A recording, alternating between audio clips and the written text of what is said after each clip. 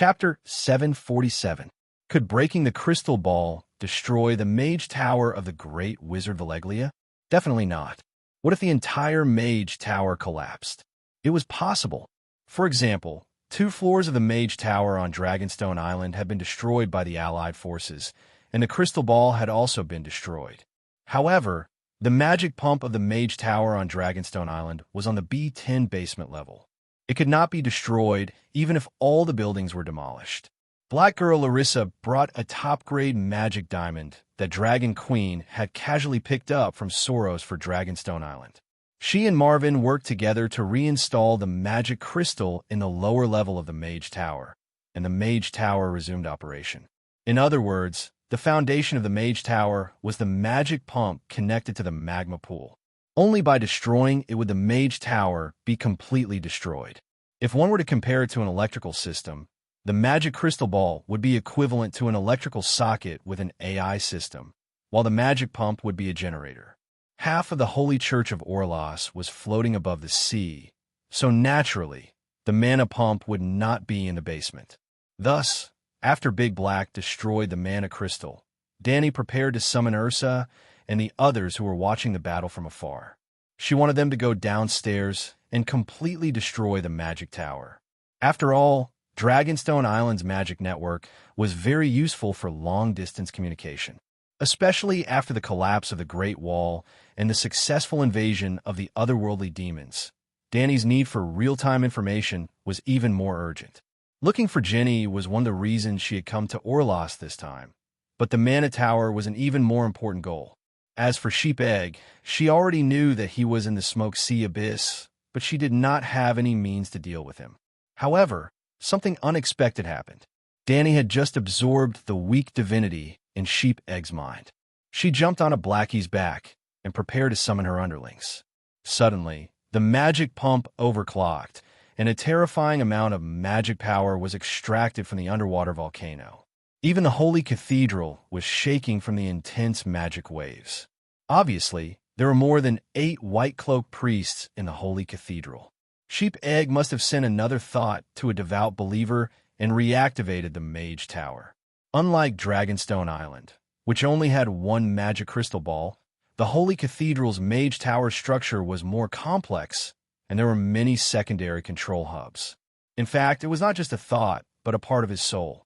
Because a thought and divine power of a thought was not enough to control the mage tower overclocked. In order to get Danny, Young Dan had put in a lot of effort this time.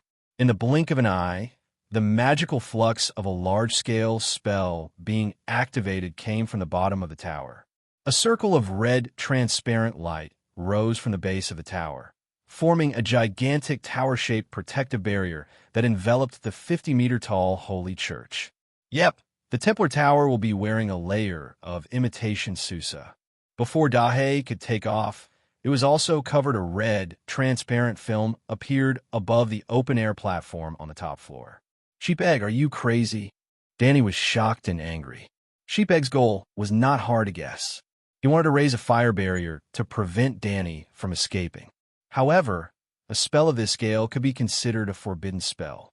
It required an extremely large amount of earth-fire magic power. The magic power in the underwater volcano was almost limitless, but the magic power in the magma had its own pattern. If you lived in Yellowstone Park and used the boiling volcanic lake to cook eggs, it wouldn't affect the operation of the volcano at all. If you threw a nuclear bomb at the Yellowstone volcano, 2012 would definitely not be just a movie. The effect of wantonly extracting earth-fire magic power was similar to the effect of detonating a nuclear bomb. It would break the stable energy cycle of the underground magma. Therefore, the magic tower on Dragonstone Island did not extract any additional magic power. The magic tower only replaced the original hot spring. In other words, the magic pump was extracting the natural fire magic power from the hot springs. It didn't cause any damage to the volcano below Dragonstone Island, nor did it affect it. Previously, Sheep Egg and Danny were in the same situation. The fire magic power from the underwater volcano was constantly evaporating the sea. Sheep Egg collected the dissipated magic power and did not affect the normal operation of the underwater volcano. Of course, the amount of dissipated magic power was limited, which caused the magic tower's efficiency to be lower. Therefore, Danny used a little trick to break Sheep Egg's magic shield. Now, Sheep Egg seemed to be flustered and exasperated and wanted to perish together with her. Sheep Egg, you're crazy. If the volcano erupts, you'll be punished on top of your crimes. You're dead meat, Danny shouted angrily. Well, Sheep Egg was now a prisoner of the NC. If a prisoner committed a crime, wouldn't he be punished even more? Ha ha ha, are you afraid? Danny's exasperation seemed to have pleased Sheep Egg. He was very proud and confident. He laughed and said, "Don't worry, everything is under my control. Before the volcano erupts, I'll kill you all." No, suddenly, Sheep Egg howled in anger and despair. Then, Danny noticed that the translucent magic shield above her was rapidly turning red and the aura was getting stronger. If Danny was still confident that she could break the magic shield with her newly created Wind Wound spell, now she was really trapped on the top of the Black Tower. Plop, plop. The Black Tower of the Holy Synod slowly tilted toward the sea. The sea below was boiling and steam rose into the air, forming a milky white column of air that supported the sky. There was also a thick black smell of sulfur mixed in the air, like a mushroom cloud after a nuclear explosion. In the deep sea below, there seemed to be a flaming monster that could tear the earth apart, rapidly awakening. Looking at the fire outside the balcony that reflected the red sky, Danny understood there was no stopping it. The volcano would erupt, because the magic pump was out of control. Lahiluo, Sheep Egg roared with hatred. The roar shook the entire Black Tower of the Holy Synod. Lalo? Danny was a little confused. What did this have to do with Lalo? But in the next moment, when she and Blackie entered the dragon spirit, her perception followed the energy transmission channel created by the dragon crystal of the magic power tower and extended infinitely downward. 100 meters, 500 meters, 1,000 meters. About 5 kilometers deep into the magma at the bottom of the sea, a powerful and familiar aura flashed in her spiritual sense. Lalo, that guy tricked Sheep Egg. No, Sheep Egg's main body was not here, but she... Fuck, Lalo's target is me. The long night fell, the laws of the world changed, and the power of the gods and demons became active. My retribution seems to be coming. Danny's face turned green and white. The Dragon Queen was not surprised that Lalo tricked her. She could even find countless reasons for him. She broke the fate that he had arranged 6,000 years ago, Asha's prophecy. Her talent of creating life from fire was coveted. The three-eyed crow Blindin joined hands with her and tricked the Savior's physical body, John. She even destroyed his consciousness when he snatched Aegon's pterodactyl. He also wanted to snatch the door god's treasure before the long night. Lalo was too far away from the material world, and he could not take revenge on her. But now, the long night was full of gods and demons. The true gods who could only look down on the world from the astral world also descended to the mortal world. It seems that the enemies I have to be careful of are not limited to Sheep Egg and deviant ghosts. Danny realized that her enemies had leveled up, and the true gods were no longer legends. She would have to face them directly. Blackie, let's go. Danny bent down and grabbed the bone spur on Blackie's neck tightly.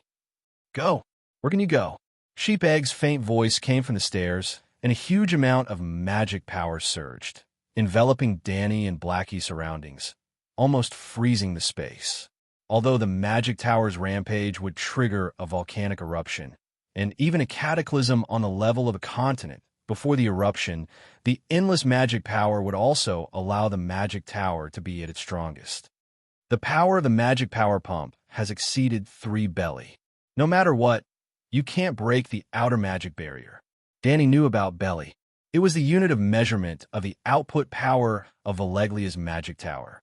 The so-called 1.0 belly was the maximum magic power that Balerion could unleash at his peak.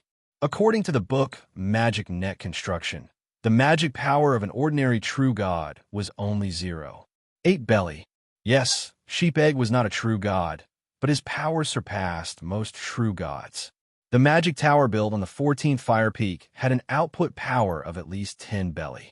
That was why there was this saying, the great wizard of Alleglia on the magic tower is invincible. Danny's expression changed, and she patted Blackie lightly to let him continue to condense magic power. She turned to look at Sheep Egg, who was wearing a black hood, and asked curiously, "Why is Lalo here? Could it be that he predicted what would happen today?" "You're not worried?" "Of course.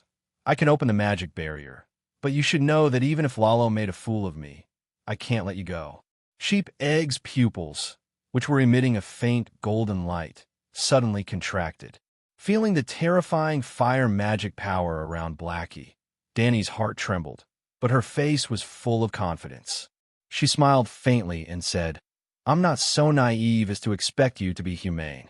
But have you ever thought that if I didn't have a trump card, why would I come here to fight you to the death?" "What trump card?" Sheep Egg glanced at the black dragon, whose aura was gradually increasing, and sneered. "Your black dragon is very strong, but here and now, it can't hurt a single hair of mine. Actually, you're very ignorant. You don't understand what's going to happen next. Even if you destroy my divine soul, you won't be able to escape. One question for you, and one for me. How about that?" Danny sat on Blackie's back and looked down at him. Sheep Egg hesitated. Perhaps she really did have a trump card? Then he should wait for the volcano to continue to erupt, and the magic tower's power would continue to increase. Then, whatever trump card she had would be useless. Thinking of this, he gave up on the idea of immediately starting a fight, and he first answered Danny's question. The 14th fire peak is Lalo's home. He was originally a flame in the heart of the 14th fire peak. Moreover, the Light King's divine kingdom in the astral plane is connected to the material world through the 14th fire peak. If he returns to the prime material world, his main body usually stays in the depths of the 14th fire peak. What appears in the mortal world is only a part of his consciousness. I'm not sure if he predicted today's events, or if he sensed Orlas's change and came up with an idea to kill you and me in one fell swoop. "I see." Danny frowned and thought for a moment, then said, "I received a gift from the ancient god of wind. Your magic barrier isn't a problem for me." "The ancient god of wind? The weirwood of the Westeros?" Sheep Egg muttered in confusion. "Yes. What gift?" Sheep Egg asked in surprise. Blackie's magic power circulated even faster. Danny didn't answer, and instead asked, "Is Lalo's main body the first flame?" Sheep Egg was stunned for a moment, then realized that this was the second round. "You actually know about the first flame." He was shocked. He once lied to me and said that he was the first flame, but he wasn't. He was the first mortal flame in the world, the most ordinary flame. When he said this, Sheep Egg seemed to be gnashing his teeth, and his face was twisted with obvious hatred. "I received his divine kingdom from the weirwood." Danny also answered his question. "What's in the divine kingdom?" Sheep Egg was confused. "What's with the Valeglia cataclysm?" Chapter 748. Sheep Egg looked at her deeply and said, "After singing the complete Song of Fire, my power surpassed that of a true god, but I still couldn't ascend to a true god. If I want to break through the last step, I have to perfect my Song of Fire. Thus, I thought of the first flame that created the world hides the mystery of creation. If I can get a first flame, I can even become a divine king, let alone a true god. Since Lalo is the first flame, as his birthplace, there is a high possibility of a second first flame being dug out from the 14th fire peak." Digging out the first flame was indeed more suitable for Sheep Egg's identity than digging for gold. Strictly speaking, this fellow could be considered a determined Tao seeker. Unfortunately, not long after the world was born, the first flame was completely exhausted. Danny sighed. "After digging for 2,000 years, I accidentally found out about this secret from a dark demon god." Sheep Egg's eyes flashed with surprise. "Did Yalmu tell you? You're lucky to have met such a good teacher." Danny was deep in thought. The story between Sheep Egg and Lalo must be very interesting. "Good people will be rewarded," she said proudly. "Good people? Childish." Sheep Egg sneered. The definition of good people by humans has no meaning to the will of the world. As long as you can sing a more perfect song of law, even if you exterminate the human race, you will still be blessed by the heavens and be the favorite of the world. People of different paths cannot work together. Let's first explain the Great Cataclysm. Feeling the increasingly intense energy waves in the sea below, Danny's eyes flashed with urgency. Sheep Egg sneered and said lightly, "After that, I settled for the second best. I only wanted the remains of the first flame. If Lalo is the first flame, the place where he was born must have been soaked in the first flame for countless years. There must be remains of the first flame." Speaking of this, he sighed dejectedly. Unfortunately, he is not. Thousands of years of digging caused the crust outside the volcano to become thinner and thinner, and in the end, disaster came. I thought that a true god was involved in the Great Cataclysm. Danny was inexplicably disappointed the melon was not big enough. Of course, there was a true god. Sheep Egg broke her disappointment. Just like today, at least Lalo did something. The incident was too sudden, and he wasn't sure if there were other gods involved. But in the end, the source of the catastrophe is still me. If I don't activate the high-power magic pump, no one will be able to plot against me. At least he had some self-awareness. Are you regretting it? I regret it. Sheep Egg sighed. I should have spent a few thousand years to settle down and create a more perfect magic tower technology so that those with ulterior motives wouldn't be able to take advantage of it. Danny's lips twitched. You know that Lalo lied to you. There is no first flame under the 14 fire peaks. Why don't you wake up now? Who said there is no first flame below the 14 fire peaks? Young Dan's gaze became strange. He stared at Danny and sized her up. The greed in his eyes was deeply suppressed. Recently, I discovered that my understanding of the first flame had deviated. The first flame is the flame that creates the world. Naturally, it can take any form. For example, it can be reincarnated into a human. For example, it can merge with a person's soul and become their talent. I may not have dug out the first flame back then, but after the catastrophe, the 14 fire peaks erupted together. The power that was enough to reshape the world erupted, and one of them was the first flame. Sheep Egg gradually became fanatical, and the greed in his eyes could no longer be suppressed. You guessed wrong. I have nothing to do with the first flame. Egg-faced stare made Danny very uncomfortable. I'm not wrong. Danny Alice, you can't escape. Sheep Egg licked his lips and said excitedly, "This time, I don't just have a thought. This body has 1/5 of my soul power. In terms of divine power, divinity, and the total amount of soul, I am now 3 times stronger than you. Not to mention, I have the magic tower. Even if I don't do anything and only lock your spiritual power, you won't have a chance to use spatial witchcraft. Also, haven't you noticed? The magic power of the underwater volcano has been expanding, and the magic tower's power has been increasing rapidly. Now that the space around you has been frozen, even if you obtain the Weirwood's space-time witchcraft, you won't be able to open a spatial door under the defensive barrier of Six Belly. After all, it hasn't even been a day since you obtained that old devil's talent. You must not be familiar with it, and because you're too unfamiliar with it, every time you use a spatial door, you will need to consume a large amount of magic power. If the magic power in your body is not enough to break through my spatial seal, no matter how powerful and mysterious your spatial magic is, what use is it? Danny was surprised. I didn't know at first, but just now Lalo sent a message to the magic tower and told me everything. Sheep Egg said proudly, "You guys really love and hate each other." Danny said a strange word with a strange expression. "That bastard just doesn't want you to escape. So he used me to tie you up and even kill you, and then..." Sheep Egg's expression suddenly became venomous. According to the plot of the legendary hero story, you two demons have such a huge grudge against each other, so you should fight to the death in front of me, and then let me reap the benefits. Why is it that now, it's me, the great hero, who is risking my life against you, the great demon, and in the end, another wretched demon reaps the benefits? Danny complained. The legendary story isn't wrong. But who is the hero will be decided by the one who survives in the end. After all, the legendary story can only be spread from the mouth of the living. Sheep Egg sneered. Since you are so clear-headed, why don't you open the defensive barrier, and we shake hands and make peace? It's obvious that Lalo, who is hiding and watching the show, has the highest chance of becoming the great hero. Danny suggested. Don't be delusional. Sheep Egg sneered. Who can eat the duck is a matter of the future. But before the duck is cooked, we will reach a tacit agreement to ensure that the duck can't fly away. I'm the duck.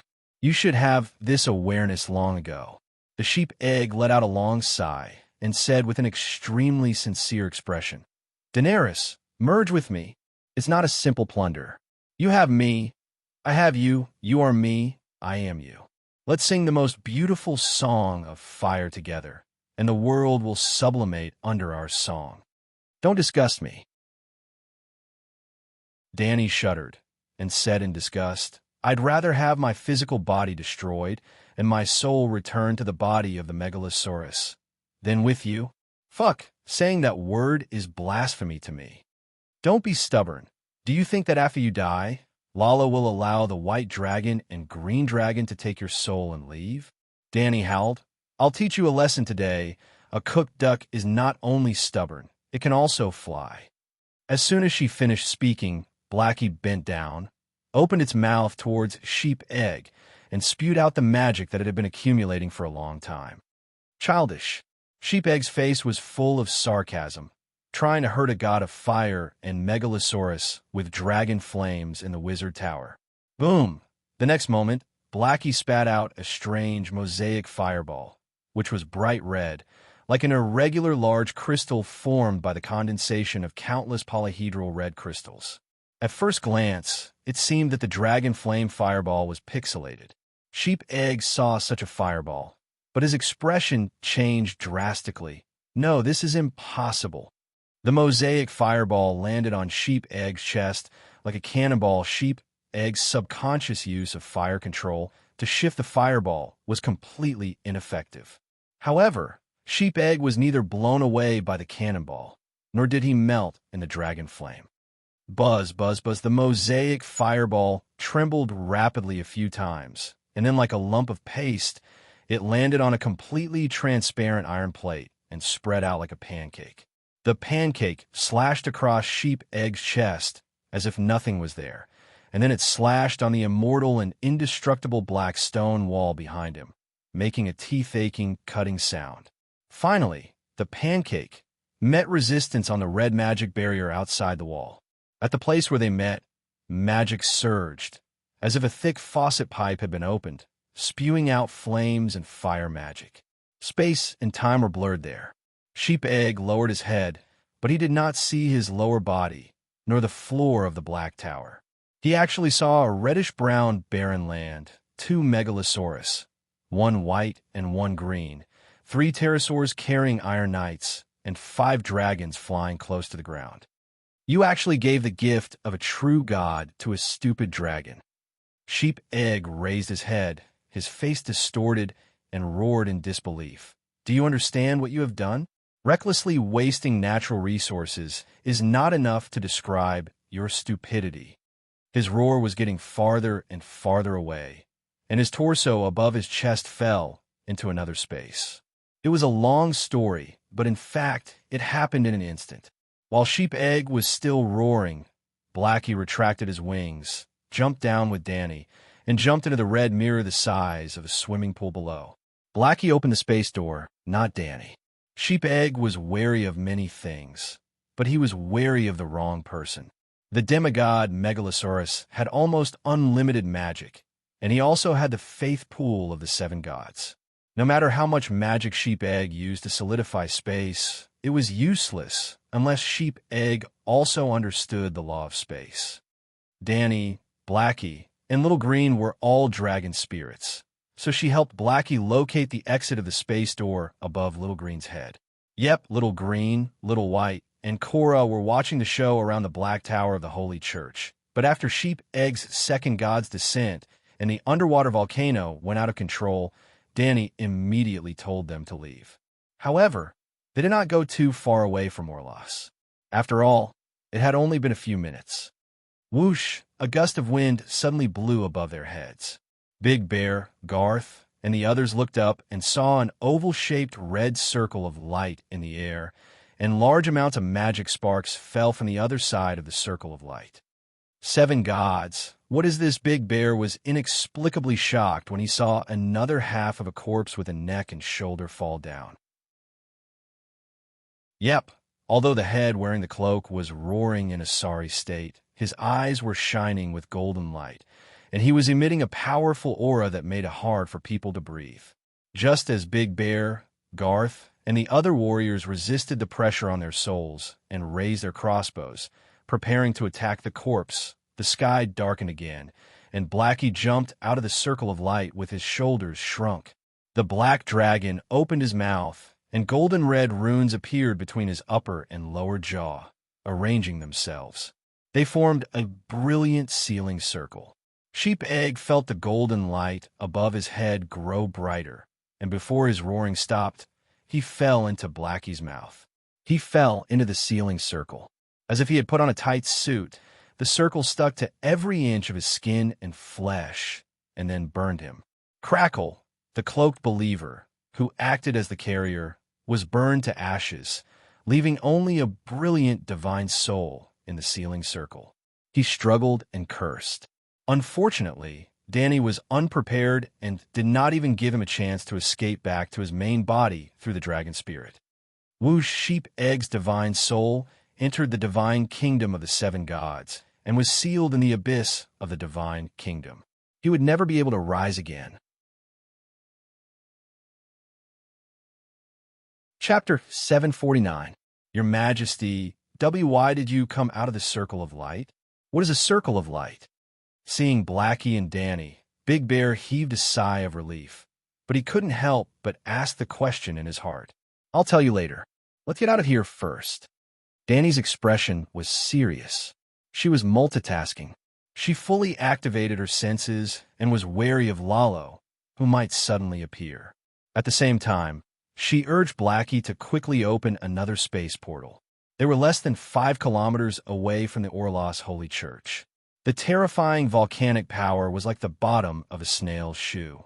Danny felt like she and the others were the snail, running with all her might. The stench of dog poop on the soles of her shoes had already rushed into her nose. It was too late. Perhaps in the next moment, the soles of her shoes would fall with a smack. Blackie, space portal. Go east, maximum distance. Her voice was a little distorted. Roar, Blackie roared. The 9-colored vortex in his mind spun rapidly. His thick neck made a swallowing motion and opened his mouth. Whoosh! A mosaic fireball crystal the size of a basketball shot out and landed 30 meters in front of Blackie.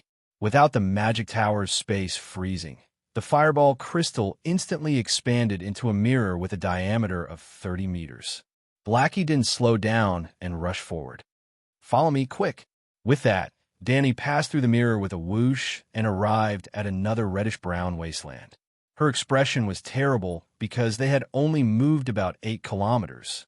They were only about 10 kilometers away from the edge of Orlos City. It was far from enough to leave the land of long summer. Whoosh, whoosh, whoosh, little green and little white passed through one after another, followed by 3 more pterosaurs. Buzz pop. The space portal flickered a few times and disappeared without a trace. Wow, we left Orlos City? What was that portal just now? It's so magical. Danny was worried. Her followers, on the other hand, were all amazed after experiencing the space portal for the first time. They were all shouting. Blackie, can you still do it? Danny asked a pointless question. She and Blackie were both dragon spirits. In fact, she was the one who constructed the space portal runes in Blackie's mind. The first time Blackie broke through the magic tower's space, he used up too much energy. Blackie's spirit power was only enough to use the space portal once more. But she couldn't let him risk his life. Because Big Black would not die after exhausting the power of the divine soul, but it would fall into a deep sleep due to exhaustion. Suddenly, the sky behind them lit up with an incandescent light. In the next moment, the white light turned dark red like blood clots. The earth began to shake, and there was the crisp sound of the earth's crust cracking. "What's going on?" Ursa turned around in surprise before shouting in shock. "Fire! 7 gods, Orlos." Behind him, Orlos was almost completely engulfed in a mixture of red flames, white lava, and black storms. There was no mushroom cloud. All the space between heaven and earth was filled with light, fire, and smoke. "Don't look back. Tell your pterosaurs to fly faster," Danny shouted. Although she said that, she also understood that the pterosaur's speed had already reached its limit. Boom! Half a minute later, the sound of explosions rang out. It sounded like the sound of 100 million warhorses galloping together. Everywhere it went, the earth trembled, the air trembled, and the grass, trees, and rocks shook. Everything in sight was shaking. A powerful shockwave was about to arrive. Suddenly, Danny's expression changed drastically. She could sense that the storm behind them was approaching. The shockwave was mixed with a large amount of fire magic, magma, sparks, black smoke, and hurricanes. These were not fatal to them, so she was not worried. However, there was also a special type of magic within the shockwave that Danny was very familiar with, and also very wary of chaotic high-energy magic particles. That was the fog of curses. The land of long summer was filled with the fog of curses, but the density was limited. As long as one did not live in the fog of curses for a long period of time, there might be a risk of having a deformed child, but there would usually be no fatal injuries. However, if the density was too high, Danny had a feeling that Big Black and herself would be heavily injured under such a dense high-energy magic shockwave. However, they would definitely be able to survive. Little Green and Little White would have their scales, wings, and eyes burned, just like what the high-energy radiation magic had done to the Veleglia megalosaurus during the Great Calamity. Even Little White and Little Green might not be able to survive, let alone the other 3 pterosaurs. Danny began to regret. If she had known earlier, she would not have let Little White and the rest come along. All right, it was a little belated. She had only wanted to destroy Jenny's magic tower on the way to the Westeros. She did not expect to cause such a huge commotion. Big Black, prepare to overclocking and fusion. Sighing secretly, Danny decided to use her ultimate move. Her main soul merged with the 9-colored vortex in her mind. The next moment, the 9-color vortex flashed into Big Black's mind space. Compared to Big Black's 9-colored vortex, her 9-color vortex was like a small kettle on the side of a water tower. However, when the small kettle merged seamlessly into the huge water tower, Big Black's dark red vertical pupils directly turned into a blood-red flame, and a layer of bright red magic film appeared on the surface of its body. From afar, Big Black had turned into a ray of light, a tracer bullet with a red fiery tail. The most direct change was from flying. Big Black was originally flying forward at its maximum speed. The moment it entered overclocking, it did not have time to slow down, and subconsciously, it was still at its maximum output power. Big Black suddenly rushed forward like a rocket, its tail and flesh wings dragging a long red trail in the air, and then broke through the sound barrier. Boom! A circle of milky white airwaves spread around the megalosaurus, and a half-meter-deep gully was scraped out in the reddish-brown wasteland 20 meters below. The turbulent air and the ear-piercing sonic boom even made Little White and Little Green behind it lose their stability. Their huge bodies actually somersaulted a few times in the airflow. Fortunately, the pterosaurs were slow and were a little far from Big Black. Otherwise, they would definitely crash into the ground like a passenger plane that lost its momentum. Danny's soul power plus Big Black's endless magic power. How terrifying. Ugh, in contrast to Big Black's exploding momentum, Danny seemed to have lost the breath of a living person in an instant. Her spiritual fluctuations were so low that they stopped. Her whole body trembled, her face was pale, and blood flowed out of her orifices, especially her nostrils, which were like open faucets, gushing out. If she did not have the Ring of Wind to carry her second soul, she would have fallen down and fainted. This was indeed an overclocking state. However, it was not Big Black offering its own 9-color vortex. Instead, it was a reverse overclocking. Dani had given all of her mana, divine soul power, and even her talent in understanding the fire creation power to Big Black. The Megalosaurus flight relied 80% on magic power and 20% on aerodynamics. After receiving all of Dani's soul power, Big Black suddenly became godly and broke through the sound barrier. When Big Black swooped down from the sky, it could reach 450 kilometers per hour, but now it was about twice as fast. Whoosh, the black dragon did not slow down, but it quickly spat out a fire crystal that seemed to have been pixelated. The fire crystal was not affected by air resistance. It drew a laser-like light shadow in the air and landed 50 meters in front of Big Black, the effective killing range of the dragon flame. Buzz, a circle of space doors opened instantly, and Big Black passed through with a violent airwave. Splash on the other side. The sonic boom rolled up a 100-meter-high wave on the sea surface. Wherever Big Black passed, a huge white water vapor belt like the Megalosaurus was dragged out. Seeing the sea, Dani, whose internal organs were crushed by the G-power, finally breathed a long sigh of relief. In the next moment, Big Black took the initiative to cancel the overclocking state and returned her 9-colored vortex that was full of holes and dim light. Cough. Dani's face looked better after her main soul and meditation foundation returned, but she still kept coughing out pieces of her internal organs. Whoosh, after a few breaths, little green, little white, and the 3 pterosaurs jumped out of the space door one after another. Boom! The moment the space door closed, the shock wave from behind had already hit the half-closed space door, making the water ripple. The air wave, which was mixed with high-energy radiation magic, let out a ghostly howl in the space between the gaps. However, it only lasted for a few tenths of a second before everything returned to normal. If it weren't for the obvious chaotic high-energy magic particles in the air above the sea surface, Dani would have thought that everything just now was an illusion. That was close, Dani said with lingering fear. Ah, Your Majesty, you're injured? Garth exclaimed. Dani was wearing a helmet and had pulled down her visor, but her silver-white breastplate was stained with bright red blood. Your Majesty, are you all right? What did you get injured? What happened to Orlos? Who injured you? You vomited so much blood. I'm afraid you can't go to the north anymore. Go back to Marine and rest for a while. That's right, just a few of us will be enough. Garth's subordinates all started talking at once. We'll take a detour and go through the plains.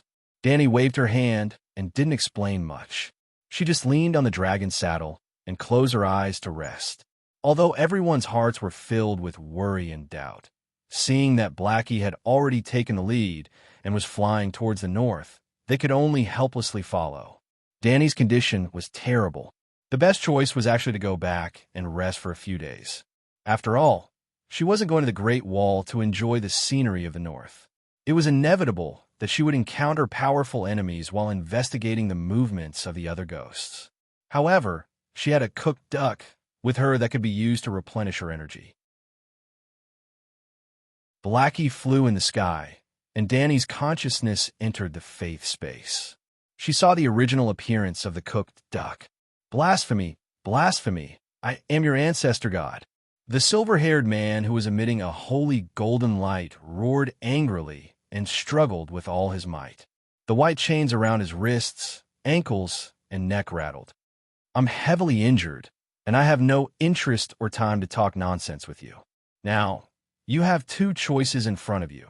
Either follow the tradition and surrender to me, then pay the ransom, and I'll let you go. Or you'd rather die than submit, and I'll immediately let you die with regrets, Dani said coldly. Sheep Egg stopped shouting and struggling and looked over. Actually, he was using his senses to observe. He saw that the Dragon Queen's aura was weak, and her soul was weak and chaotic. She indeed looked like she was heavily injured. Ha ha ha, I understand now. The Black Dragon's teleportation distance is limited, and you couldn't escape the explosion. Is your physical body destroyed? Sheepegg laughed heartily.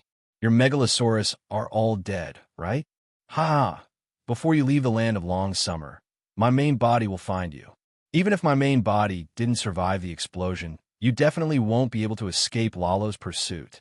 Danny looked at him in disdain and said calmly, "I'm sorry to disappoint you. None of us died, but your Orlos was turned into a sea of fire in the calamity. Your direct descendant, Belarus, was annihilated. Your believers are all dead.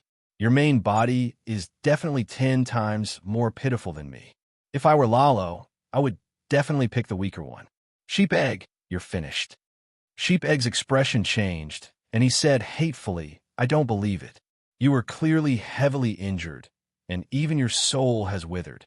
This means that the Black Dragon's teleportation didn't allow you to escape the shockwave of the explosion."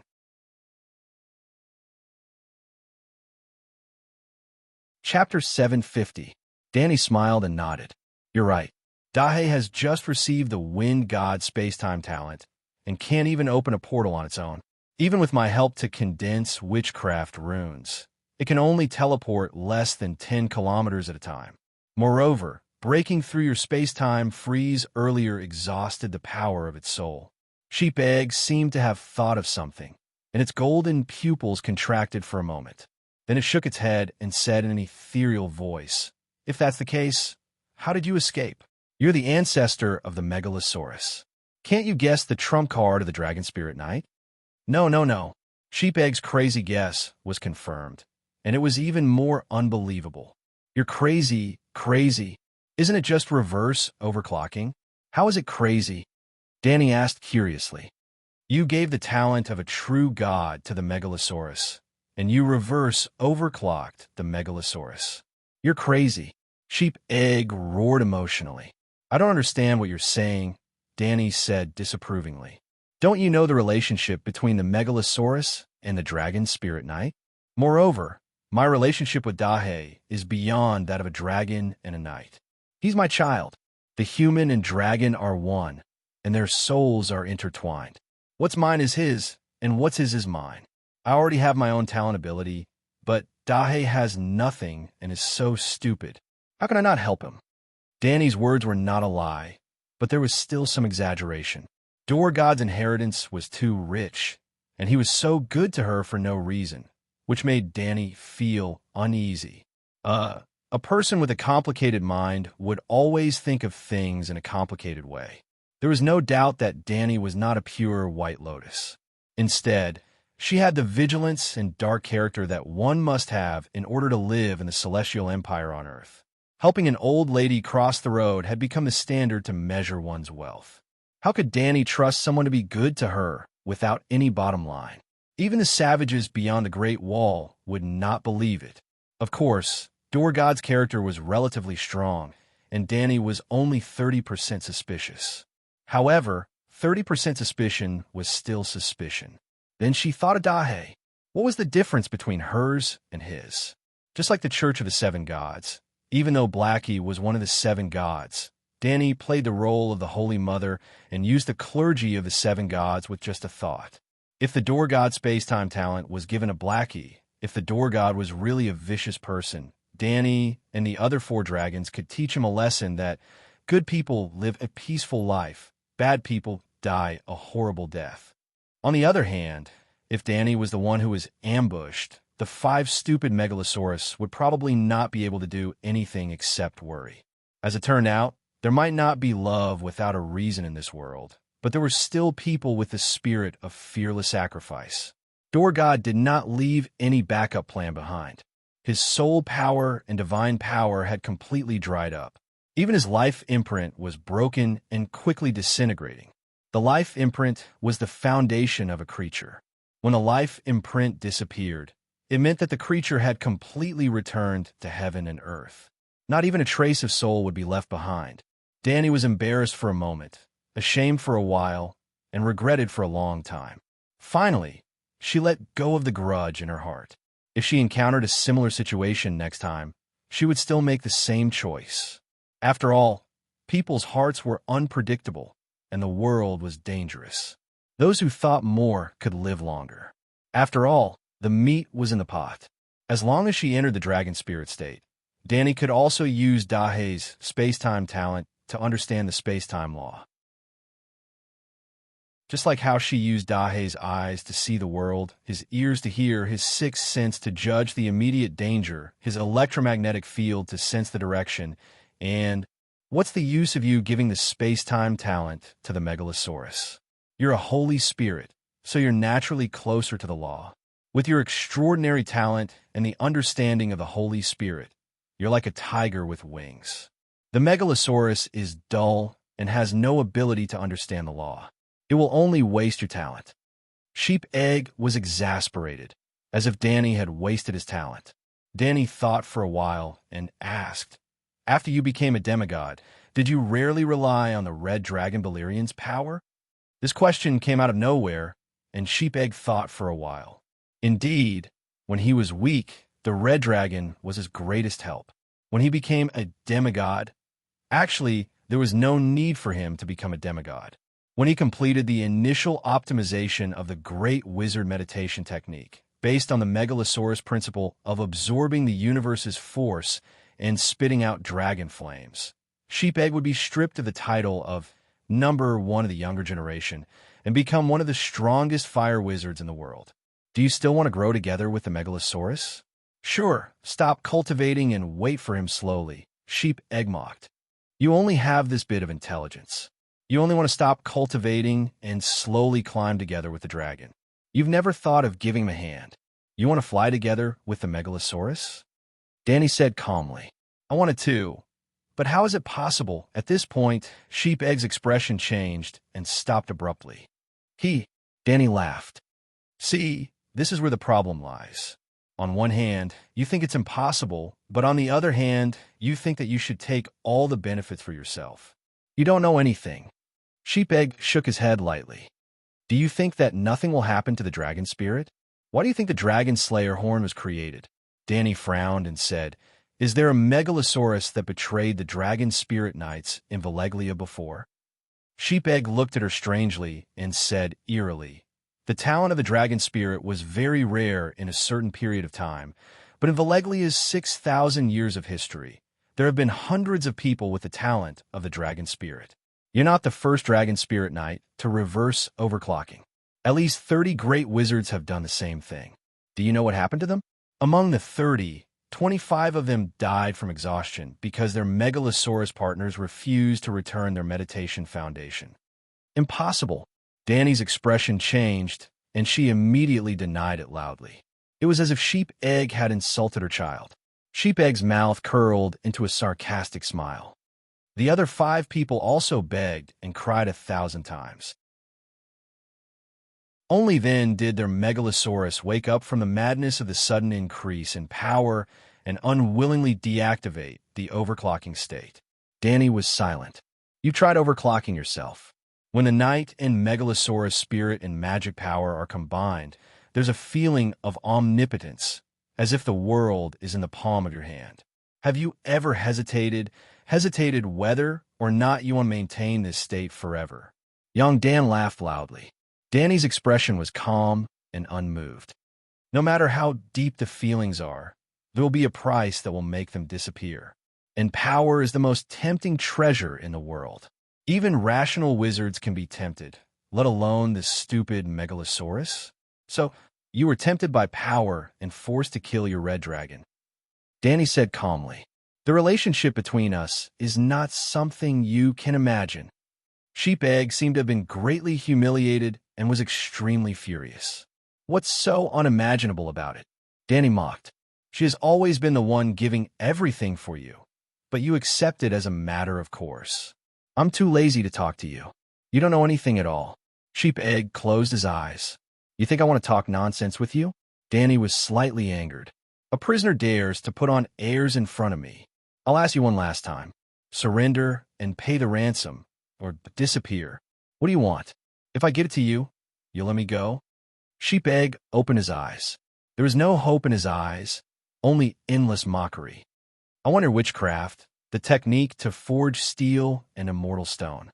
Hand it over, and I'll let you go." Danny was not embarrassed at all. Her expression was very serious, as if she would definitely let him go if he paid the ransom. "I won't believe you." Sheep Egg mocked loudly. Do you think I'm a 3-year-old child? Or do you think your intelligence is the same as a 3-year-old child's? Two choices. Do you want to live or die? Danny said calmly. You'll never get any of my witchcraft arg. Before he could finish his sentence, Sheep Egg let out a miserable howl. The milky white chains burned with platinum flames, igniting his entire spirit. A huge amount of spirituality and divinity fell into Danny's mind. The withered and broken 9-colored whirlpool quickly recovered and was full of vitality again. Unexpectedly, after absorbing 1/3 of Sheep Egg's spirit, not only did Danny recover, because she absorbed a large amount of Sheep Egg's song of fire divinity, she seemed to have stolen some of Sheep Egg's special traits that had nothing to do with spiritual bestowment.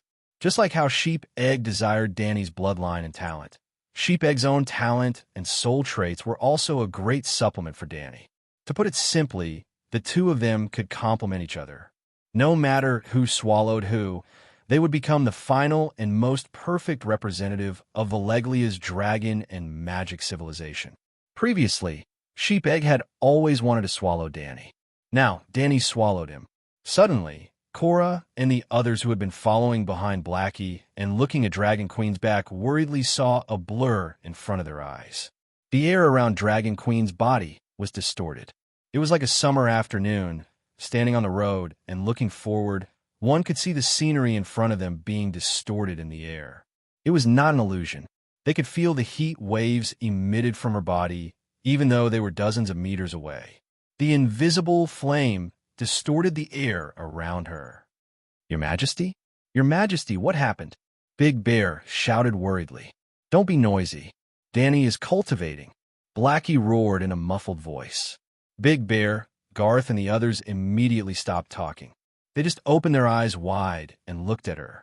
About 2 hours later, when they passed by the Free Young Girls Islands, Nan and Town, they saw the distorted air around Dragon Queen gradually extinguish.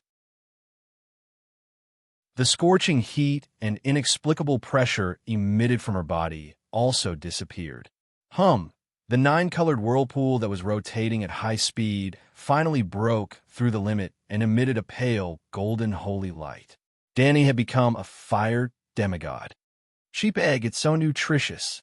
Danny woke up from her meditation and licked her lips. She was not satisfied yet. She wanted to swallow the remaining 2/3 of Sheep Egg's soul immediately. But considering Blackie's unreliable door of time and space, she had to leave a backup plan for reverse overclocking. Sheep Egg's remnant soul is only 1/5 of his original body. 1/3 of 1/5. 1/15 is enough for me to become a demigod easily. Even the fire demigod's divinity surpasses the wind demigods. This, Danny's eyes shone. If she swallowed Sheep Egg completely, she could at least reach the threshold of true God. If she was more prepared, she could completely chant the Song of Fire. Then she could very well reach the realm that Sheep Egg had always desired, the fire god. Shaking her head, Danny threw away the fanciful thoughts in her mind. She immediately split out a spirit projection and landed beside Old Barton in Marine City. She warned, Sir, a catastrophe has occurred in Orlos. The winged dragon army should not fly to the land of long summer. After that, she sent a message to the Free Young Girls Islands, Nan and Town in New York Town. Do not go out to sea. Go ashore immediately and enter the highlands. Be careful of the tsunami from the Smoke Sea.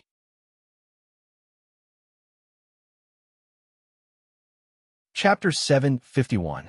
Frida Maiden Island had such a good geographical location. It could be said to be the Hawaii of Slaver's Bay. Why had it always been barren? Actually, before the cataclysm, there were already 2 cities built on the pistol-shaped island. They were Guzai, today's Southam Town, and Vanos, today's New York Town.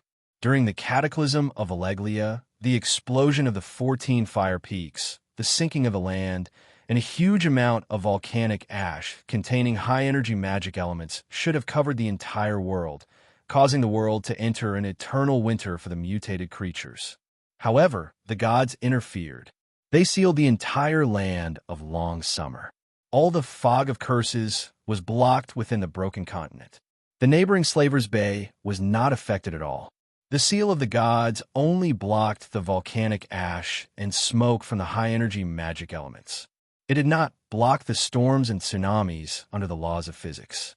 The ocean 1,000 kilometers around Valeglia was attacked by the tsunamis that were 100 meters tall. Even the continent of Sasrith was no exception. Freedom Maiden Island, which was 300 kilometers long and 50 kilometers wide, was completely submerged under the waves. None of the residents survived. Dani knew this history, which was why she was worried that the same thing would happen again. Reality proved that her worries were not groundless. At around 3 in the morning the next day, a 15-meter-tall wave surged from the southwest and swallowed half of New York town. The other half was used as a military base and was built on the tall cliffs by the sea. Even Gwyn Island, New Guys, in the east and Volantis in the west were struck by the squall the next evening. In the fierce wind, waves that were 4 to 5 meters tall crashed against the pier. This was the cataclysm.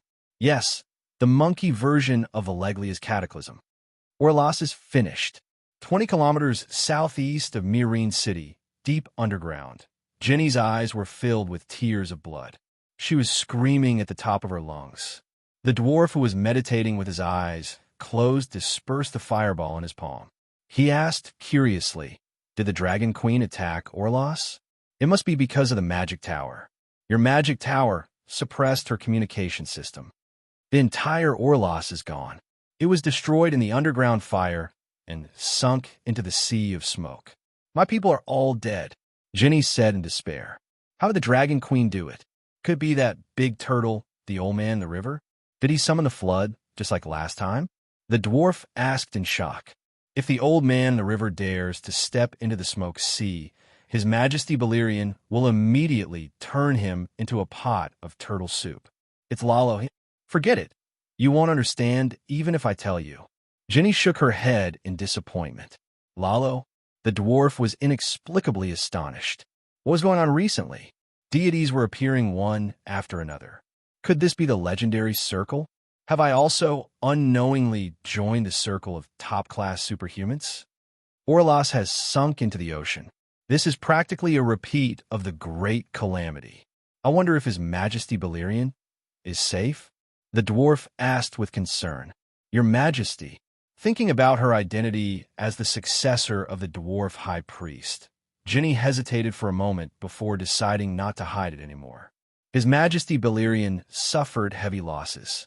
Not only did he have 1/5 of his spirit sealed by Dani Rise, but he also suffered a backlash from the laws of the universe due to the Orlas cataclysm. After that, Lalo took advantage of the situation and attacked him. Sigh. The dwarf was shocked and regretful. The battle between gods and demons that shocked Orlas and regretted that Balerion did not die. "What do you mean by backlash from the laws of the universe?" And again he asked in confusion. Jenny frowned and thought for a moment before saying, "Just like the backlash from magic after a spell fails, the backlash from the laws of the universe is a higher level of magic backlash." Seeing the dwarf's blank expression and opening mouth as if he was about to ask another question, Jenny waved her hand and sighed. "It's hard to explain if you don't experience it yourself. If you really can't, just treat it as if you caused damage to the world and then be punished by the world's consciousness.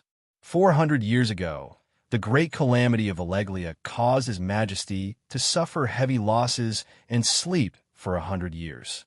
The dwarf's large nose twitched a few times as he asked nervously, "Did Dani Rise suffer any backlash?" No. The dwarf heaved a sigh of relief, but his tone was regretful and angry. "I was the one who built the Mage Tower. It has nothing to do with her," Jenny said bitterly. "What about Lalo? You said he was the one behind it." "His methods were ingenious. Even if there was a backlash, it would be very weak." Sigh. His Majesty Balerion suffered heavy losses. "We're in big trouble," the dwarf lamented. "We should overcome all the troubles and serve His Majesty wholeheartedly," Jenny said in a low voice. "How should we work hard?" The dwarf said helplessly.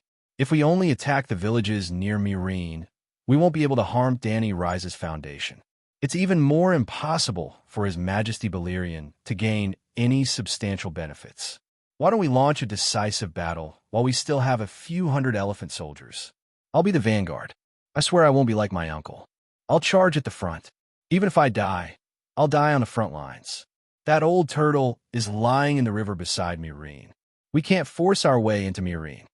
Ginny shook her head, hatred flashing in her eyes. The long night has come.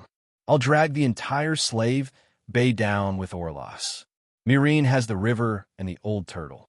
We'll shift our position to the dry and warm Yuankai plains. I want to engage in tunnel warfare with Dany Rise. I want to destroy all of her farmlands, pastures, and granaries before the temperature drops and the dragon worm freezes to death. Ah, the dwarf exclaimed. The thing he was most worried about had happened. Actually, he had always known that in Ginny's current situation, the best choice was to give up on the extravagant hope of a direct battle and stay away from the river that posed a threat to the dragon worm. Hence, he had always pretended to be hot-blooded and encouraged Ginny to fight the Dragon Queen head-on. Tyrion wasn't the hand of the king of Slave Bay. Naturally, he wouldn't be worried about the people of Slave Bay. However, Ginny had angered the Dragon Queen. Would the Dragon Queen not vent her anger on him? He was still hoping that she would remove Balerian's thoughts from his mind. No, he had to warn the Dragon Queen. He didn't care if she had the means to deal with Ginny. He just wanted to get himself out of the range of the Dragon Queen's fury. He couldn't get away, but he could send a messenger. Fortunately, he had gotten rid of his cheap father during the chaos. Now that he was in charge of the elephant soldiers, he might be able to make Cadillac lose contact. What are you thinking about? Ginny's shout interrupted the dwarf's reverie. I'm thinking about how to serve His Majesty Balerion, the dwarf blurted out. Ginny smiled charmingly. Like a tiger pouncing on a sheep, she pressed the dwarf onto the soft couch. Just work hard like this. The Great Wall had really collapsed. After becoming a wind and fire dual-element demigod, Dany left the three-winged dragons behind and only pounced on the East Sea Guardian. The Great Wall collapsed in the afternoon. When it was close to evening, the door god opened the space door and handed his god's kingdom to Dany. Without much delay, she immediately appointed Barristan as the commander-in-chief of the volunteer army. That night, she started preparing to form the Winged Dragon Army and rush to Dragonstone Island. After dinner, Dany immediately set off for the north. In the end, she stayed in Orlas for most of the night. Hence, on the afternoon of the second day, around 4 o'clock, Dany arrived late. The sky was dark, as if it was a rainy day. There were also 100 layers of thick gray quilts covering the sky. There was no clear boundary between day and night. Perhaps the moisture in the air yesterday had all turned into ice and snow that fell to the ground. There was no heavy snow today. Other than the howling northern wind, the sky of the East Sea Guardian was quiet and clean. The Great Wall was 200 meters tall and tens of meters thick. The inner layer was made of rocks, and the outer layer was artificially covered with a layer of glaciers. At this moment, the Great Wall was like a martial artist whose spine had been broken by a peerless expert. It collapsed on the ground like mud. Its originally majestic body had become a long and low grave. It was a grave of the night watchers mixed with stones and snow. It was also like a long piece of dough on a chopping board waiting to be cut into steam buns. Dany brought 3 megalosaurus with her. Little Green was the first to leave the team. His mission was to patrol the Seal Bay in the east to look for the East Sea Guardian. After arriving at the East Sea Guardian, Blackie and Dany stayed behind. Little White continued to head west along the Great Wall, looking for traces of the Night Watchers and deviant ghosts. I am the Great Guardian of Light. Where are the Night Watchers? Blackie shouted at the snow-covered grave below. Where are the Night Watchers? Hovering above the East Sea Guardian, Blackie shouted continuously for 5 minutes, but there was no response. Dany was not crazy. She hoped to summon the ghosts of the Night Watchers. Deviant ghosts.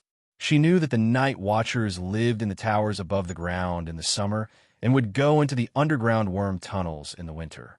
The worm tunnels had a history of thousands of years. The thick soil on the upper layer was frozen hard like iron.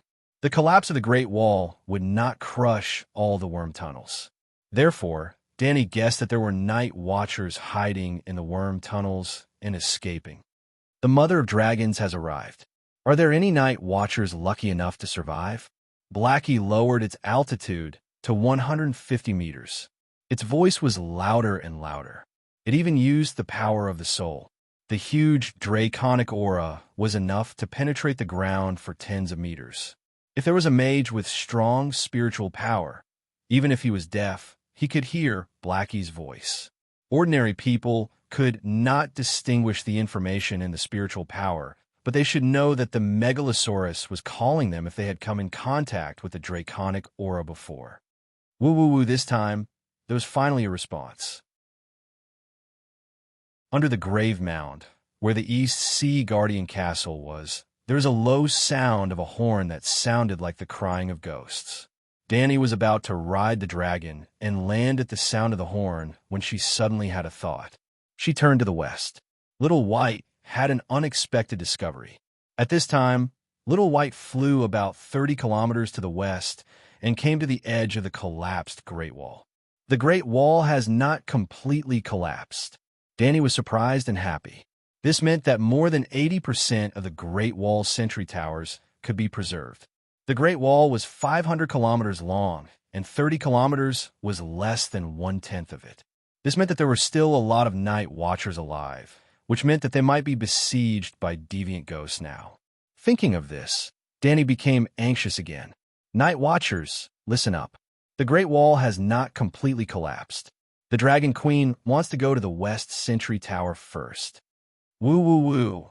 It was unknown whether the people underground understood Blackie's words.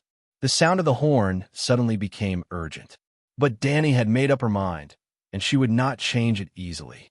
What's more, there were priorities. It was more urgent to save the Dark Castle than to stay in the East Sea Guardian and dig a hole. Blackie spread its wings and sped up to the west. 4 kilometers to the west of the East Sea Guardian was the shipyard of the Night Watcher's Green Guard Castle. It was located by a river south of the Great Wall, so it was not buried by the glaciers and rocks of the Great Wall. Blackie roared, but no one answered. Continuing to the west, Danny saw the half-collapsed Great Wall in a castle called Beacon Tower. The towers of the Beacon Tower were smashed by the glaciers, but 2 stone towers were still intact. Still, no one was there. Looking at the Great Wall that was broken by the glaciers and cracked by the inner layer of the rock, Danny had the idea that came to her when she first came to the Great Wall. She wanted to see if the dragon flame could collapse the Great Wall, just like what the zombie ghost dragon did in the finale of Wandering Power.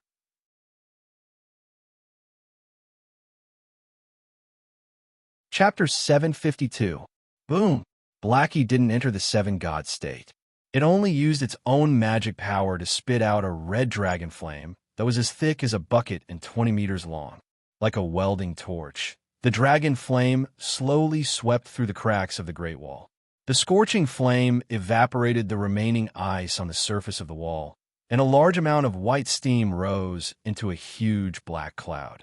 However, except for a street-wide, scorched mark on the surface of the huge stone wall, there was no extra harm.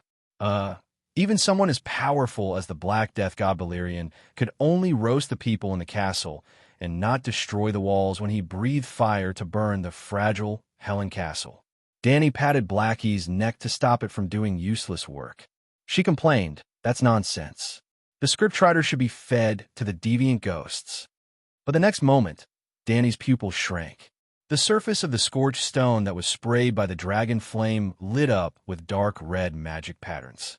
If it was during the day before the long night, Danny would probably ignore the faint fluorescent dark red runes. But now, the sky was dark, and the faint glow was very conspicuous, like a firefly in the summer night. The dragon flame activated the magic circle in the Great Wall. Danny jumped down from Blackie's back and landed lightly on the top of the cracked Great Wall. She closed her eyes and released her spiritual power to sense the magic circle in the Great Wall. Gradually, the confusion on her face turned into realization. So, it's because I repaired the magic circle of the Great Wall and charged it. When Danny came to the Great Wall for the first time, she accidentally met the Black Gate and accidentally got the wind song of the Gate God. She also went through the test of the Gate God. The test of the Gate God was like this. The wind song had no owner. Whoever touched it and injected their spiritual power into it would automatically control it. At the same time, the wind song was the core of the magic circle of the Great Wall. Without the wind song, the Great Wall would begin to collapse. Then, could the person who got the wind song give up the true God-level power that was in control of the world? Dani was very thirsty for power, but she only struggled for a moment and immediately handed over the wind song. Dorgod was very satisfied with her performance. Considering that she was a holy spirit and had the talent to understand the embryonic form of the Song of Ice and Fire, Dorgod had secretly chosen her as the heir of his legacy. It was just that Dani herself didn't know. At that time, she also used her own power to repair the broken magic circles in the Great Wall. Dani listened to the Song of Wind of the Dorgod, and her consciousness traveled back to 8,000 years ago. She witnessed the entire process of the construction of the Great Wall, so she knew all the magic circles in the Great Wall and how they operated. After that, he contributed all of his Big Black's and Little White's magic power to repair the cracks on the surface of the Great Wall and recharge the magic array under the Great Wall. Since then, the magic array inside the Great Wall was maintained by two kinds of magic power. One came from the Dorgod, and the other came from Dani, Dahe, and Little White. The Winter Horn targeted the Dorgods, just like how an antivirus patch targeted a virus. When the horn was blown, the Dorgod perished, and the array formed by the Dorgod's godly power was naturally destroyed. However, the magic array that Dani repaired, and the magic array that relied on her, the Megalosaurus magic power to operate, remained. More than a year had passed, and Dani's magic power must not be much left. After the Great Wall collapsed, her magic power was depleted even faster. Perhaps in a few days, she would not be able to sense any trace of her own magic power in the Great Wall. However, the Great Wall had only collapsed yesterday, and there should still be some of her magic power left. That magic power was maintaining the operation of the broken magic array inside the Great Wall, so it could absorb the magic power of the same origin as the Great Black Dragon's flames. It seems like it can be repaired. Dani touched the stone wall with her right hand. Her spirit power sensed the operation of the magic array inside the Great Wall, and her expression was hesitant. If the Great Wall had not collapsed, she would not hesitate to repair the magic array immediately. She might even have to recharge the magic array regularly to maintain its normal operation. However, now that the Great Wall had collapsed for more than 30 kilometers and the deviant ghosts had already crossed over, was there still a need to repair the Great Wall? There's no need. Dani sighed. She stood up and leaped. The flame wings behind her flashed and retracted, and she landed on the back of Blackie, who was flying slowly below them. Maybe there'll be a different effect this time. Dani tilted her head and glanced at the cracked Great Wall. Her lips curled into a strange smile. Boom. Blackie circled around and faced the Great Wall again.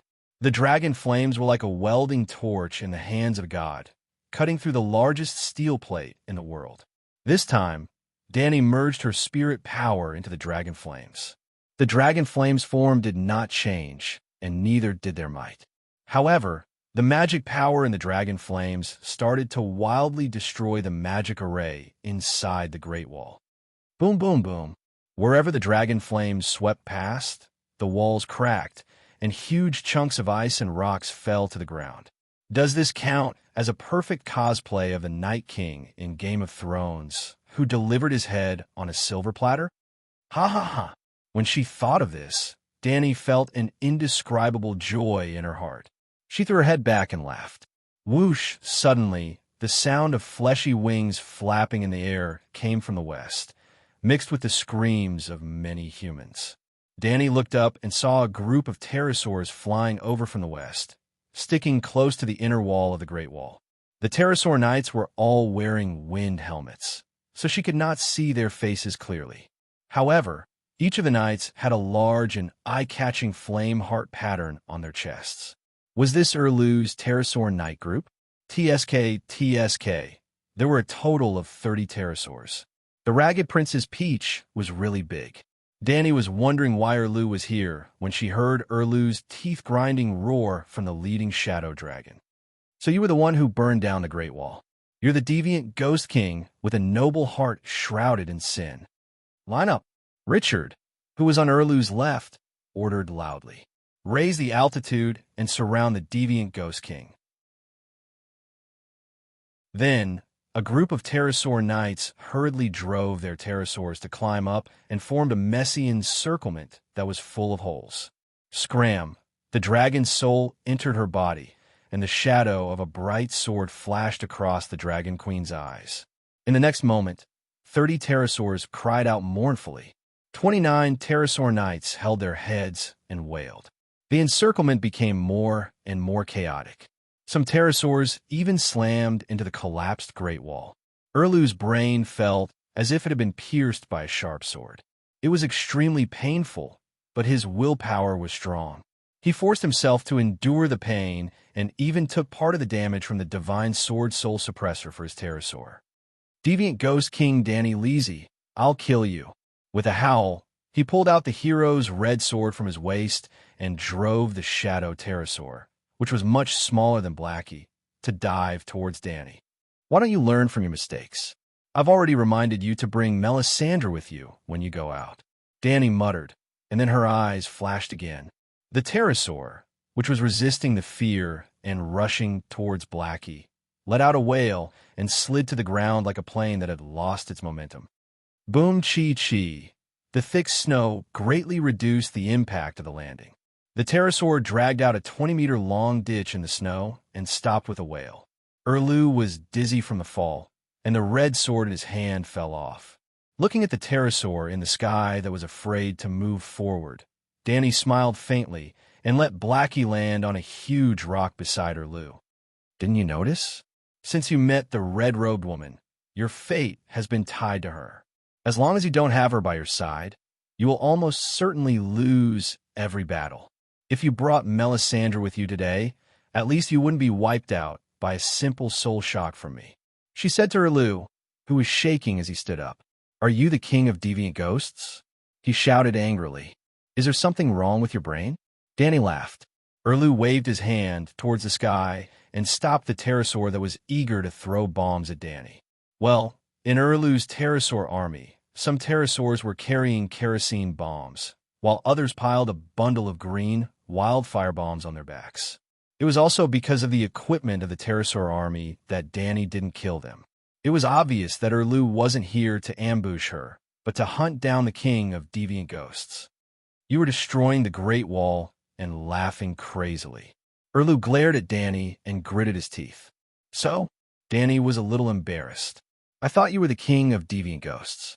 Are you, or are you not? Erlu's eyes were spitting fire. Did you cause the Great Wall to collapse? Or are you working with the king of deviant ghosts? Sigh. That's why I said that you should have brought Melisandre here. Danny sighed and felt sad for Erlu. He didn't even know the king of deviant ghosts, but he was so anxious to bring a group of minions to hunt him down. Erlu stumbled across the waist-deep snow. With great difficulty, he finally managed to pick up his red sword. You were destroying the Great Wall and laughing proudly. With the red sword in his hand, Erlu inexplicably felt more confident. The prophecy said that he would defeat the king of deviant ghosts with the red sword in his hand. I wasn't laughing. The wind is strong here. You heard wrong. Danny firmly denied. Erlu was skeptical. Indeed, outside the Great Wall, the north wind whistled like a ghost. Just now, it seemed to be a ghost like this. You rode a dragon and burned down the Great Wall, he said again. That's why you should have brought Melisandre here. Erlu gritted his teeth. Don't change the topic. Are you working with the king of deviant ghosts because of the Iron Throne? Danny waved her hand in disgust. Let the king of deviant ghosts sit on the Iron Throne. You muggle, you can't sense the magic waves and can't recognize the glow of the magic runes. You didn't know that I was checking the incomplete magic circle inside the Great Wall. Checking the magic circle? The Great Wall has collapsed. How can you check the magic circle inside? Erlu's tone was suspicious. I can kill you, and all of you like killing chickens. Would you lie to a chicken that you can kill easily? Danny sneered without holding back. Erlu's face was livid. He almost chewed through his gums. But at the same time, he dispelled most of his doubts about Danny. He wouldn't lie to a chicken. Danny's tone softened, and she asked curiously, "Why are you here?" Erlu stared at her for a long time before he said dejectedly, "Yesterday, the Great Wall collapsed." Melisandre sensed it. She told me that the king of deviant ghosts had already brought his army into the north. A calamity is coming. So, she asked you to challenge the king of deviant ghosts, and in the long night? Danny asked strangely. Erlu shook his head and said with a complicated tone, "I'm the legal king of the 7 kingdoms and the protector of the entire realm. Protecting the Westeros is my responsibility. No matter what, I can't let the deviant ghosts enter the 7 kingdoms. The best choice is to end the king of deviant ghosts before he causes great suffering in the 7 kingdoms." Actually, Aunt May had encouraged him to sacrifice Serene to revive the demon dragon Vargal. Erlu had a big fight with her. When he brought the winged dragon army out, he didn't bring the red-robed woman. "You should have brought the red-robed woman."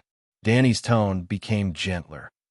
"With her around, even if you unfortunately encounter the king of deviant ghosts, you can at least cause some damage to the king of deviant ghosts before the whole army is wiped out. Then, your sacrifice won't be in vain." Erlu clenched his jaw, the muscles on his face twitching uncontrollably. His widened eyes seemed to shoot out death rays.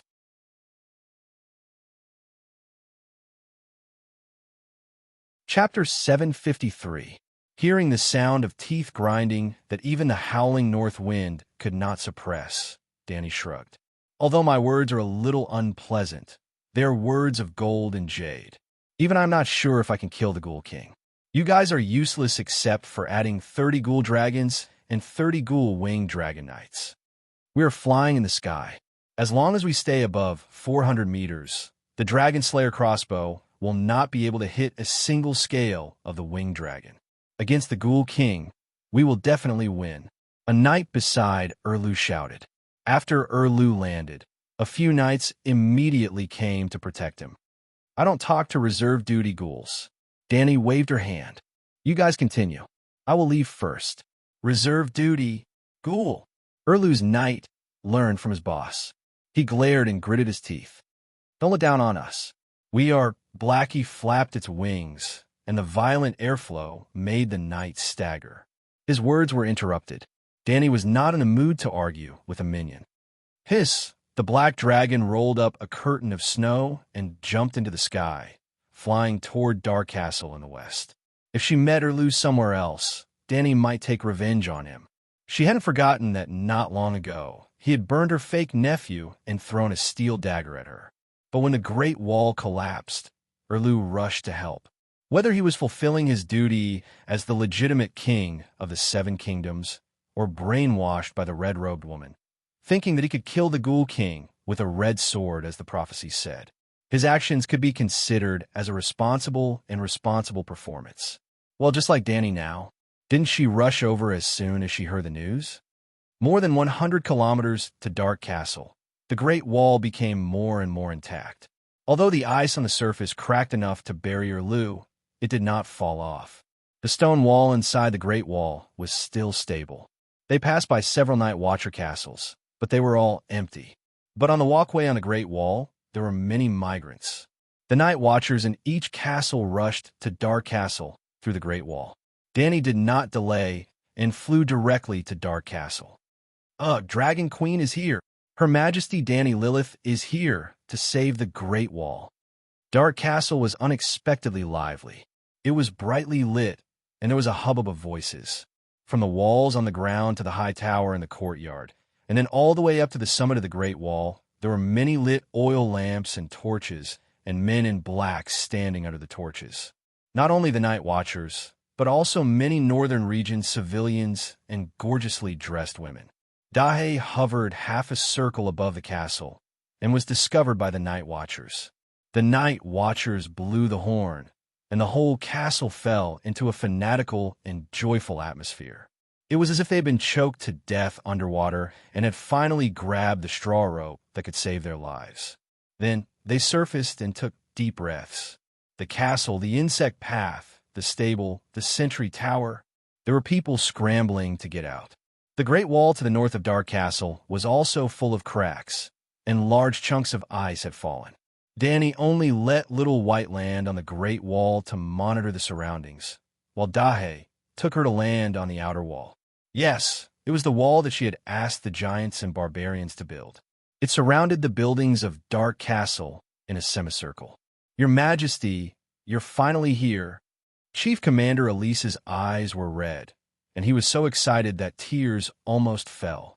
Along with him to welcome the Dragon Queen were One-Armed Tanner, Red-Nosed Paris Dan, Pomegranate-like Bowen Maxie, and more than 20 noble knights of all ages. Sir Elisa, who was over 50 years old, looked even older than last time. His body was still as lean and strong as before, but his thick black and white hair was all white and bald. "Did the other ghost attack you?" After exchanging a few pleasantries with the Night Watchers, Danny asked directly. As soon as the words left her mouth, she already knew the answer. The wall was full of stains from the battle. There were bloodstains, the stench of burning corpses, and the burnt oil. "Thank goodness you helped us build this wall." Elisa patted the battlements and said with a complicated expression, "Last night, the ghouls came like a tide. If it wasn't for the wall, Dark Castle would have fallen like the other castles." Galen, who had been promoted to the captain of the cavalry, grinned and said, "There's also the dragon-tooth dagger. The wooden dragon crystal dagger that looks like an or is very useful. It can clear a large area with a sweep of the blade. It's very effective in defending a castle. I killed about 50 ghouls by myself. If it wasn't for the fact that wielding the dragon-tooth dagger was too tiring, I could have killed even more. Those dead people didn't have weapons or armor, so they weren't hard to deal with. They were bought by us like scarecrows." Perez Dan said in annoyance. If the Great Wall didn't collapse, the 15,000 Night Watchers would all be equipped with dragon-tooth daggers. The other ghosts wouldn't even be able to step into the north. Red Pomegranate looked around and said, "The wall isn't the place to talk. Let's go to the hall." The main hall of Dark Castle was both a meeting room and a dining room for the Night Watchers to eat. In the past, due to limited manpower, the Night Watchers didn't have the energy to clear the 10-meter-thick snow in the yard. They would have abandoned the buildings on the ground and hid in the underground tunnel for the winter. But this winter, everyone knew that the night was coming. Everyone was on guard against the other ghosts. In order to quickly get into battle and train, the snow in the yard was cleared every day. The buildings on the ground weren't abandoned either. In fact, they couldn't be abandoned either. The number of Night Watchers was 10 times more than in the past. The tunnel couldn't fit that many people. We're not afraid of the normal ghouls. The Night Watchers with dragon crystal daggers can deal with them as easily as a knight in full armor dealing with a farmer with a hoe. But there are other ghosts hidden among the ghouls. The other ghosts can deal with the Night Watchers as easily as a knight dealing with a farmer. If Stannis hadn't come in time, Dark Castle would have suffered heavy casualties. Sir Elisa said with a complicated expression. "He personally went to fight the other ghosts?" Danny asked in surprise.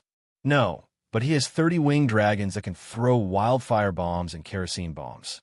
Following that, the Night Watchers spoke one after another, explaining to the Dragon Queen the process of fighting the deviant ghosts from last night to this afternoon from various angles. There were more than 50,000 ghouls attacking Dark Castle. There were at least 10 other ghosts hidden among them. The ghouls were like a tide, endless and endless. But Dark Castle was the main camp of the Night Watchers. There were more than 3,000 Night Watchers stationed there, including 200 knights. If there were 50,000 zombies, the Night Watchers would definitely be defeated. But the ghouls weren't zombies. Being scratched or bitten by a ghoul was no different from being scratched or bitten by a normal crazy woman. Well, the ghouls didn't carry viruses. If the Night Watchers didn't have dragon crystal daggers, the ghouls would still be alive and Dark Castle would have fallen long ago. But the Night Watchers had been preparing for the other ghosts for a year or two. They had at least one dragon tooth dagger or dragon crystal spear. One slash was more effective than a knight using a normal sword to cut down a peasant. So, Even if the other ghosts threw ice swords at them, the Night Watchers still held the line. With the 15-meter-tall wall, they blocked wave after wave of ghouls. Then, the other ghosts personally went to attack the wall. In fact, before Elu came, the Night Watchers had already killed 3 other ghosts.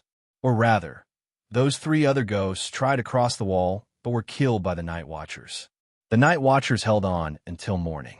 Elu led 30 winged dragons to the wall and only threw 2 waves of kerosene bombs. They didn't even know if they killed the other ghosts in the ghoul forest. There were about 35,000 ghouls left, and they all retreated. Danny was surprised. The winged dragon's bombs might be very effective against small soldiers, but the ghouls aren't afraid of death, and the other ghosts aren't afraid of exhaustion. There's no need for them to retreat so early. Maybe they can't see any hope of victory, but they're not stupid. They won't waste their forces for nothing, Elu's uncle said. Danny glanced at the old green turtle and asked, Count Ismond, do you think the other ghosts will lack forces? Maybe they don't, but there's no need to waste their forces, the old man said with certainty. Danny looked around and asked, I just looked over from the eastern sea. It's empty. There's not a single other ghost. Do you know how many ghouls crossed the wall? Where's their main force now? I don't know. We received the last messenger crow from the eastern sea. There was a line of scribbled words on it. The other ghosts are attacking. There's no end to them. Be careful. Endless is an adjective. Maybe only the king of the other ghosts knows how many people died. Anyway, in my opinion, the 50,000 ghouls that surrounded Dark Castle last night were also endless. Professor Perister smiled bitterly. His Majesty Stannis took his winged dragon knights to find the main force of the other ghosts. When he comes back, we'll know the details of the other ghosts. The old green turtle laughed. I'm afraid I'll disappoint you. Danny shook her head. Stannis did indeed return disappointed. 3 hours after Danny landed in Dark Castle, Elu took his winged dragon knights back to the top of the wall. They were far away from Whitey, and the winged dragons didn't dare to get close. I went to the Eastern Sea and didn't find the king of the other ghosts. In the main hall of Dark Castle, Elu turned to look at Danny. If Danny Rise isn't the king of the other ghosts. At the head of the hall, there was a long table. Danny and Elu sat side by side. However, the Dragon Queen had the Megalosaurus. Her reputation, power, and popularity on the wall were all better than Elu's. Therefore, the commander-in-chief put her seat in the middle, and Elu sat on her right. The others were divided into 4 rows according to their status. Before Danny could say anything, Commander Orissa, a loyal subject of the dragon family, was angry. Your Majesty Stannis, now that the other ghosts have crossed the wall, the 7 kingdoms are in danger. What's the point of playing this game of power? Yes, we should defend Her Majesty Danny Rise's United Ghost Resistance Front, Red Pomegranate said. A red-eyed crow flew over silently and landed on a window near the roof. Except for Danny, no one noticed it. She's really burning the wall. Elu's face was pale. Elu's uncle couldn't stand it anymore. Your Majesty, the Dragon Queen is examining the magic circle in the wall. You don't understand magic, so you might not understand. Elu glared at the old turtle. I don't understand. Do you? The old turtle nodded. The Dragon Queen showed us that the Megalosaurus magic can repair the cracks in the wall. We all saw it. Her Majesty Danny Rise can indeed activate the magic circle in the wall. The knights and barons nodded. Before Elu came back, Danny had already cleared her crime of burning the wall. Glancing at Elu, who was grinding his teeth again, Danny asked, 50,000 ghouls besieged Dark Castle. More than 30,000 ghouls retreated this afternoon. Didn't you 30 pterosaurs follow the retreating ghouls to the main group?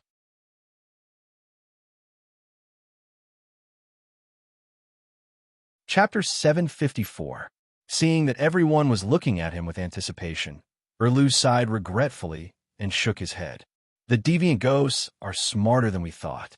They split into dozens of small teams and spread out in all directions. Then they entered the snow forest and the mountains. I didn't dare to let the pterosaur lower its altitude. Soon, we lost all traces of the deviant ghost teams. After that, I wondered if the deviant ghost could find traces of the deviant ghost army from the EC Watch. Sigh. In the end, I didn't find anything. Why is that? The deviant ghosts have already crossed the Great Wall. The sun has already been extinguished. Why are they still so cautious? Perez Dan was puzzled. I think that the army of corpses surrounding Dark Castle is just a side army. Erlu's expression became very serious. After crossing the Great Wall, the Night Watchers are no longer the main focus of the deviant ghosts. The higher-ups of the Night Watchers all had ugly expressions, but no one refuted because Erlu's words could not be refuted. Where do you think the deviant ghost's main force went? Danny asked. Erlu said in a low voice, the group of dead people scattered their main force not because they were cautious, but because they had their own strategic plan. The deviant ghost army's target is the castle of the Duke of the North. That place has the most people. Kill all the living and turn them into an army of dead people. There are many castles. Naturally, it's more efficient to split up and attack from multiple directions. That's why they don't have a main force. If I were the deviant ghost king, I would choose this strategy. Danny smiled bitterly. This was also the situation she was most worried about. I saw many villagers in Dark Castle. Did they all escape from the deviant ghost village? She asked. Those are the villagers, merchants, and prostitutes from Mole Village. The Great Wall collapsed, and we received the EC Watch Crow. While we strengthened our defenses, we also sent someone to inform the people of Mole Village. Some came, some didn't. Those who didn't come have all become part of the deviant ghost army. Chief Commander Arissa said. Danny was silent. Erlu was silent. Other than the crackling sound of the fire in the fireplace, there was silence in the hall. After a while, Professor Perezdan rubbed his face and said tiredly, Your Majesties, I wonder what plan you have for the current situation. It's difficult. Danny sighed. What's the situation at Slaves Bay now? Is the war over? Erlu glanced at her and asked softly.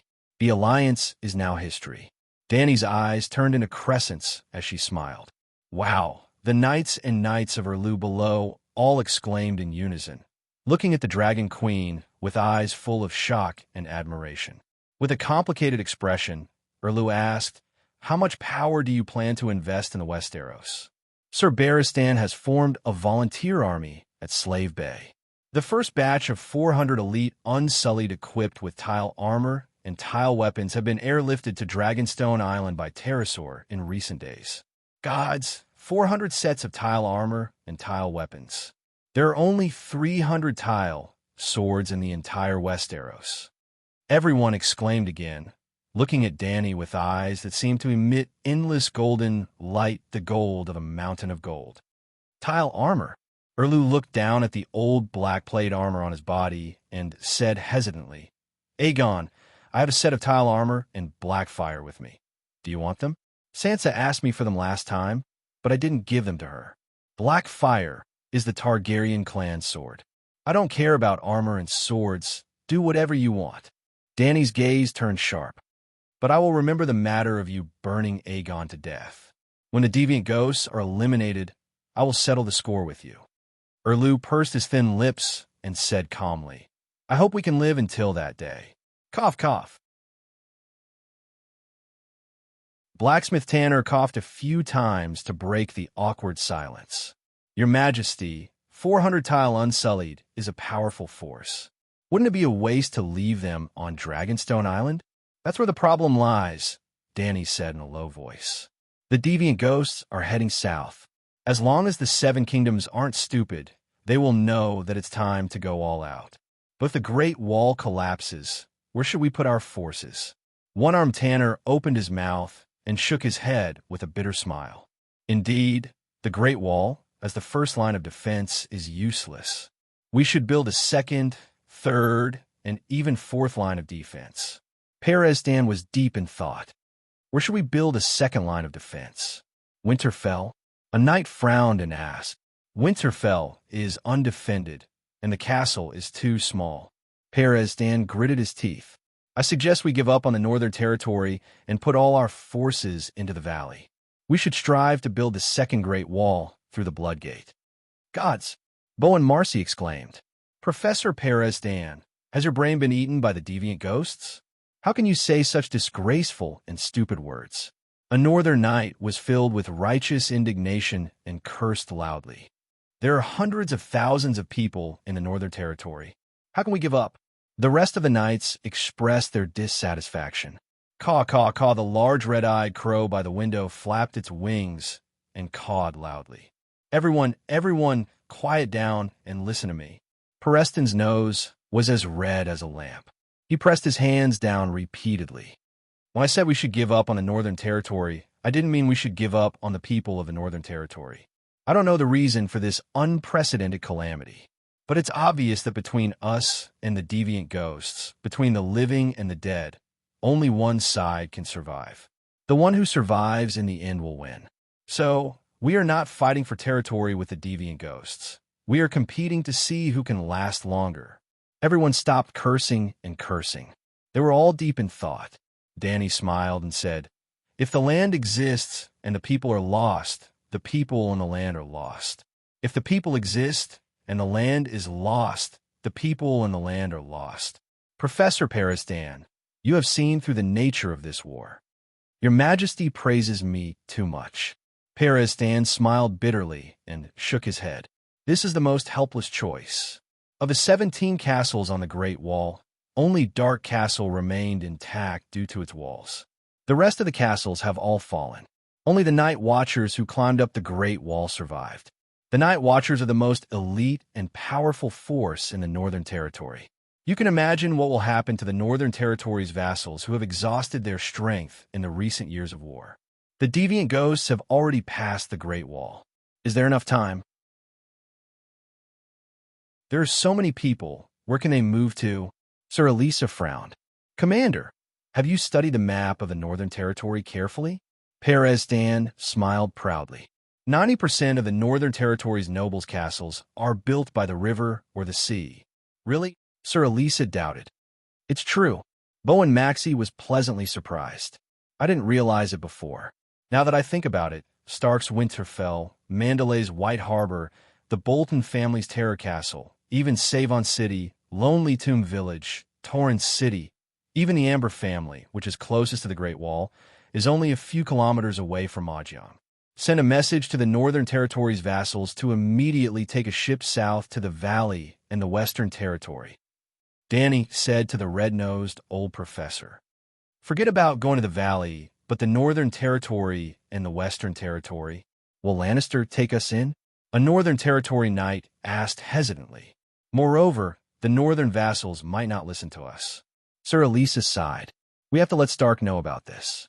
I'll go to Winterfell later. Danny turned to Erlu. You haven't said anything. What do you think? There are hundreds of thousands of people in the Northern Territory. It's impossible to move all of them. So many people will starve to death if they go to the Valley and the Western Territory empty-handed. Why don't we solve the problem from the root? Killing the deviant Ghost King will end the long night. Erlu placed his hand on the hilt of his sword and looked at Danny with anticipation and hesitation. Perhaps if we find the deviant Ghost King, we can kill it together. His Majesty Stannis has 30 pterosaurs, and Her Majesty the Queen has 2 megalosaurus. It's possible to kill the deviant Ghost King. As long as we kill it, the long night will end. Everyone was excited. A smile appeared in Danny's large eyes. If we kill the deviant Ghost King together, who will the Iron Throne belong to? Whoever puts in the most effort will get it. Erlu clenched his jaw and squeezed these words out from between his teeth. Your Majesty Danny Liz, it's already like this. Perez Dan smiled bitterly. It's already like this. Stop daydreaming. Danny waved her hand and looked at the eager crowd in the hall. Haven't you heard the story of the long night from Old Nan? The last long night lasted for an entire generation. This generation's deviant Ghost King is even stronger. How can he be killed right after crossing the Great Wall? You're a barefoot princess. You didn't even have food when you were young. Where did Old Nan come from? Pockmarked Richard complained in his heart and pointed at the red sword at Erlu's waist. His Majesty Stannis has the red sword of heroes. The last long night lasted for an entire generation because Azur Ahai failed to forge the red sword multiple times. Now, We don't need to waste time forging the sword. As long as we find the deviant Ghost King, His Majesty Stannis can fulfill the ancient prophecy. Red pomegranate, red nose, and the others nodded. That makes sense. We've all seen the power of the red sword. That sword ugh. At the end, they were all stuck. After being stunned for a moment, they looked strangely between the Dragon Queen and the red sword. It seems that the red sword can only be used to its full potential in the hands of the Dragon Queen. His Majesty Stannis, you see, at this time, Dr. Peristan muttered. Why don't we give the sword to the most capable person? Yes, yes. Elisa and the others nodded. Her Majesty Dany Rise has experience in fighting deviant ghosts alone. Let her shut up. Richard shouted angrily. The pockmarks on his face were shining because of his anger. His Majesty Stannis is the reincarnation of Azor and Ahai. He is the savior in the Red God's prophecy. Only he has the destiny to kill the deviant Ghost King. At a time like this, Peresden muttered softly. Looking at Erlu's gloomy face, his voice became softer and softer until it was almost inaudible. Since you have the confidence to end the long night with a red sword, why did you come to me? Dany asked curiously. Erlu's expression changed. After hesitating for a while, he said bitterly, Melisandre told me that I need a magic dragon to fulfill the Asha prophecy. I don't want a dragon. Even if I wanted it, you wouldn't give it to me. Cooperate with me and create a chance for me to challenge the deviant Ghost King. I will kill it myself. If I fail, you can pick up my sword and continue. Your Majesty, you are the child of prophecy. You will never fail. Richard's face turned red as he shouted. At this time, prepare for the worst. Erlu shook his head. Are you sure you want to do this? Dany looked at Erlu and reminded him. I can tell you clearly that with just the red sword, your chances of success are very low. I am Robert's only heir and the rightful king of the Seven Kingdoms. Protecting the Westeros is my responsibility. It is also the mission I have been waiting for all these years. Erlu said firmly. Dany looked at him deeply and nodded. Okay, I agree. What? Erlu was in disbelief. I don't like you. This is the truth. But at this time, go back and bring Aegon's armor and Melisandre here. With them, your chances of winning will increase by 10 times. 10 times? Erlu gritted his teeth. Did I only have a 10% chance of defeating the deviant Ghost King before? No. With the tile steel armor and Melisandre fighting for you, you barely had a 10% chance of surviving. The idea is to survive, not to kill the deviant Ghost King. Crack, crack, crack. Erlu ground his teeth.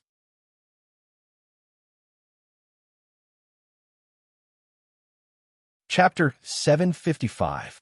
Under the witness of many night watchers, Dany and Erlu reached 3 basic agreements. 1.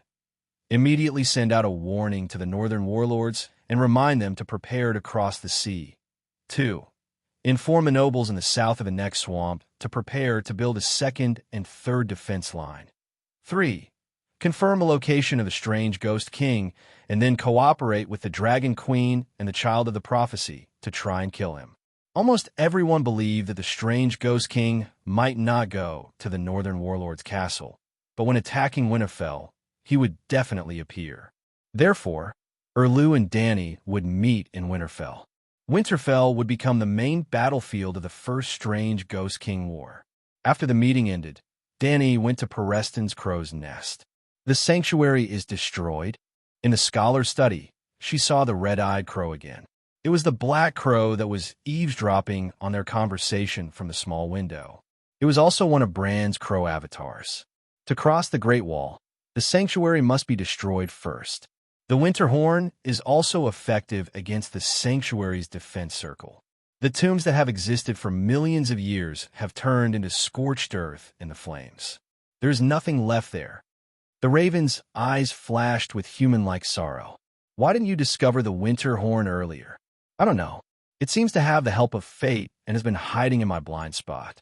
Before the sanctuary was destroyed, I had never even seen the Winter Horn, the raven said. Hee, that's because you haven't merged with the Green Prophet's seal, right?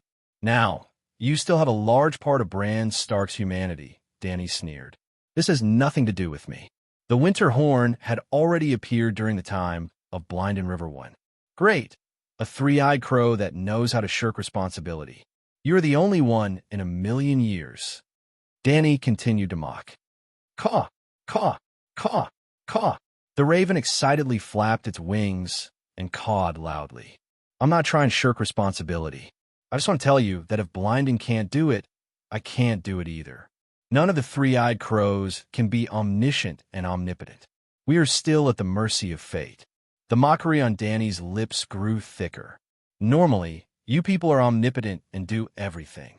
You simply think of yourselves as God who arranges the fate of all living beings. At the critical moment, you suddenly become so useless, yet you still speak so confidently. The three-eyed crow never acts recklessly, Raven said. Danny nodded in agreement. That's right. You can define whether your actions are reckless or not. Of course, you haven't done anything reckless.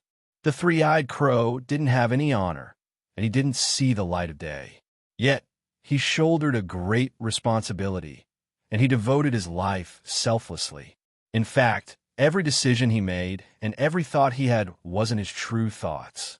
If possible, I would rather be Bran Stark for the rest of my life. Bran said sadly. Why did you look for me? Danny furrowed her brows and changed the topic. Bran was silent for a moment, and when he regained his composure, he said in a deep voice, You should repair the Great Wall and keep the spell formation in it working. The Great Wall has already collapsed, so what's the point of repairing the spell formation? You should block the cold wind from the north. Block the wind? You know that the shelter is the world's gate, right? Have you ever thought about what kind of world lies beyond the gate? Before Danny learned about the world's secrets, she would have said that the far north was the Arctic Circle, and if one went further north, one might reach the other end of the world. For example, Asia and the Barren Lands. You want to say that our world is like a house that isn't cold or hot, and it's only because of the cold wind from the north that the world's temperature drops? Then, the Great Wall is the house's gate, and it can block the cold wind and keep the house warm? The crow nodded and said, The long night has arrived, and the cold wind from the outside world is like an ice-cold flood. The Great Wall is the dam that blocks the flood. When the Great Wall was in good condition, it couldn't block all the ice and snow, let alone now that the Eastwatch section of the Great Wall has collapsed. Even if you repair the rest of the spell formation, the ice will still fill our world. But this process will be greatly delayed. Stannis might be able to kill the king of strange ghosts. Do you think it's possible? The Black Crow asked. It's not completely impossible. If you're willing to help, the hope will be even greater. Danny looked at it with shining eyes. The Black Crow was silent for a long time and sighed. After the long night, the river of fate seems to be shrouded in a layer of fog, and I can't see Stannis' final outcome. But you are right. Since Stannis is willing to risk his life, there is always a glimmer of hope. I agree. As long as I find a chance, I will do my best to help him. If he can really kill the king of strange ghosts, the long night will definitely not end immediately, but the world will at least be able to escape the state of sliding into the ice abyss. Erlu's willingness to risk his life is the key. He volunteered to fight at the front, and if he succeeded, Danny and Bran would save a lot of effort. If Erlu failed and died, they would be able to find out some information about the king of strange ghosts through that battle. The two reached a consensus, and the atmosphere became much more relaxed. Danny asked again, Did you find any information about the Horn of Winter from the tree? Jon accidentally picked it up at the fist peak of the ancestors, and then he gave it to Sam. Bran was not omniscient, but he was the Green Prophet after all. The tree recorded everything, and as long as he searched with a purpose, he could always find the information he wanted. So the strange ghost at the bottom of the ship was after the horn and not Manslay's son. I was puzzled at the time. The son of the former king of savages didn't even like Stannis, so why would the strange ghost target him? Danny was a little embarrassed, but more than that, she was annoyed. She shouldn't have listened to the fatty back then. What was the use of sending the strange ghost to the City of Scholars? All right, it was indeed a little useful. When those scholars saw the real strange ghost, They started to remind the vassals of the 7 kingdoms to be on guard against the long night. But compared to the Great Wall, what was the use of the nobles of the 7 kingdoms being on guard? Three-eyed crow, you failed in your duty. The strange ghost raven flew back to the Great Wall with the horn, and you didn't even know about it.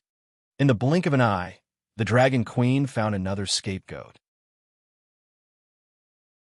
This is fate's arrangement, Bran said in a deep voice. Dany looked deeply at the crow, and the last bit of respect she had for the omniscient three-eyed crow dissipated from her subconscious mind. What do you think of Pereston's suggestion to abandon the Northern Territory? She asked calmly. Abandoning the Northern Territory is the best choice. Without the Great Wall, the Northern Territory will be defenseless, Bran said without hesitation, as if it was Lannister who lived in the Northern Territory and not Stark. Since this is the case, you should inform Jon Stark and ask the king of the Northern Territory to summon his subjects to move southward.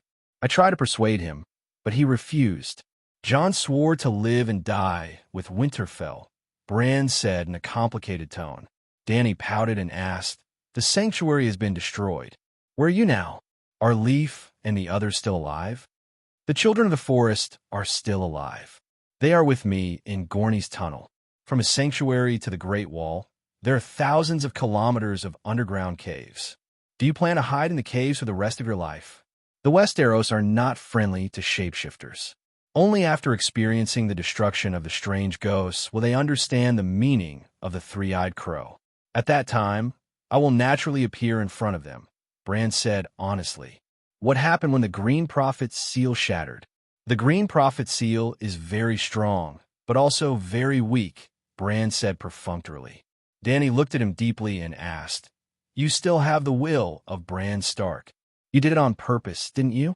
How many Green Prophet seals have you fused, and how many are left? That has nothing to do with you. Bran's tone became cold. He did it on purpose. When the Green Prophet's seal shattered, Dany only picked up 1% of the fragments. King of the Strange Ghosts only took 10%. Bran, Jon, and Arya worked together to expel them from the alliance of Will of Stark. If they caught Bran and turned him into a ghoul, King of the Strange Ghosts could follow the thought channel of Bran the Ghoul and steal all the Green Prophet seals. It was a pity that he didn't manage to kill Bran last time. The reason why he was able to steal the fragments of the Green Prophet seal was thanks to Arya's mental connection. To put it bluntly, King of the Strange Ghosts was only indirectly stealing the fragments through Arya. He didn't really enter the Green Prophet's forest consciousness domain, because the Green Prophet seal was stored there. Even if there was only 90% of the Green Prophet seal left, it was enough to assimilate Bran into an emotionless AI, just like Blind and Rivertex back then. But the reason why the Green Prophet seal shattered was because Bran resisted being assimilated. Just like Bran said, the Green Prophet seal was very powerful and could increase a person's willpower by countless times. But at the same time, it couldn't leave the Green Prophet and couldn't work on its own. Otherwise, why would the three-eyed crows exist in every generation? They could just let the Green Prophet seal take care of everything. Actually, the fact that the Green Prophet seal shattered into countless fragments was a good thing for Bran, who had his own consciousness. He could fuse the tiny fragments piece by piece and ensure that his willpower wouldn't be destroyed by the Green Prophet seal. In other words, Dany's guess was right. Bran still had a large number of Green Prophet's fragments piled up in his warehouse that he hadn't used. Since you don't want to take responsibility, why don't you give it to me?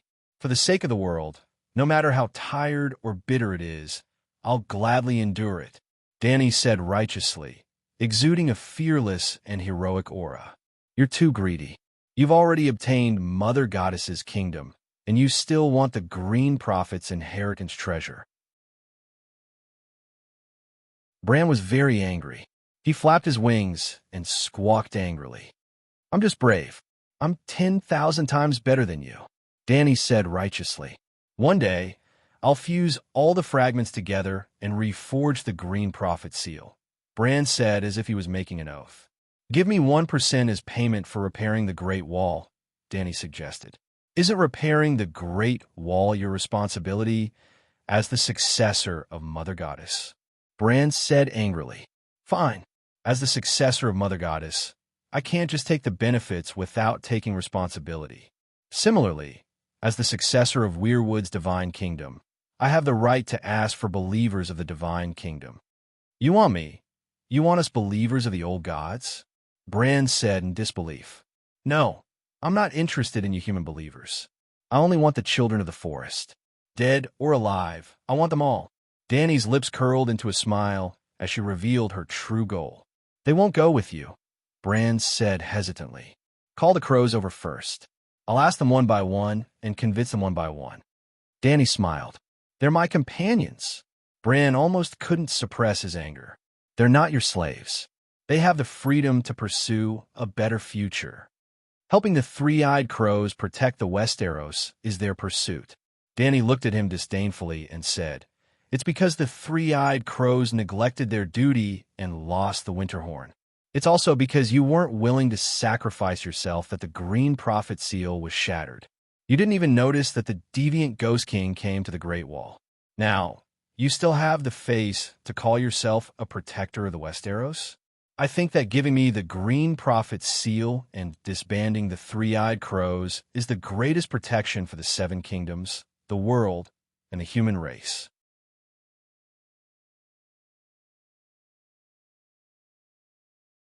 Chapter 756. The 500-kilometer Great Wall had 19 castles. The 998th Commander-in-Chief, Jon Snow, used 17 of them.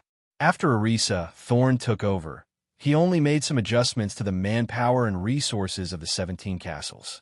He didn't make any major changes. The Great Wall started to collapse from East Sea Castle and extended 30 kilometers to the west. It was well preserved.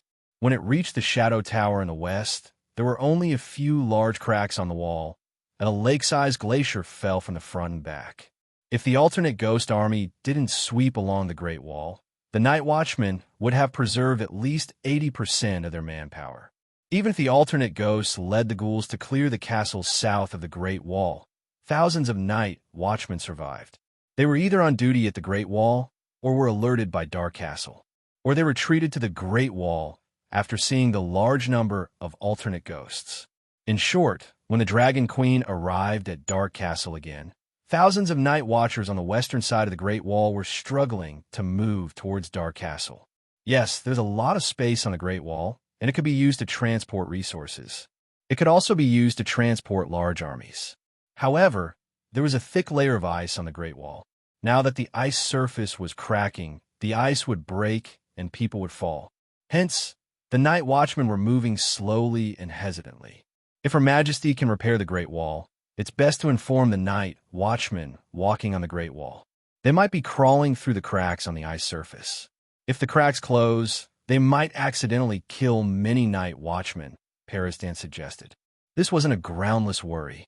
If the Night Watchmen were walking through the cracks and the ice surface suddenly closed, they would be buried.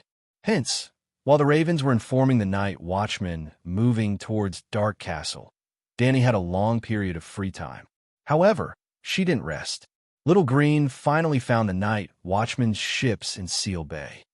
There are survivors under the East Sea Worm Passage. Get the pterosaur to bring a group of people and dig them out, Dany said to Orlu. Even if we know that King Alternate Ghost will go to Winterfell, we can't give up the search. The Alternate Ghost army is scattered, and King Alternate Ghost's forces are the weakest.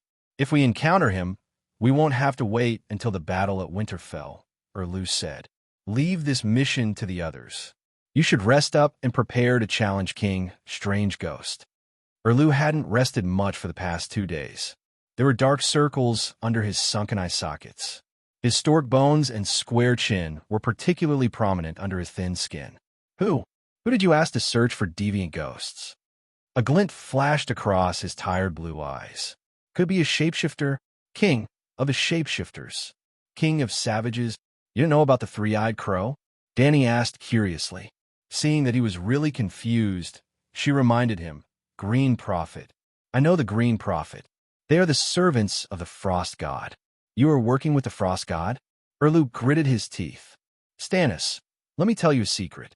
Dany pulled a long face and said seriously, Actually, you're not Theon's biological son. He picked you up from the garbage dump on the street. What? The topic changed too quickly. Erlu was stunned for a while before he reacted. Then he flew into a rage. Are you humiliating me? Danny shook her head. Do you believe me if I say so? Obviously you don't. Without waiting for him to answer, she continued. What I say might not be true. Why do you believe everything Melisandre says? Erlu was stunned for a while. He frowned and said, What are you trying to say?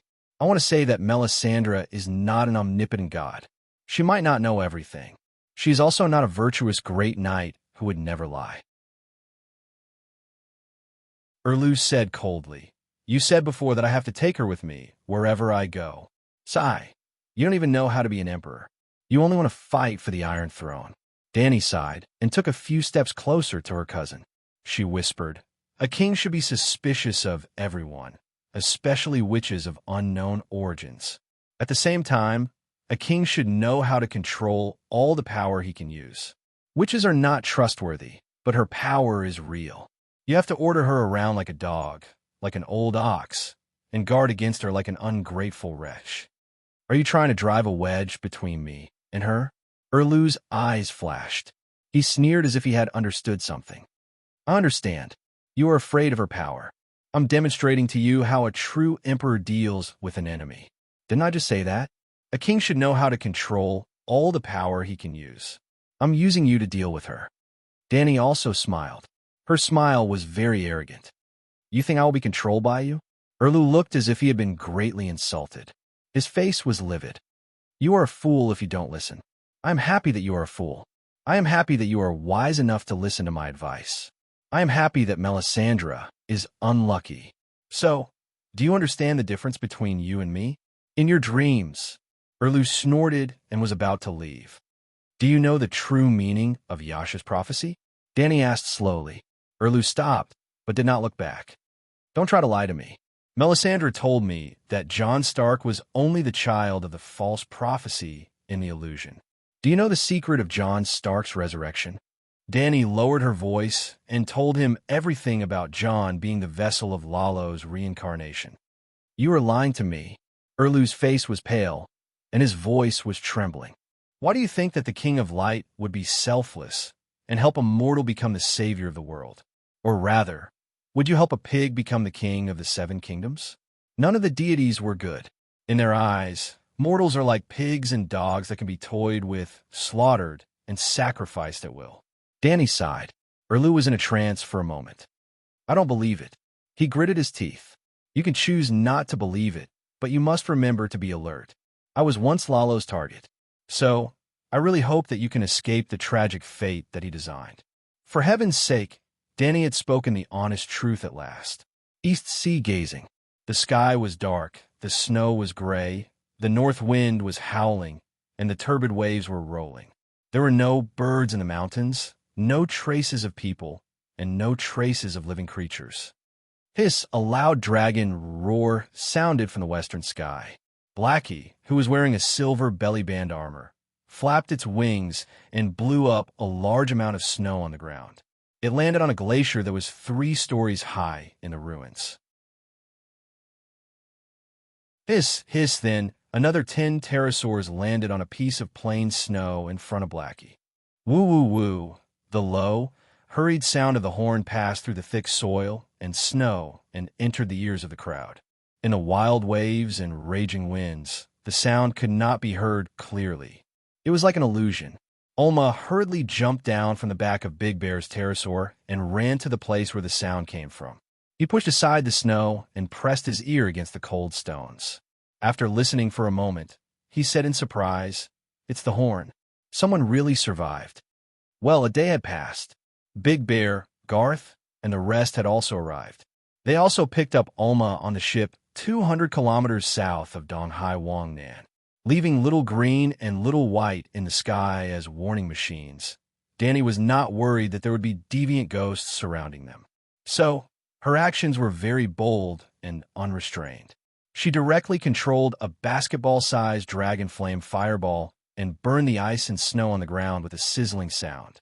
The original Donghai Wang Castle was completely covered by the collapsed Great Wall. The material of the Great Wall was 60% glacier and 40% rock.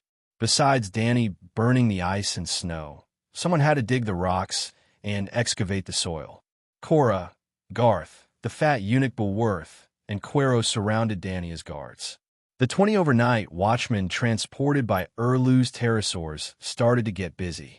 Danny personally intervened because Donghai Wang stored 60% of the night watchman supplies. This was a serious matter, so she had to come personally. She asked Jero Dane to transport the rations, furs, iron ingots, and the goods transported by the Seven Dukes by sea. More than 80% of them were transported to Donghai Wang.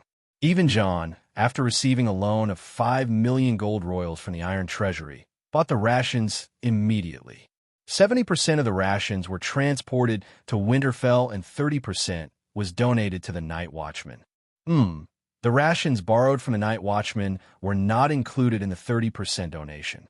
Although John had betrayed the oath of the Night Watchman, he had not forgotten his promise to the Night Watchman after he took over Winterfell and became the king of the Northern region. He would use the power of the Northern region to support the Great Wall. How many ghouls are there? Behind a tall glacier that blocked the biting cold north wind, Danny chatted with Ulma while controlling the dragon flame fireball to burn the hole.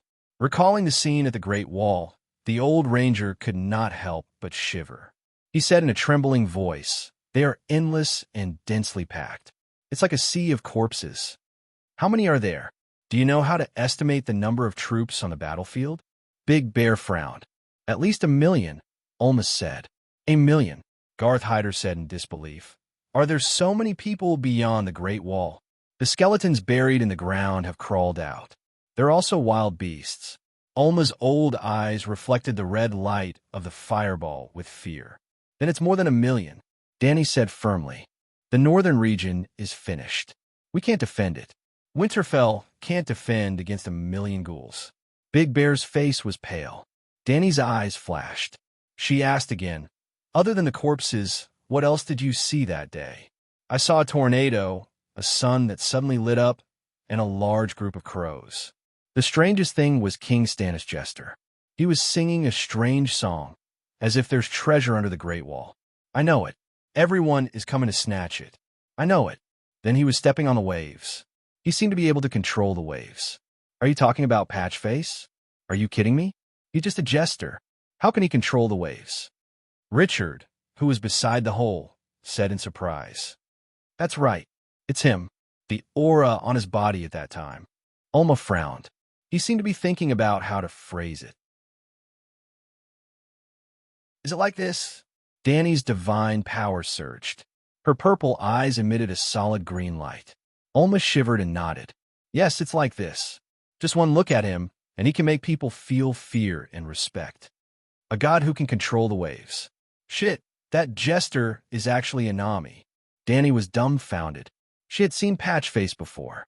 When John was revived, Serene and Celis, Erlu's wife, had already been transferred to the Dark Castle's King's Tower.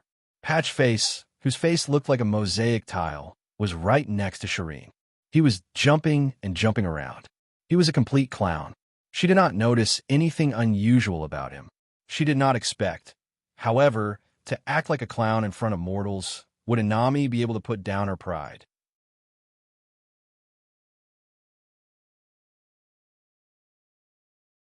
Chapter 757. Patchface, is Inami? The Red God Knight was puzzled. "Your Majesty, you must be mistaken. Why would Inami be Stannis' jester?" Cora asked with a strange expression. "Yes, why would Inami be Stannis' jester?" Danny was also puzzled. What was so special about Stannis? 20 years ago, the Drowning God had found him. 5 years ago, before Robert had died, the Lord of Light, Lawler, had found him. Woo woo woo. Suddenly, the sound of a horn came from a pit, followed by the cheers of the Night Watchers. The soil of the collapsed Great Wall had been dug through. Danny walked to the edge of the pit and looked down with the help of the red light of the fireball. It looked like a sweet potato cellar, with a thin opening at the top and a big belly at the bottom. However, the belly was not dug out by the Night Watchers. This was a tower at the edge of Eastwatch. The belly was the thick wall of the first floor of the tower, which was covered by a layer of glacier. Yes, the Great Wall had collapsed and covered the tower. The Night Watcher's worm tunnels were connected to every building in the castle. The sound of the horn was made by the Night Watchers of Eastwatch who had crawled out of the worm tunnel and bent over to blow the horn. Woo woo woo, why did it take so long? I thought no one would care about us. A yellow-haired young man covered in dirt crawled out of the hole and started to wail loudly. 300 to 400 people crawled out of the pit one after another. Everyone was laughing and talking loudly, their faces full of joy after surviving a disaster. Only this handsome young man was crying. Why are you crying? Didn't I tell you yesterday that I was going to call for help? Seeing the family emblem on his armor, Danny's eyes were filled with disdain. With such guts, you came to the Great Wall to be a Night Watcher. Your father should have arranged for you to be a royal knight in the Red Castle. This is a green fruit in the summer. Ursa sighed. This baby didn't put on the black clothes of his own accord. Alma mocked loudly. As the instructor of the new recruits in Eastwatch, the old ranger knew everyone here. Wasn't Lord Ashuo a palace knight before? It was only because he committed adultery with Queen Margaret that he was sent to the Eastern Sea. I was wrongly accused. I am Queen Margaret's bodyguard, but I don't have any dishonorable relationship with her. Shiofu's face turned red as he loudly defended himself to the Dragon Queen. Later, in the trial of the church, even Margaret herself admitted the crime of adultery. What are you still quibbling about? And I don't care who you're having an affair with, as long as you don't cry loudly and annoy people. Danny said impatiently. Shulf was still unwilling to give up.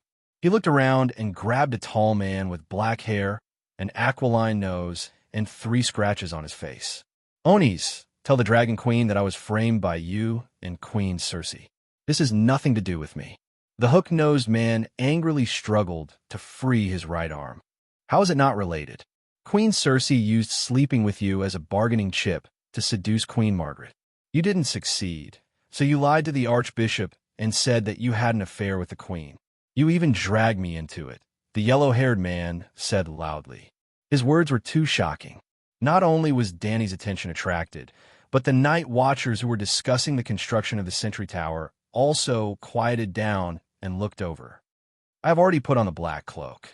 I don't want to have anything to do with the King's Landing anymore. The hook-nosed man blushed as he spoke to the Dragon Queen. You are Brother Kate Blake? Danny suddenly realized. The black-haired knight was a little embarrassed. He stepped forward and knelt on one knee. Your Majesty, I am Oni's Kate Blake. I am willing to serve you. I don't need you to serve me. Guard the Great Wall well and kill a few more ghouls. Danny's eyes flashed with disdain as she said lightly. The Night Watchers around them chuckled maliciously. Oni's was even more embarrassed. He lowered his head and bowed hurriedly. He stood up and was about to leave quietly. Oni's, make yourself clear.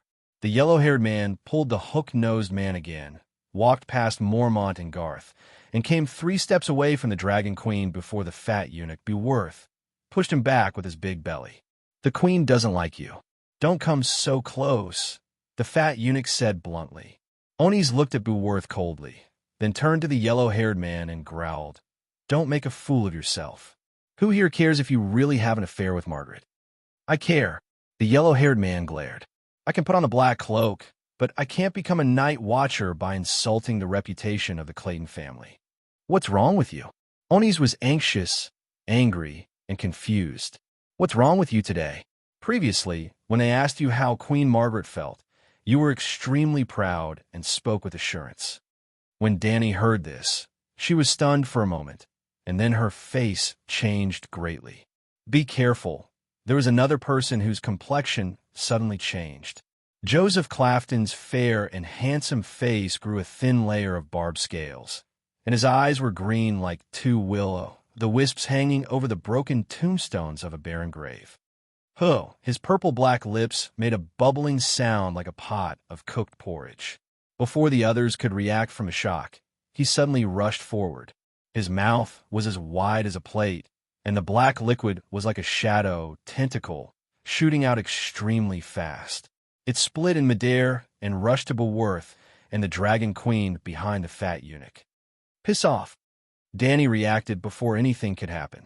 Her 5-layer dragon spirit and soul-destroying strike were like 2 divine swords, slashing straight into the monster's eyes that were emitting green light. At the same time, she lowered her body and pressed her right hand on the hilt of her sword. A circle of green wind quickly wrapped around her body. When the pungent liquid shadow was in front of her, she suddenly accelerated and rushed forward. With a swish, the sharp sword was unsheathed. At this time, Zaif's soul was cut by the 2 divine sword-like attacks. He was covering his eyes and howling in pain. The dark red sword flashed. Dany dodged the liquid shadow and stabbed the big sword into Zaif's mouth. With a swish, it came out from the back of his head. "It hurts," Beworth wailed. He also reacted quickly, swinging his sword to cut the shadow tentacle that was attacking his face. The shadow was hit by the steel scimitar and immediately exploded into countless splashes of liquid. But the fat eunuch didn't want to wear armor, so he only wore a steel vest. His chest and waist were protected by steel scales, but his arms and face were only wearing ordinary clothes. As such, facing the splashes of black liquid, he subconsciously raised his empty left arm to block in front of his face. The place where the liquid shadow landed seemed to have been splashed with concentrated sulfuric acid. His sweater was burned through, his skin was rotten, and a layer of boiling blisters appeared. A large amount of white gas was emitted, and a disgusting smell of rotten flesh was emitted. "Queen, be careful of the shadow." After being hit, Beworth still subconsciously reminded. "What the hell is this?" When Dragon Queen stabbed her sword into Zaif's mouth, Onis and the others on the side finally reacted. After being stabbed in the mouth, Zaif didn't die. Instead, he clenched his teeth and firmly locked onto Dany's sword that was close to the width of a palm. His 2 palms that had grown a thick layer of black hair and long dagger-like nails quickly scratched Dragon Queen's face and chest 7 to 8 times. Yep, Zaif's speed was also very fast. In the short time it took for Dragon Queen to activate the magic sword rune in his mouth, he actually attacked 7 to 8 times consecutively. Sizzle, a string of dazzling sparks flashed on Dany's helmet and chest plate. The terrifying thing was that after the sparks, it was clear that there were more than 10 crisscrossing scratches on the smooth surface of the mirror-like armor. Although the scratches were very shallow, like an ordinary person scratching the surface of a wooden table, he had indeed used his bare hands to scratch through the steel tiles. It was so terrifying that even Dany was stunned for a moment. Sizzle, sizzle, sizzle. At this moment, Cora, Garth, and the others also reacted. They unsheathed their sharp swords and stabbed into Zaif's body like lightning. Moreover, they all stabbed his vital points. Bear's long sword slashed his neck, and dirty blood splattered. Half of his neck was broken, but because of the laryngeal armor, his strength was used up, and his head didn't fall off. Garth's sword pierced through Zaif's back and pressed against the plate armor in front of his chest. Zaif's strength wasn't too great, and he was wearing a fake full body armor with weak back defense. Kue Luo's sword hit Zaif's eye socket and went deep into his skull. It could be said that if Zaif was a normal person, he would definitely die. However, he wasn't normal. "You're hurting me." Zaif let out a terrifying roar. His teeth that were biting on a Dragon Queen's sword began to grow. They were about the length of a finger and as sharp as a dagger. It bit on the blade of the sword, producing an ear-piercing sound of friction. "There's more to it," Dany sneered. Magic surged, and the dark red sword burned with blood-red flames. Flames shot out from the holes in Zaif's nostrils and the back of his head. At that moment, his mouth seemed to have become a steel furnace, filled with blood-red flames. His skull became transparent, as if countless cracks had opened, revealing blood-red light. A familiar taste. Unfortunately, the fake demon sword in your hand is far inferior to Yasuo and Yahai's. It's like a normal steel sword compared to a steel tile. Zaif's green eyes were also ignited by the flames. A long string of flames flew out, and Kue Luo's right hand, which was holding the sword, began to feel hot. However, Zayef was very calm. His voice was full of energy, and his soul waves didn't weaken. Instead, they became stronger. The power that had been suppressed before seemed to be gradually awakening. "Who are you?" Hearing these words and seeing this scene, Danny could not help but be shocked. "Who am I?" Zayef laughed maniacally at the sky. "Ha ha! I am the world, forget it. I'm not interested in knowing who you were before. After all, you'll just be a corpse in the near future." Danny held the sword in her right hand, and her left hand pointed to the sky. Rumble, blazing white warrior, dragon flames shot out from Blackie's mouth. Then they drew an arc above everyone's heads and poured down on Zayef's head like a waterfall. Roar! Zayef let out an ear-piercing howl that exceeded the limits of human hearing. His voice was like countless flying needles, piercing the souls of the people around him. "I am the first deity born from the beginning of the world. Ha ha! Your dragon flames are useless against me." Zayef howled in pain as he laughed maniacally. At that moment, his flesh was melting and falling off in the dragon flames, burning fiercely like a piece of paper smeared with wax. However, as his flesh fell off, it was like the shackles on his body had been released. A huge monster drilled out from under Zayef's human flesh. It had goat horns, the head of an ox, the body of a snake, the tail of a scorpion, the claws of a ferocious tiger, and eyes that burned with green flames. It was 3 meters tall, and its skin was covered in layers of circular dark red scales. He bathed in the dragon flames and laughed heartily like a northeastern hero taking a bath in a bathhouse.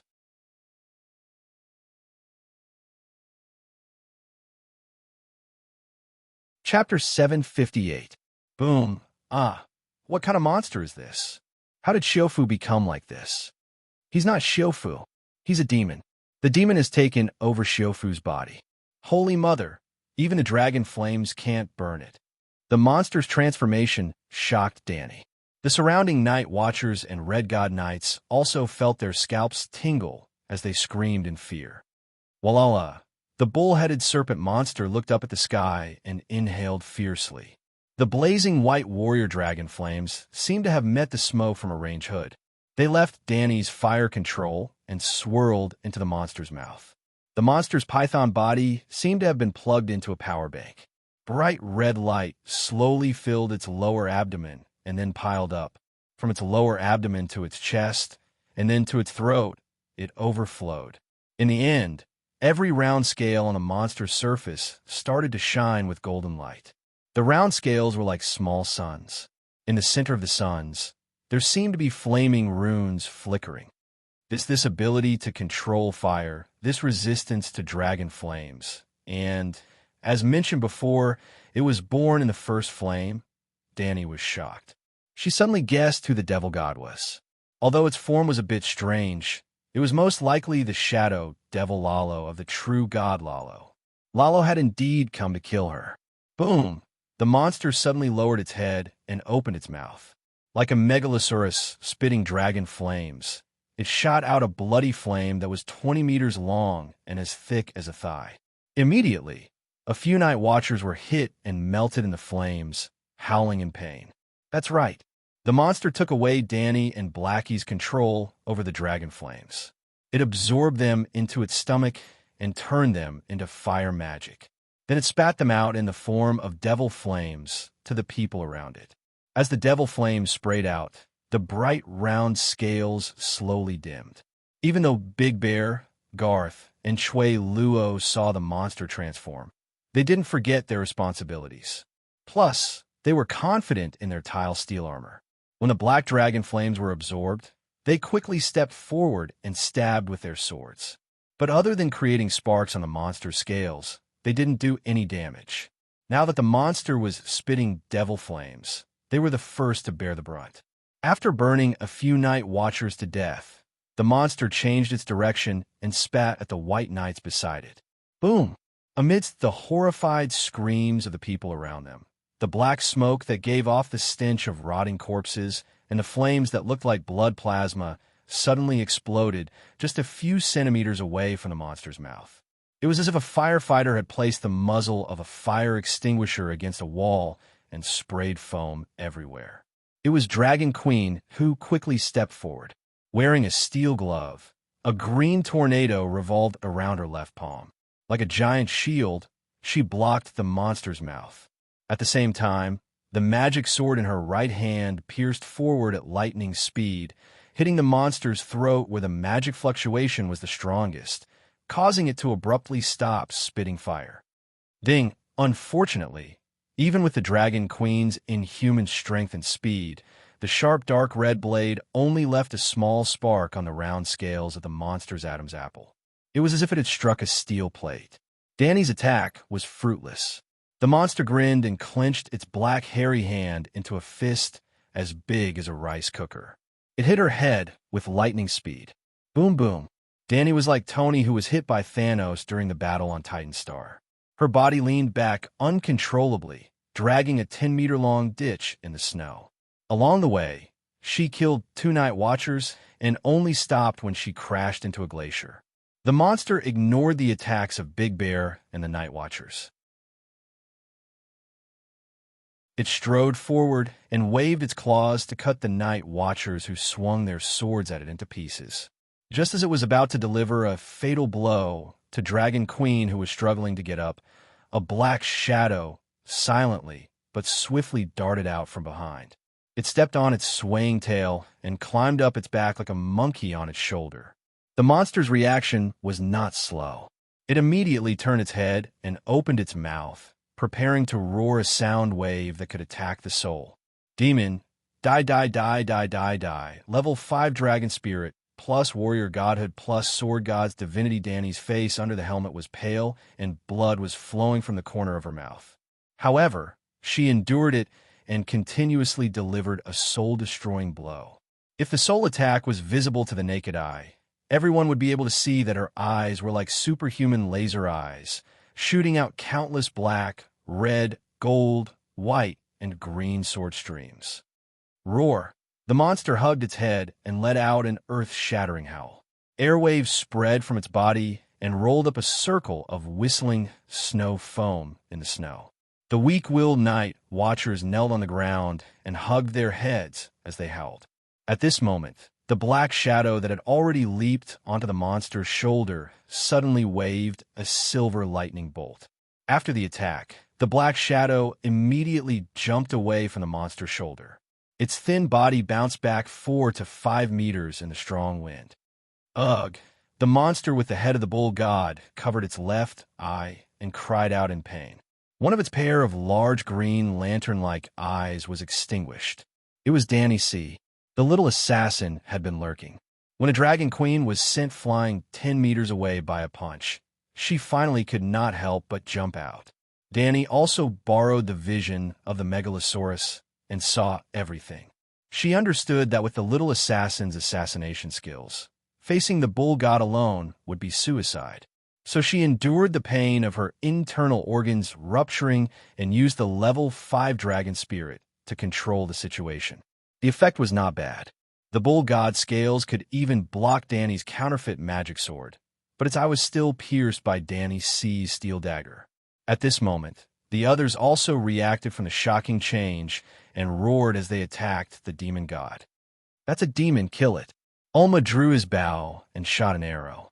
The dragon crystal arrow flew more than 10 meters and exploded between the bull god's eyebrows. Kill, protect Her Majesty Danny C. 4 unsullied with short swords and huge shields rushed towards the bull god. Kill the demon. Hundreds of Night Watchers also roared. Under De Xiong's command, 20 Night Watchers cooperated with the 4 unsullied and used 4 huge shields to block the bull god. Behind them, hundreds of fierce men used their strength to block the bull god while using their iron swords and dragon teeth daggers to greet the monster through the gaps. Kill. This is the servant of the frost god. Even Erlu's 7-winged dragon knights joined the battle under the lead of Acne-Face Richard. Under the strange gaze of the bull god's right eye, the knights of blazing red heart shouted in unison, "For the King of Light, glory belongs to Lalo." The bull god was very tall, but it was only 3 meters tall. The bull god was very strong, but there were 4 huge steel shields around it. Behind the steel shields, there were hundreds of fierce men. No matter how strong it was definitely not as strong as hundreds of fierce men. If it was only these people, the bull god could use magic. Other than the armored knights and the unsullied, no one could block the magic of flames and shadows. But every time it started to condense magic, Danny would continuously use 7 or 8 soul-extinguishing strikes. After using soul-extinguishing strikes continuously, Danny's head also hurt as if it was being torn apart, but her efforts also paid off. The soul-extinguishing strikes were not fatal to the bull god, but it interrupted its attempts to condense magic again and again. Whoosh! Danny used holy healing to slightly stop the injuries to her internal organs. Then she opened her flame wings and jumped up 30 to 40 meters. With her head down and feet up, she stabbed the bull god's head with her sword like a meteor. Ding, a string of sparks flew, but it did not work. She stepped on the night watcher's head and tried to attack the bull god's right eye and mouth. Unfortunately, it was alert. Its eyelids opened and closed, blocking every stab. Its teeth clenched, and it almost took her sword away. Its defense is so terrifying. Danny was shocked, and her face was full of disbelief. Even if this bull god was a true god of darkness, wasn't it too much? Oh, whoa. Just as Danny was considering whether to let Blackie join the battle, the bull god seemed to have suffered a fatal blow. It suddenly let out a shrill howl that had never been heard before. Ha ha ha! The bull god's skin is thick. Let's attack its steel door. In the crowd, acne-faced Richard raised a blood-stained iron sword and laughed proudly. With a loud laugh, he stabbed the sword again. This time the 2-meter-long blade only went into the sword guard. Richard was still laughing and stirring the hilt with all his might. Danny was dumbfounded. Oh, whoa! The bull god was in extreme pain. It struggled madly and exploded with unprecedented strength. It actually pushed the shield back 2 to 3 meters. Under the violent impact, the 2 unsullied and dozens of night watchers were seriously injured, and they spat out blood. Thus, after squeezing out a space for it to move, it used its tail to support itself on the ground and jumped up 4 to 5 meters. However, on the 2-meter-long scorpion tail, there were 2 red heart knights, and one of them was acne-faced Richard. Yes, the bull god had a snake's body and a long scorpion tail. At a rough glance, it looked a little like the Niwa clan in China's Xinxia novels. Previously, dozens of night watchers were holding down the scorpion tail tightly, not allowing it to struggle. Richard was a knight who pursued glory fervently. The demon's appearance and strength were terrifying, but his blood was boiling. Regardless of whether it was the servant of the frost god or not, he had finally defeated the Dragon Queen. If he could kill it. Thus, when the night watchers were holding down the snake's tail, he kept swinging his sword and slashing at it, causing sparks to fly and the blade to curl. In his anger, he had a flash of inspiration. He bent down and touched the end of the tail with both hands. Finally, he touched a soft spot. Then, he was wild with joy and thrust the iron sword into it. Dirty blood splattered, corroding his armor into a putrid black smoke. However, he did not care. He only hugged the snake's tail tightly and used his sword to stab with all his might. He stabbed it until it was smashed to pieces. Big Black, the bull god, leaped up. Danny immediately stabbed 2 soul-suppressing slashes into the minds of the 2 red heart knights on the scorpion tail. When they let go with a cry, they fell from the thick and long tail. Slash! A black thunderbolt flashed across the dark sky. This boom!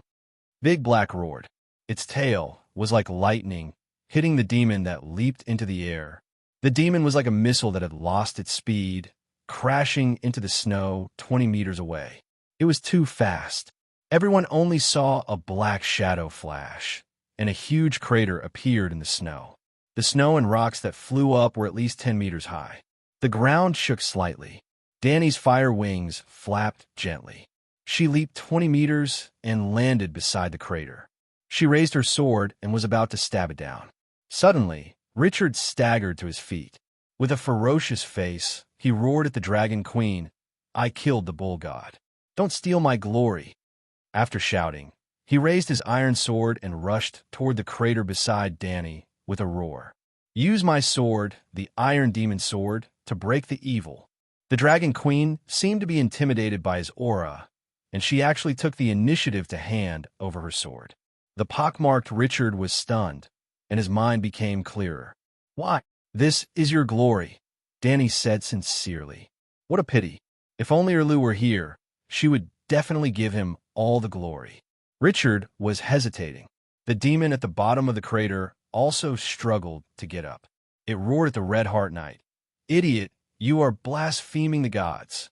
Dany immediately said, "Sir Richard Hope, this is a dark demon. Only the Iron Demon Sword can kill gods." Kill gods? What a great glory! If the news spread, it would be enough to make all the people who laughed at me in the past respect me like a god. Thinking of this, the pockmarked knight no longer hesitated. He took the sword and solemnly bowed to Dany. "Thank you, your majesty. You are a great knight king with honor." "May honor be with you." Dany solemnly returned the salute.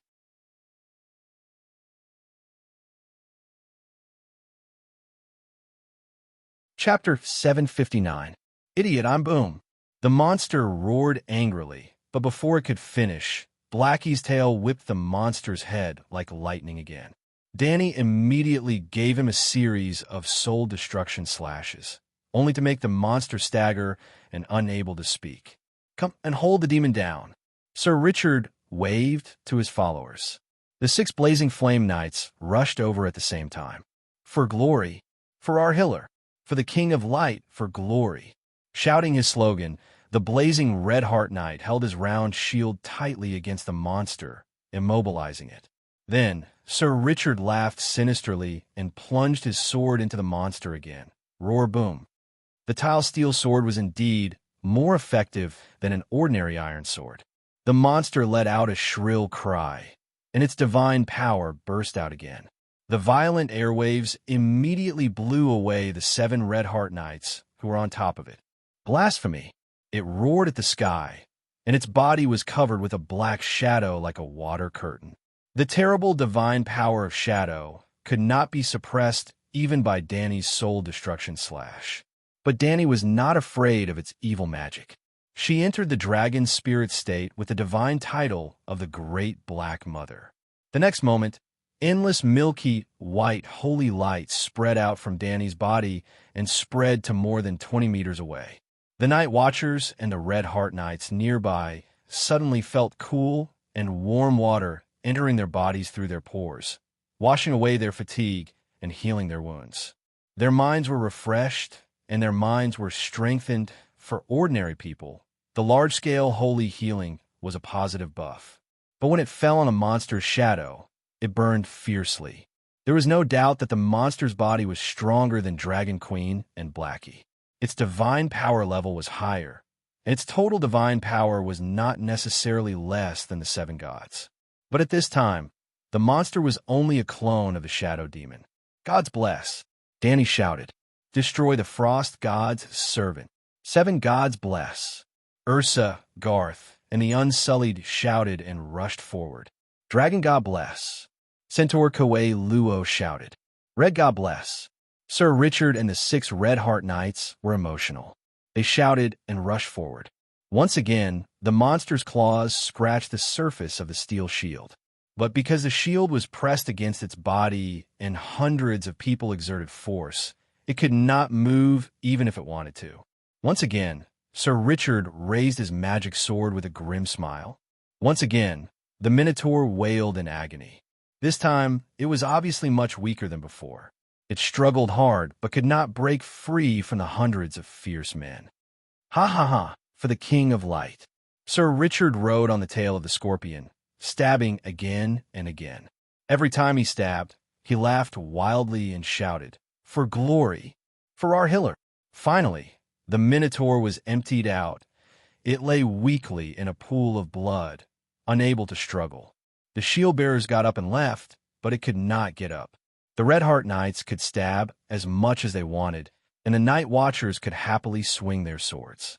His eyes were blinded, and his nostrils, mouth, and ears were also pierced through by steel swords. As his divine power was exhausted, a night watcher fiercely wielded his dragon-tooth knife and shattered the round scale armor for the first time. "Ah, the monster's scales are broken," he shouted in surprise. He slashed again and broke the skin. In a moment, the monster was cut into a bloody mess, just like the pot of beef used to make pissing meatballs.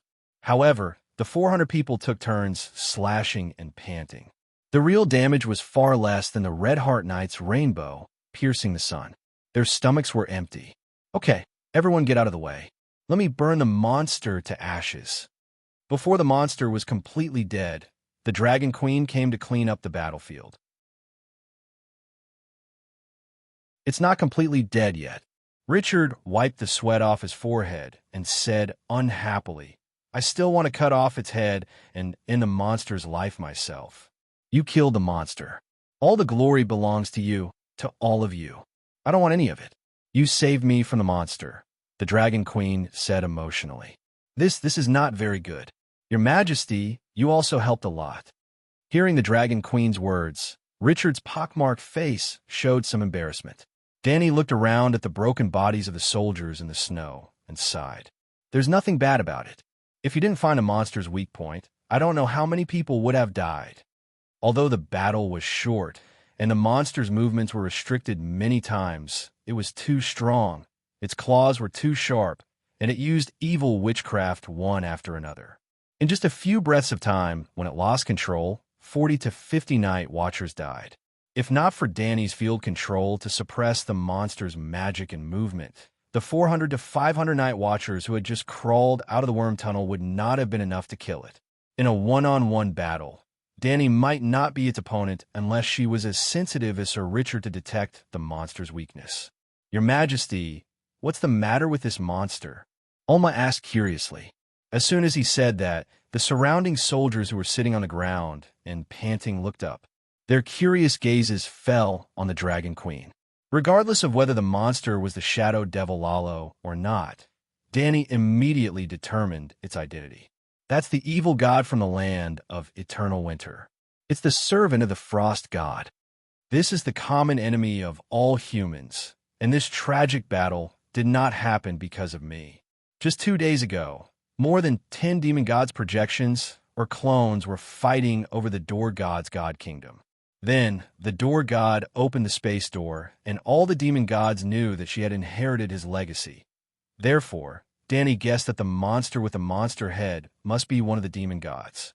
Considering that he was immune to dragon flames and that his ability to control flames surpassed hers, there was only one candidate left, Lalo. Moreover, that fellow had just triggered a monkey version of the Great Cataclysm in Orlos with the goal of killing her. The way he fought in the East Watch was also very obvious. He disguised himself as a night watcher in the East Watch worm tunnel. When she came here to save them, he would catch her off guard and take her down with a sneak attack.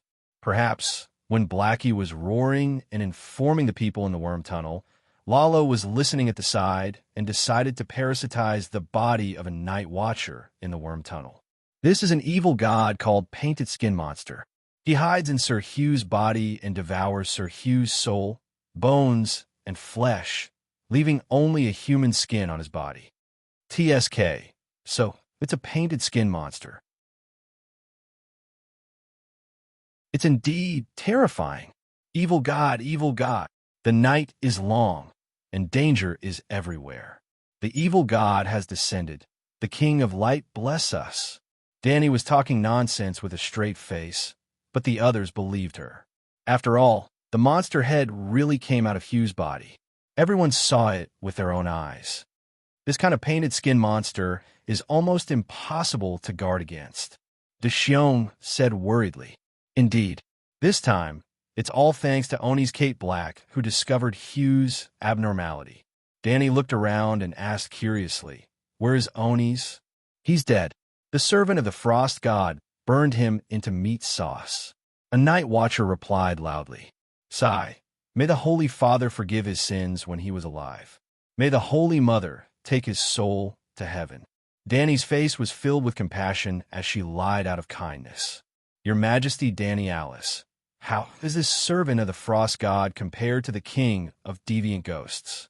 Sir Richard was both expectant and fearful. If the king of deviant ghosts was stronger than the Minotaur, then would his king have any hope of defeating him? If the king of deviant ghosts was weaker than the Minotaur, then how was he, who had killed the Minotaur evil god, compared to the Savior? They each have their own merits. Danny frowned as she started to worry. The king of deviant ghosts' defense and power might not be as strong as the Minotaur, but might not be weaker than the Minotaur. It was a very simple logic. If the Shadow Lalo's clone could kill the king of deviant ghosts, then why would he need to plan for the child of prophecy thousands of years in advance? Therefore, it was very likely that the Minotaur monster would not be able to defeat the king of deviant ghosts. Thinking of this, it was very scary, considering that the king of deviant ghosts was not just one ghost. There were hundreds of deviant ghosts and millions of ghouls around him. It was even scarier. The king of deviant ghosts and the painted skin monster each have their merits. Sir Richard's face was filled with joy. "Ha ha ha, the Light King bless me. I killed a servant of the frost god who is on the same level as the king of deviant ghosts. Long live the Light King. Long live Richard Hope." The other 6 red god believers looked fanatical as they raised their swords and shouted. Hiss! The Minotaur monster that was cut beyond recognition spat out a mouthful of dirty blood. Its body twitched a few times before it died completely. Danny had been waiting for this moment for a long time. A bright light flashed at her eyes. A thought was separated from the ring of wind in her sea of consciousness. It flew out of her sea of consciousness with the big black dragon spirit and entered the void. From the perspective of the soul, a soul that looked like a black sun separated from the Minotaur monster's body. It drew a black light and was about to leave the Westeros and disappear into the Far East. In the next moment, Danny's green prophet's soul caught up with it, just like how she chased after the second life of the Six Forms man Valmir. Just like how she chased after the dragon spirit of the red dragon Balerion. She caught up with it. Without any nonsense, the big black dragon under her opened its mouth and swallowed it in one gulp. In the next moment, the rune circle that Danny had prepared was activated. It immediately sealed the black sun and sent it to the 7 gods' kingdom to be suppressed. Boom, the void shook. In the dark shadows of the east, there seemed to be a demon god roaring angrily. Danny smiled coldly, and her soul returned to her sea of consciousness. Boom! The blacksmith's dragon flame, which could melt steel, poured out and covered the whole pit where the Minotaur monster's body was. The dragon flame was like water, filling the pit and turning it into a lake of red flames. Under the lake, the Minotaur monster's blood, broken scales, and purple-black meat were burned together, turning into a waterfall-like black soul, as well as a large amount of divinity of gray shadow and fire. There was no divinity of light, so she couldn't be sure that he was the king of light. Danny saved the divinity of fire first, planning to eat it when her song of fire made some progress. The divinity of shadow and black soul were all poured into Big Black's sea of consciousness. Big Black was perfected. He activated the clergy of the 7 gods again. Danny was a little hesitant. In theory, she should choose Stranger without hesitation. Stranger was the god of death of the 7 gods believers. He should be able to control part of the god of death's authority. However, after the Minotaur monster's assassination today, Danny also found a problem. She had the Han's face changing technique, and the evil god also had a special stealth method. She didn't notice Xiufu's abnormality before. The Holy Father represents justice. This justice will definitely give the Holy Father's divine power special ability. Maybe it can sense evil? Danny was looking forward to it. However, she also knew that her expectations might not become reality. Glancing at the Night Watcher who was sorrowfully cleaning up his companion's body, Danny sighed. She hoped that coerced black goat would be more powerful. She chose Stranger for Dahe.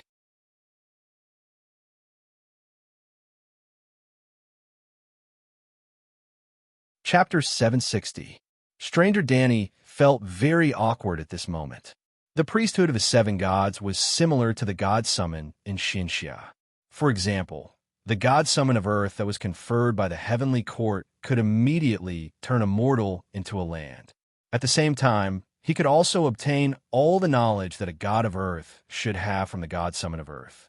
Even if he was an illiterate soldier in his previous life, he could master the extraordinary knowledge of maintaining the power of the earth and improving feng shui the moment he obtained the god summon of earth.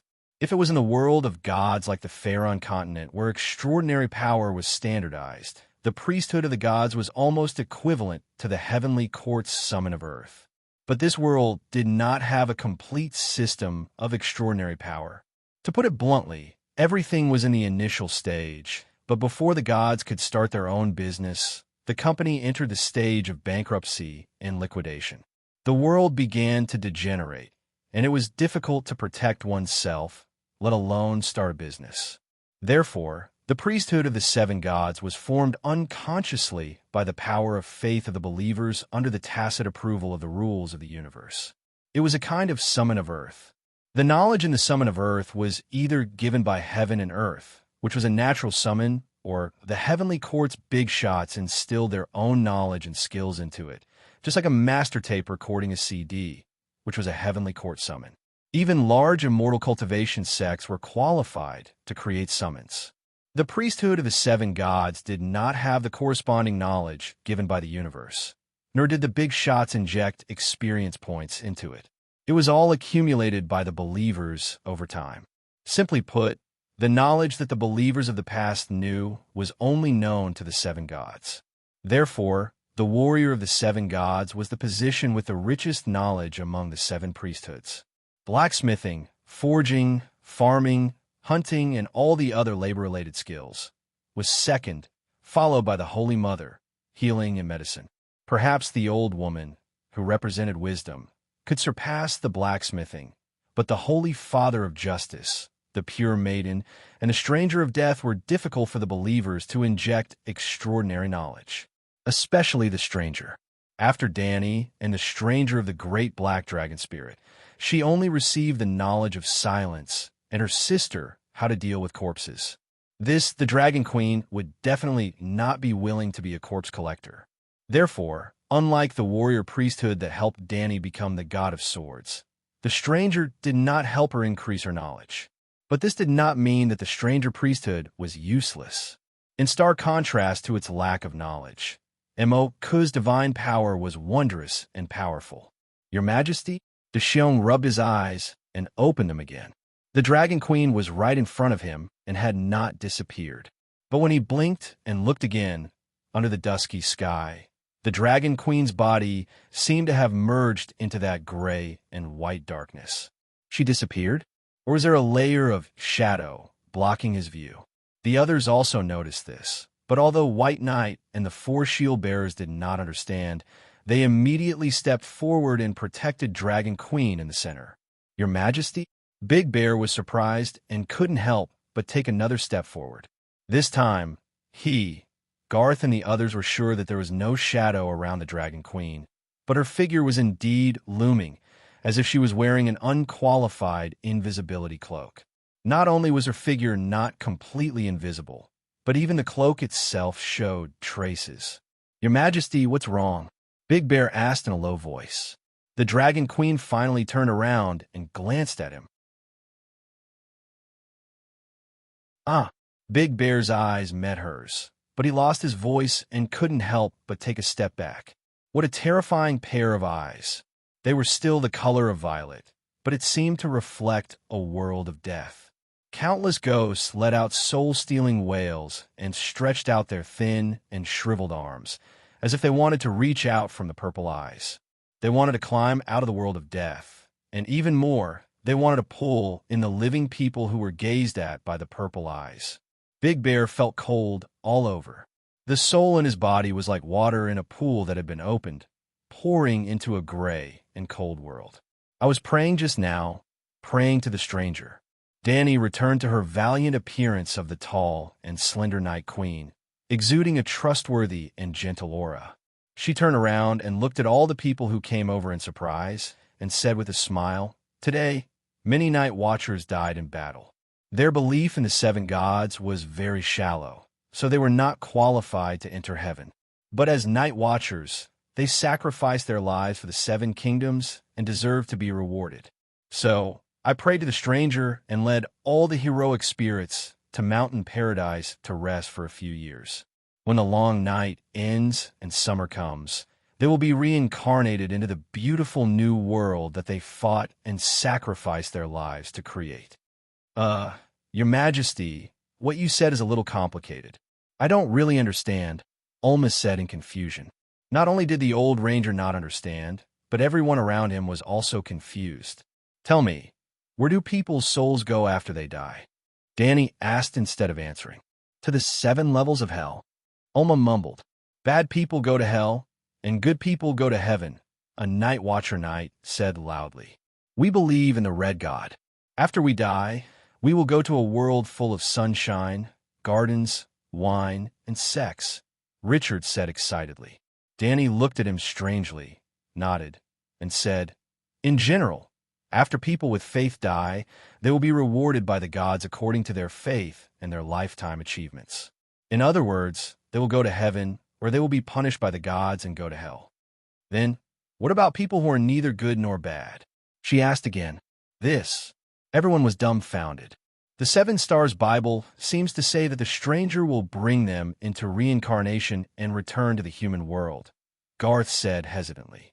In the original version of the Seven Stars Bible, there were only 2 choices, to go to heaven or to the 7 levels of hell.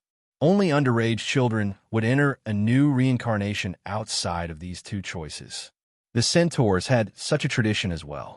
The bodies of adults would be cremated and enter the night kingdom of the horse god. The children would be buried underground and enter reincarnation again. After that, Danny made limited changes to the teachings of the 7 gods. What Garth said was the content of the new Bible. However, such changes were only known to cultivators and those who studied the new Seven Stars Bible. Most of the night watchers present did not even know how to read and had never gone to the Holy Church to pray in their lives. For example, Ulma, who had lived for more than 60 years and believed in the 7 gods, had never read the complete 7 Gods Bible. So, Ulma pointed at the corpses of the night watchers lined up in a row, waiting to be cremated by the dragon flame, and asked in confusion, Are they being taken away by the stranger? Are they going to reincarnate? What's the benefit of reincarnation? Is reincarnation not a benefit? Isn't it good to wait until the long night is over and summer comes again? Danny was puzzled. She had just turned into a stranger and entered the world of death to put the souls of the night watchers who had just died into the space of faith. Well, except for the believers of the old gods in Inami in the northern region. They were nowhere to be found. Danny did not see them and did not look for them. On the contrary, because of the faint threads of faith, all the believers of the 7 gods, including Oni's Kate Blake, appeared around her at the moment when the stranger entered the world of death. Even at this moment, the believers of the 7 gods who had died in other places also came to Danny as if they were attracted by a black hole. For example, the night watchers who had died under the collapse of the Great Wall 2 days ago. However, Danny did not care about others and only collected the souls of the night watchers. The world of death was attached to the real world and was equivalent to the shadow of the real world.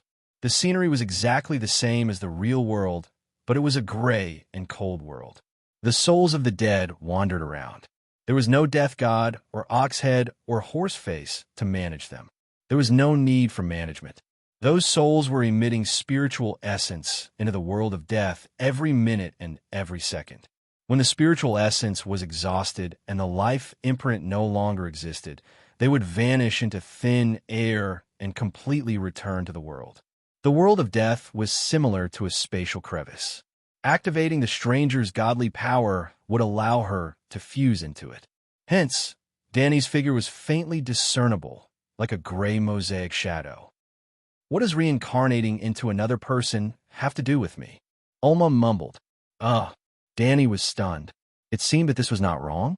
Unless there was a chance to awaken innate wisdom, After reincarnating, she would be considered as another unrelated person.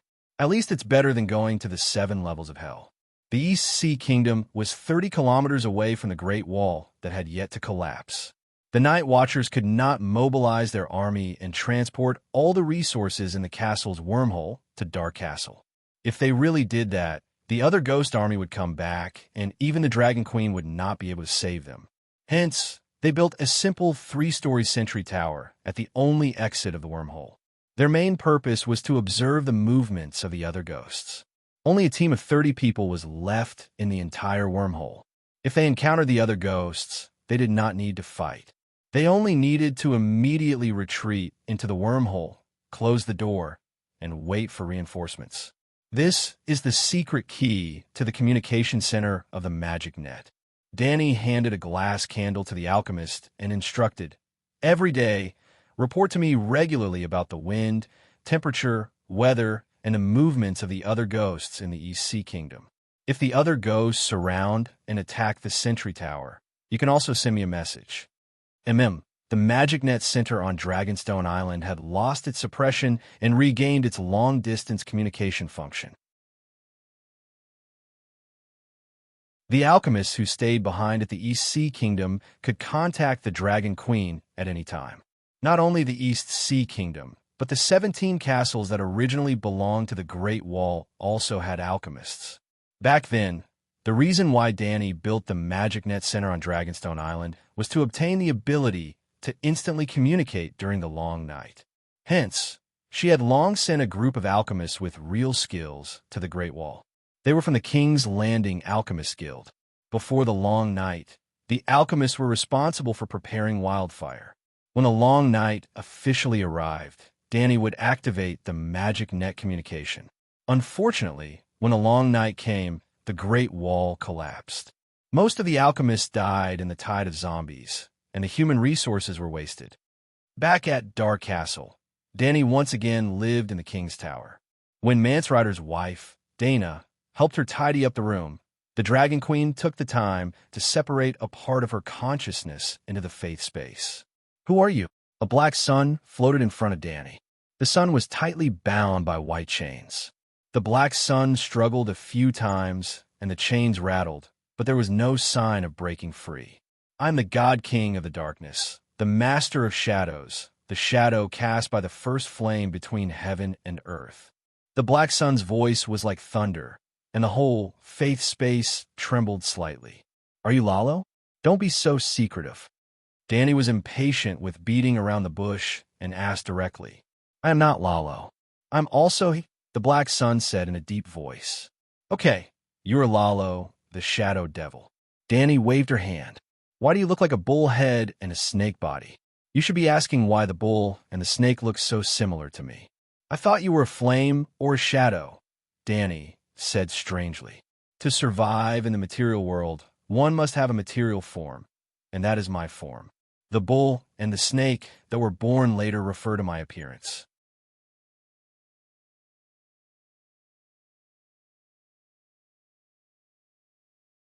Chapter 761. Every living being in the world was created with reference to the form of the gods, including you humans. Black Sun said, "That's a novel way to put it." Danny nodded, then asked, "What's the principle of the spell you use to enter the Night Watcher's body? You want to learn?" Black Sun teased, "I'm just curious. But if you insist on teaching me, I'll have no choice but to listen to you." Black Sun seemed to be stunned.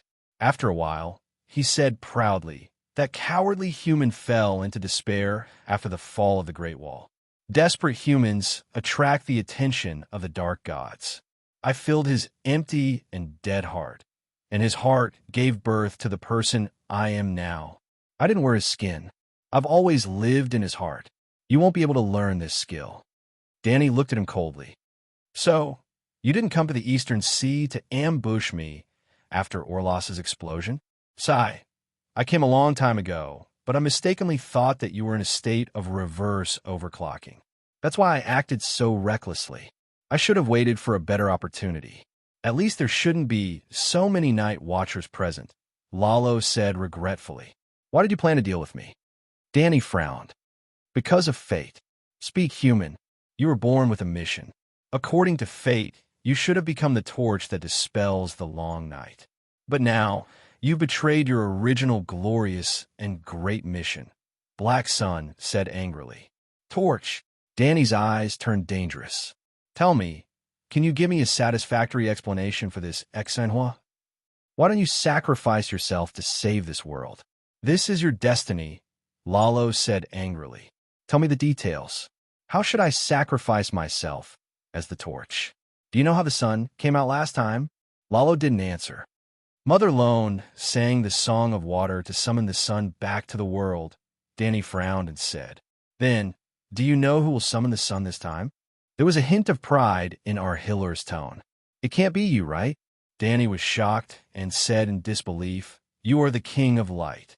After the sun is extinguished, you should have died immediately like the Lady of Light. Even if you can survive as a shadow devil, you won't have the power to summon the sun. You know quite a lot, Lalo said in surprise. That's right. The past kings of light were all spirits of the sun. They were born from the newborn sun, and their power and life came from the sun. They were responsible for carrying the sun to illuminate the earth, rising and setting in the morning, day, and night. As long as the sun disappears, the king of light will lose his divine power and the foundation of his existence. There's a high chance that he will fall into eternal slumber, just like the Lady of Light. But I'm not just the king of light. Before I became the king of light, I was the fire god at the beginning of the world.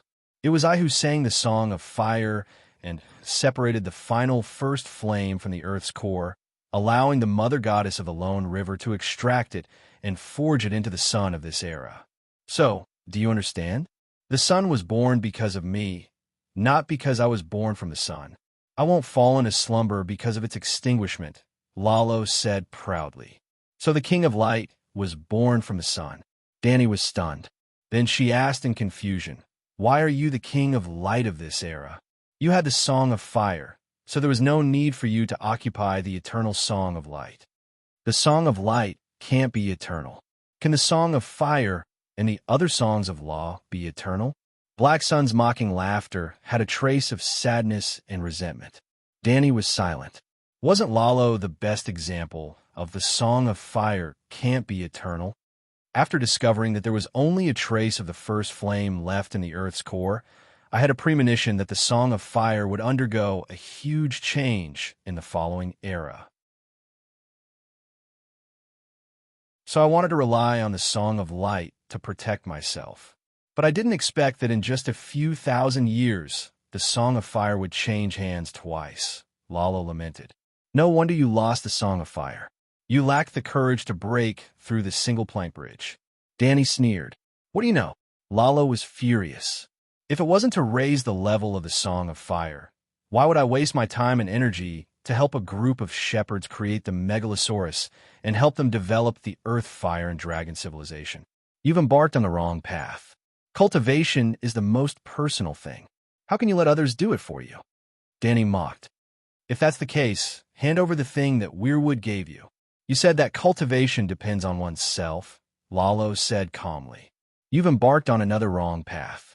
Of course, cultivation depends on oneself, but that doesn't mean that you should reject opportunities. I'm just saying that you should focus on cultivation. Don't force things like opportunities. That sounds nice. Am I not working hard? I've been working hard since the beginning of the world. Tens of millions, hundreds of millions of years have passed, but I still haven't improved. Lalo said angrily. Danny was stunned. She sighed. Your talent is really bad. Yes, my talent is bad. The Black Sun didn't hide anything. After hundreds of millions of years, I finally realized this. I know that I can't rely on myself, so I have to find another way. You humans have short lifespans and poor foundations, but your cultivation talent is really amazing. If there's a human Holy Spirit that can help me complete my talent, I'll definitely be able to change the tragic fate of the world. Dream on. Who would be willing to sacrifice themselves to help an evil god like you? Danny sneered. This is your fate, Lalo said loudly. It's my turn to summon the sun in this era, but the last of the first flame has been exhausted. If I fail, The entire world will fall into darkness, and you will all die in the end.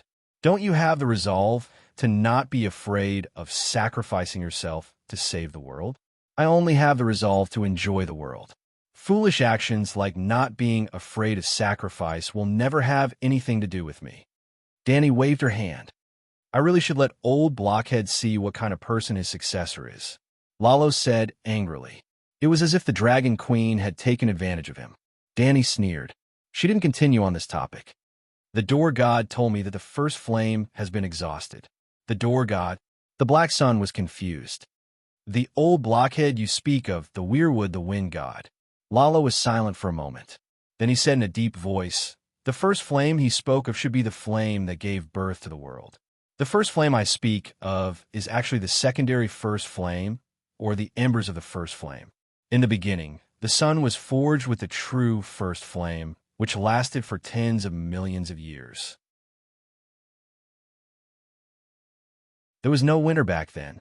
The entire world was an eternal summer. Flowers bloomed and never withered. When we began to forge the sun with the secondary first flame, winter came.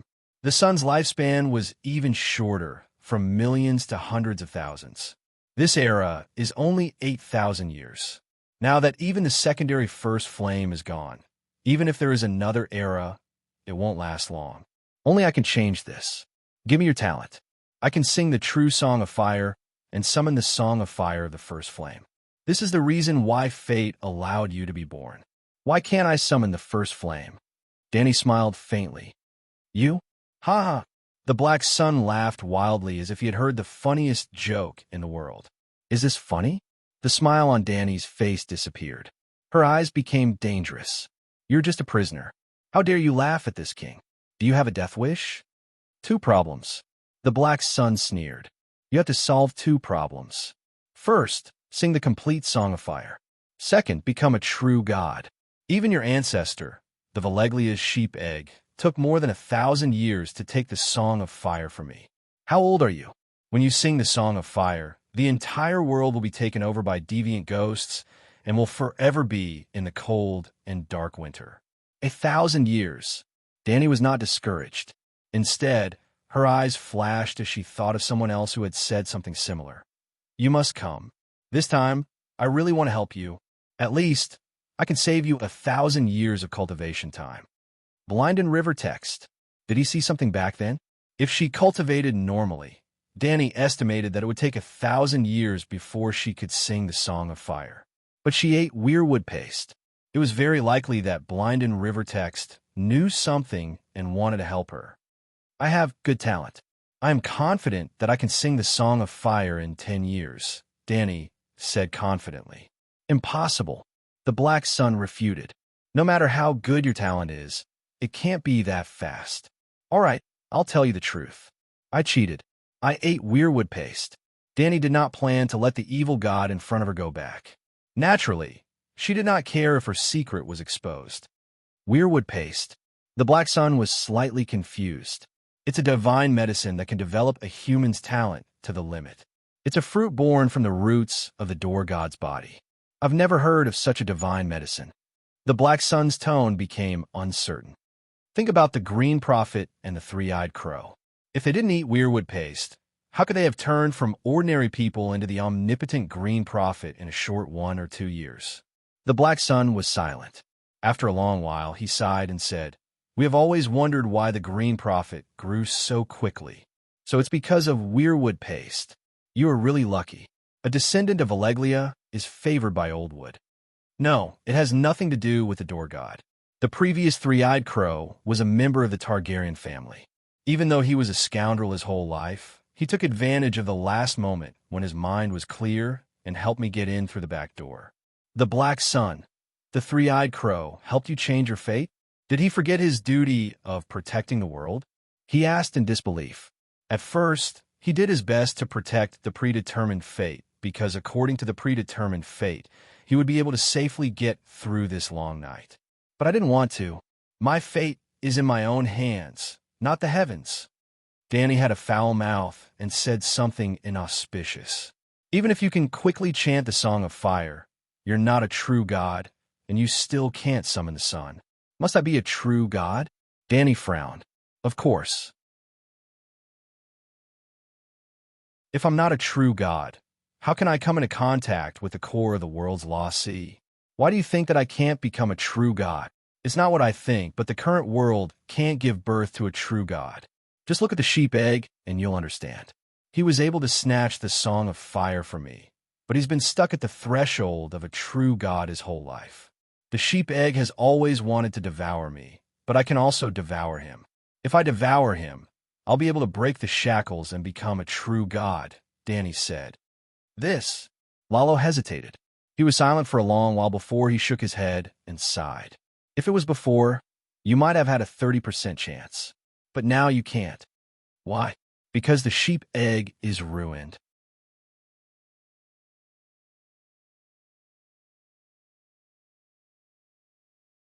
Chapter 762. Cripple. Danny asked doubtfully.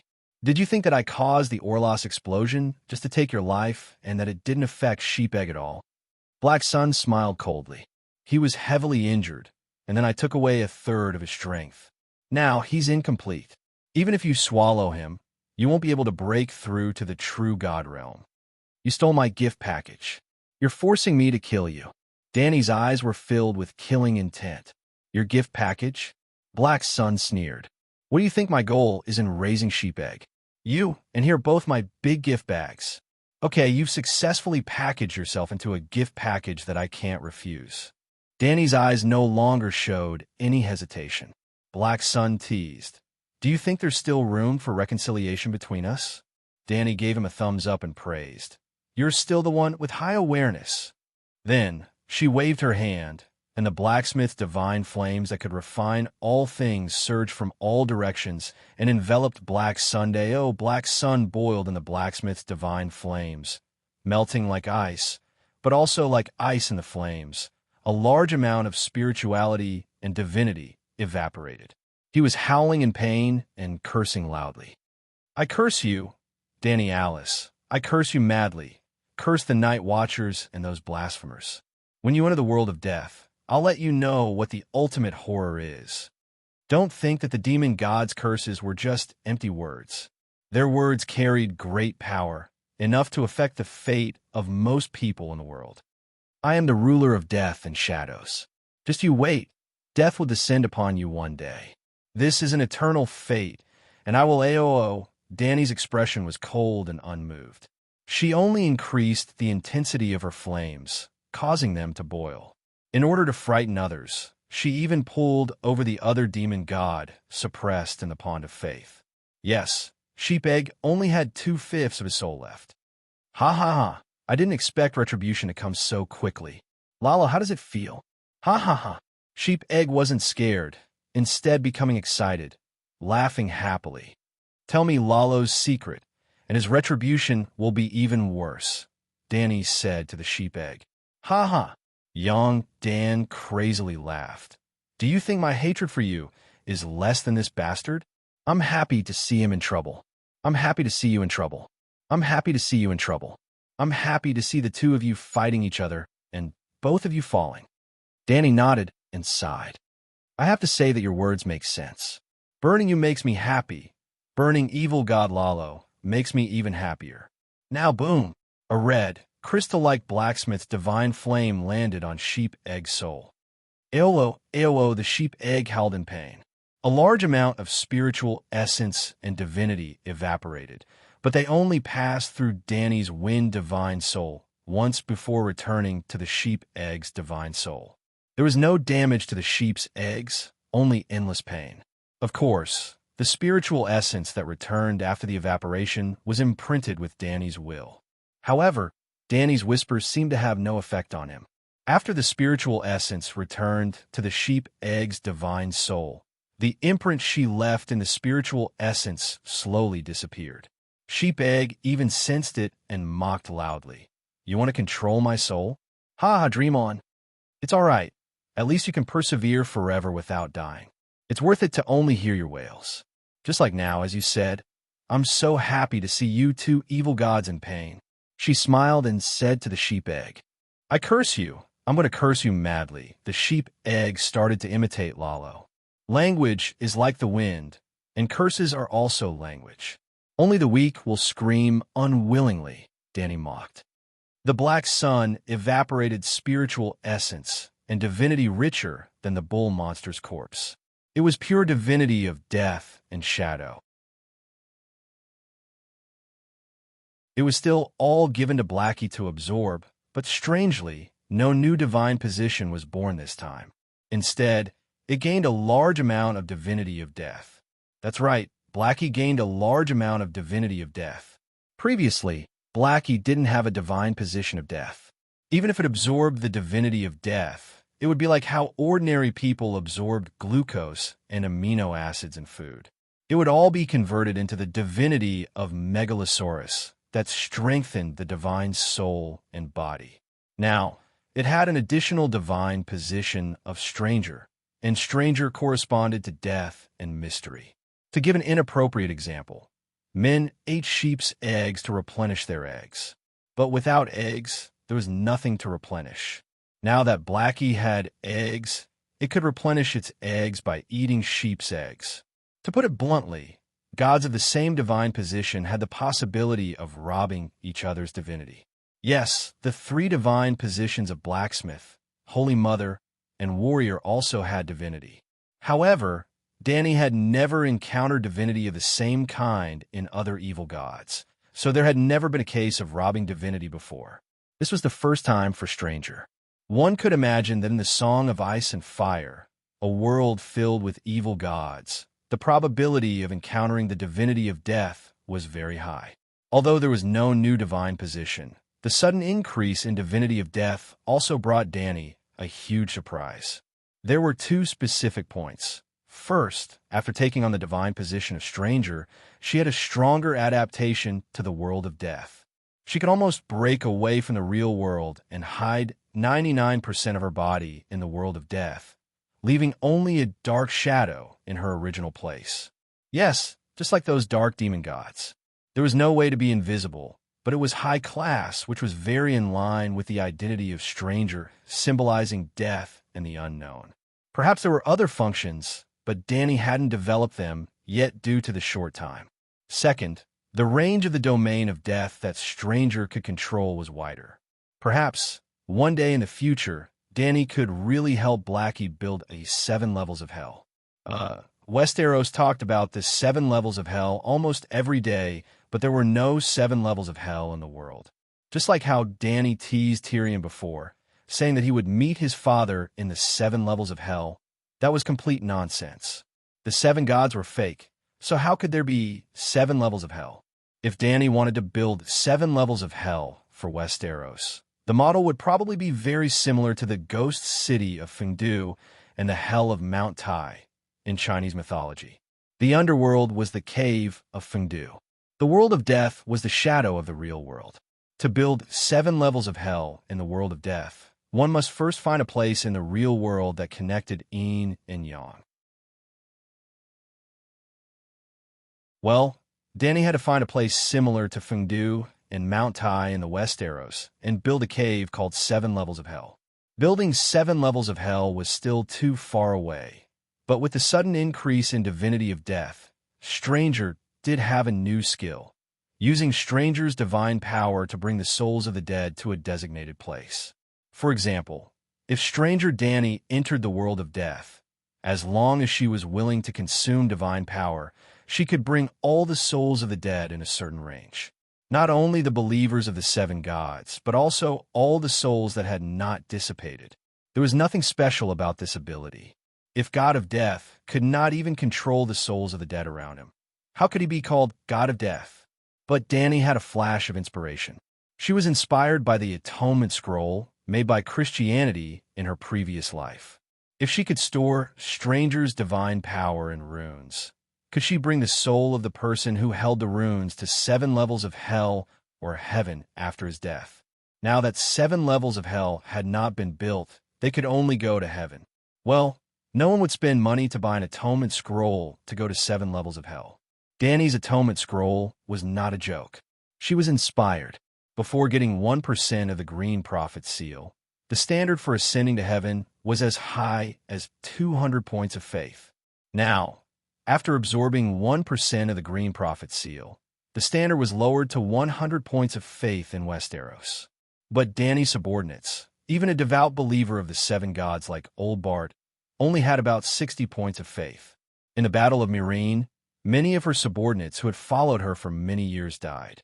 Their souls all entered the world of death and disappeared. If they turned into spirituality and disappeared automatically, it would be fine. They could finally return to heaven and earth. But if she was targeted by a demon god and captured to play with as he wished, don't doubt, with Dany's popularity, there would definitely be many evil gods who would hate her. They could not do anything to her, but they could torture her followers to vent their anger. Who asked you to help Dany rise deal with me when you were alive? The evil gods might think so. Just like before, the curse of Shadow Demon Lalo. When you enter the world of death, I will let you know what the ultimate horror is. The long night that followed was even crueler. Her subordinates like Big Bear, Quero, Grey Worm, and Beavis were not devout believers of the seven gods. After death, they could not automatically ascend to heaven. Of course, Dany could help them get in through the back door, just like what she did to Aegon. But she could not watch them all the time and watch them die. Actually, Nephew Goo's death was also a coincidence. If Dany did not get 1% of the Green Prophet seal, she would not have heard his cries, his pleas to the Holy Mother. If Dany and Blackie were not in the state of the seven gods when Big Bear died, she would not have heard Big Bear's prayers. Just like the old Snakewood city cultivator who was burned to death with Nephew Goo that day, Dany went offline and could not hear it. She could not hear or sense it, so naturally, she could not help them get in through the back door. Maybe Big Bear was not afraid of death. Even if Dany happened to be in the state of the Holy Mother, he was very calm before his death and did not pray to the seven gods at all. She could not hear it either. If she did not know, she could not send down a miracle to bring his soul into heaven. Therefore, it was necessary to carry a heaven admission ticket with them. If possible, Dany wanted to give one to each of her followers. After all, heaven was opened by her, so her followers who died for her naturally had the right to enjoy the best treatment. What kind of title do you think I should have? Painted Monster Killer? Doesn't sound good. Minotaur Demon Killer? Sounds terrible too. Think about it. Is there a mighty, domineering, and catchy title? As soon as Dany walked out of the king's tower, she heard the pockmarked knight loudly boasting about his great achievements in the courtyard. Not only were there knights of Red Heart beside him, but there were also hundreds of night watchers and barbarians who had nothing better to do. Even the red-nosed old doctor was among them. They widened their eyes and listened attentively. From time to time, they would exclaim in admiration, making the pockmarked knight even more proud. After the story of Richard bravely fighting the servant of the frost god was told for the nth time, the main character in the story began to think about giving himself a famous title.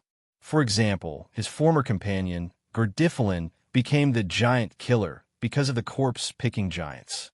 Dany walked over and said with a smile, "Why don't we call him Demon Hunter?"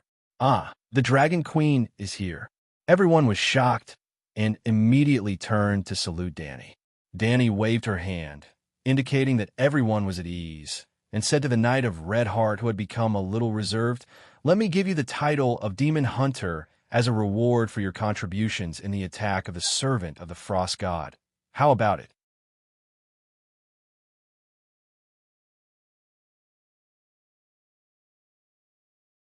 Chapter 763. Richard's expression changed. The Dragon Queen gave him the title herself. Think of the famous roseless Iron Guard Brenny. He was much stronger than Brenny, because he had killed an evil god. An evil god was also a god. He killed a god.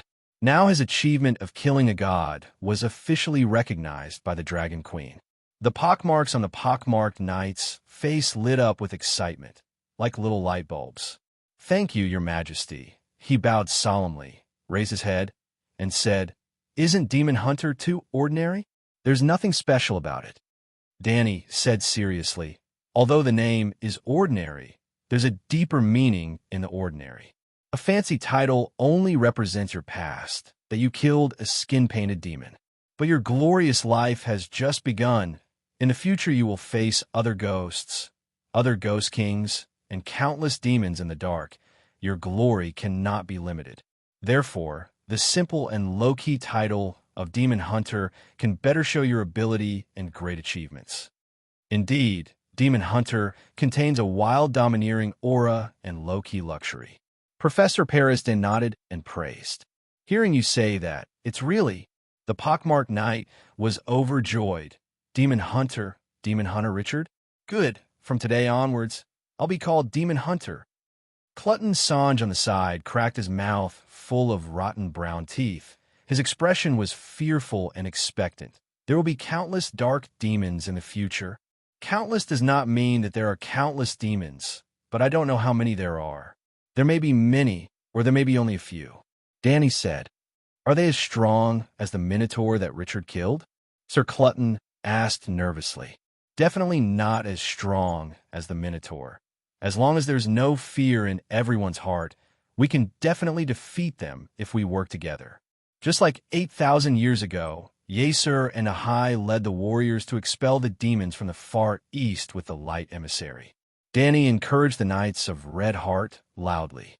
"For glory, for His Majesty Stannis, for the Light King." The Demon Hunter shouted excitedly. "Very good. You have fighting spirit and courage. Why worry about not achieving great things?" Danny praised him with a thumbs up.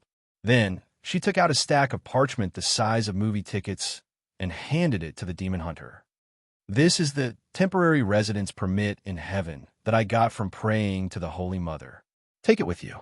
Even if you unfortunately die in battle, you can still enter the heaven of the seven gods.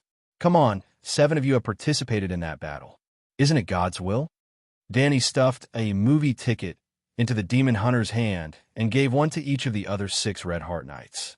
A Red Heart Knight held the temporary residence permit in heaven in bewilderment and mumbled, "We believe in the Red God and are believers of the King of Light." That's not contradictory. The 7 of you are the 7 sons. Now that you have the citizenship of Lalo and the 7 gods, you can choose freely in the future. If you want to go to Lalo's kingdom, you can go to his kingdom. If you want to go to heaven, you can go to heaven. But the Demon Hunter with a pockmarked face was conflicted. The Light King is the only God. Don't the believers of the 7 gods also preach that the 7 gods are the only God who can do everything? Those words are just to fool ignorant fools. Knights, you are so wise that you should be able to see through the tricks of the monks easily. Danny said casually. She said it so casually that the jaws of the people around her dropped. "Your Majesty, you are the Archbishop of the 7 gods." Dr. Parisdan reminded her with a twisted face. "Yes, I swear on my identity as the Pope of the 7 gods that what I said is true." Danny nodded and said matter-of-factly, "Isn't this blasphemy against the gods?" The pockmarked knight held the temporary residence permit in heaven in confusion. Lying is blasphemy. Why said is the truth? Is the descent of the Holy Mother fake? Is the Light King fake? Are the gods that the cities of Ursos fake? In the dark realm to the east of Yashia, with so many evil gods, are they fake? Evil gods are gods too. Dragon Queen asked a series of questions, leaving everyone speechless. They were not sure if the gods of the free trade cities were real or fake, but the Holy Mother and the Light King had both shown miracles. At least the 2 of them were real. Then, the theory of the only God had been disproved. Seeing the hesitation on the knight's face, Danny smiled strangely and said, "Trust me, you won't regret taking it. If you refuse, maybe a few days later." "Oh, right, where's Stannis? It's been 2 days, and he still hasn't brought Melisandre?" Dragon Queen was not sure if Lalo would be too embarrassed to complain to Aunt May about the crime of the Red Heart Knights, Rainbow, piercing the sun. But as a loyal follower of Lalo, the red-robed woman must know the true name and appearance of the Shadow Demon Lalo. Just like the diary of the Shadow Demon Tam, there were all kinds of blood witchcraft that seemed like horror stories. At the same time, there were many sketches of the evil gods. If you wanted to sacrifice to an evil god, you at least know the evil god's appearance, name, and specialty, right? So, When Aunt May heard the details of the 7 suns, sword piercing the sun, she would most likely be able to guess the true identity of the bull-headed snake monster. At that time, the situation would be very awkward and terrifying. Danny spent 2 days in the house to get the 7 gods version of Heaven's entrance ticket. Including the day she brought people to dig the worm-gazing passage in the East Sea. Erlu had already left Dark Castle for 3 days. He should have returned with Aunt May long ago, but the two of them were nowhere to be seen. Maybe they were delayed by something? Peresdan said uncertainly. But your majesty, have you and the 3-eyed crow found the king of strange ghosts? He asked again. The various armies of strange ghosts have already been found, but I'm not sure where the king of strange ghosts is. Danny's expression became serious. The strange ghosts don't move together. The million corpse ghosts are led by a few hundred strange ghosts. Each strange ghost is equivalent to the commander of an army. More than 200 strange ghosts lead more than 200 troops and form a dense sieve. From the north to the south, they clean up all the living beings on the land. The human villages, graveyards, and beasts in the forest are all targets of the dead. Their numbers are snowballing and growing every day. I'm not sure if there were a million before, but now it's definitely more than a million. Soon, we should receive news of the fall of the great nobles' castles. Yes, the Northern Territory is really finished. Even if Stannis is the savior, it's too late now. The old doctor's face was pale and his voice trembled. The Knights of Red Heart, Night Watchers, and barbarians around them also had heavy expressions and fell silent. Why didn't the King of Strange Ghosts attack Dark Castle? Strategically speaking, with the fall of the Great Wall, Dark Castle has no value to attack. But Strange Ghosts shouldn't talk about strategy. Aren't they too smart? After a while, Gale's Hightower said worriedly. Dr. Peresdan shook his head and said, Strange ghosts were originally transformed from humans. You can kill them like animals, but you can't think of them as stupid as animals. Maybe Dark Castle can really become a stronghold to attract strange ghosts. Danny looked up at the cracked wall and said thoughtfully, What do you mean? The red-nosed doctor was confused. I want to repair the Great Wall. The Great Wall had 2 layers. The inner layer was made of huge rocks, just like an enlarged version of the Great Wall of China. The magic runes carved into the Great Wall were in the rock layer. The outer layer of the Great Wall of rock was covered with a thick layer of ice, as if it was wearing clothes. Most of the ice came from the frozen river in the haunted forest. The Night Watchers dug out huge ice blocks from the river and dragged them back to cut them into small pieces that could be lifted and piled on the surface of the Great Wall. The small pieces of ice stacked on top of each other were poured with boiling water in between the cracks, and they immediately solidified into a whole solid ice block. The work of covering the ice layer lasted for hundreds of years. Today, the 210-meter-tall building that could allow 12 knights to ride side by side was created. If the Great Wall entered the eternal summer, all the ice on the Great Wall would melt, and the Great Wall would be a third shorter and half thinner. For 8,000 years, the walkways on the Great Wall had never been clear as snow. It was 500 kilometers long, and there weren't that many people to do it. Of course, it was even more unnecessary. The thicker the ice layer, the stronger the Great Wall. In order to not slip on the ice, the Night Watchers would lay a layer of gravel path on the section of the Great Wall that they were stationed at. The Great Wall that could allow 12 horses to gallop on was too wide, and it was impossible to lay gravel all over it. It only needed to be enough for 2 Night Watchers to walk side by side. When a layer of gravel was covered by snow, another layer would be laid. Year after year, the Great Wall became a 60-meter thick 1,000-layer cake. Usually, this 70-meter thick 1,000-layer cake wouldn't cause any trouble for the Night Watchers. But today, when the horn of winter was blown, the ice layer of the Great Wall was cracked all over. The cracks were dozens of meters deep and 4 to 5 meters wide. It was like an abyss that swallowed the Night Watchers. In fact, in the past few days, many Night Watchers had accidentally fallen into the abyss at the top of the Great Wall on their way to Dark Castle. At this moment, in Stonegate Village, which was 160 kilometers away from Dark Castle, 2,500 Night Watchers were blocked by a giant crack. It was as if a god had raised a machete and slashed it with all his might, leaving a mark on the Great Wall that was 20 meters wide and 70 meters deep. If a torch was thrown down, one could see the rock layer inside the Great Wall. Sir Mallister, why don't we go down? Stonegate Village still has a few stone towers and a wide tunnel. The commander of the Sentinel Tower, Sir Savon, said with a trembling voice. Let's wait. Her Majesty Dany Lilith is repairing the Great Wall, the old knight said in a low voice. These night watchers came from many castles in the west. After the Great Wall collapsed, they received a message from Dark Castle's messenger crows. They led their troops up the Great Wall and moved to the east. However, they were blocked by a giant glacier crack. After that, Blackie flew around the Great Wall and told the migrating night watchers to stop moving and stay away from the crack. The 2,500 night watchers have been waiting in the snow for 2 days. 7 of our brothers have frozen to death in the past 2 days, Sir Savon said in despair.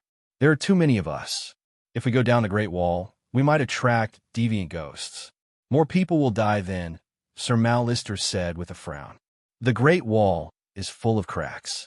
Even if it can be repaired, it will take at least tens of thousands of people and decades, right? No, the Queen will use magic to repair it, just like that day, 7 gods above. Before Sir Mallister could say anything, a flame lit up under their feet.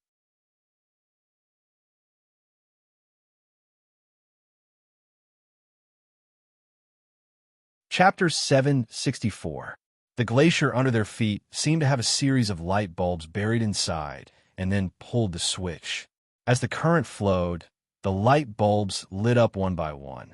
However, the red light was too dim and wavering. It was more like a candle flame swaying in the wind. 7 gods, the Great Wall is burning. No matter how dim the light was, it was still visible to the naked eye. Cries of surprise rang out from the Great Wall. Looking up, the entire Great Wall was covered in a thin layer of red light. In this snow-covered land, it looked like a rope of fire on the ground. The red light came from the magic within the Great Wall. The magic repaired the magic circle and drove it to operate slowly. The operating magic circle automatically gathered the magic between heaven and earth. This was a virtuous cycle. The magic flowed into the Great Wall and slowly filled the cracks in the glacier. Crack, crack, wherever the magic flowed, the glacier began to heal automatically. It was like a wound on the skin being healed by a healing spell.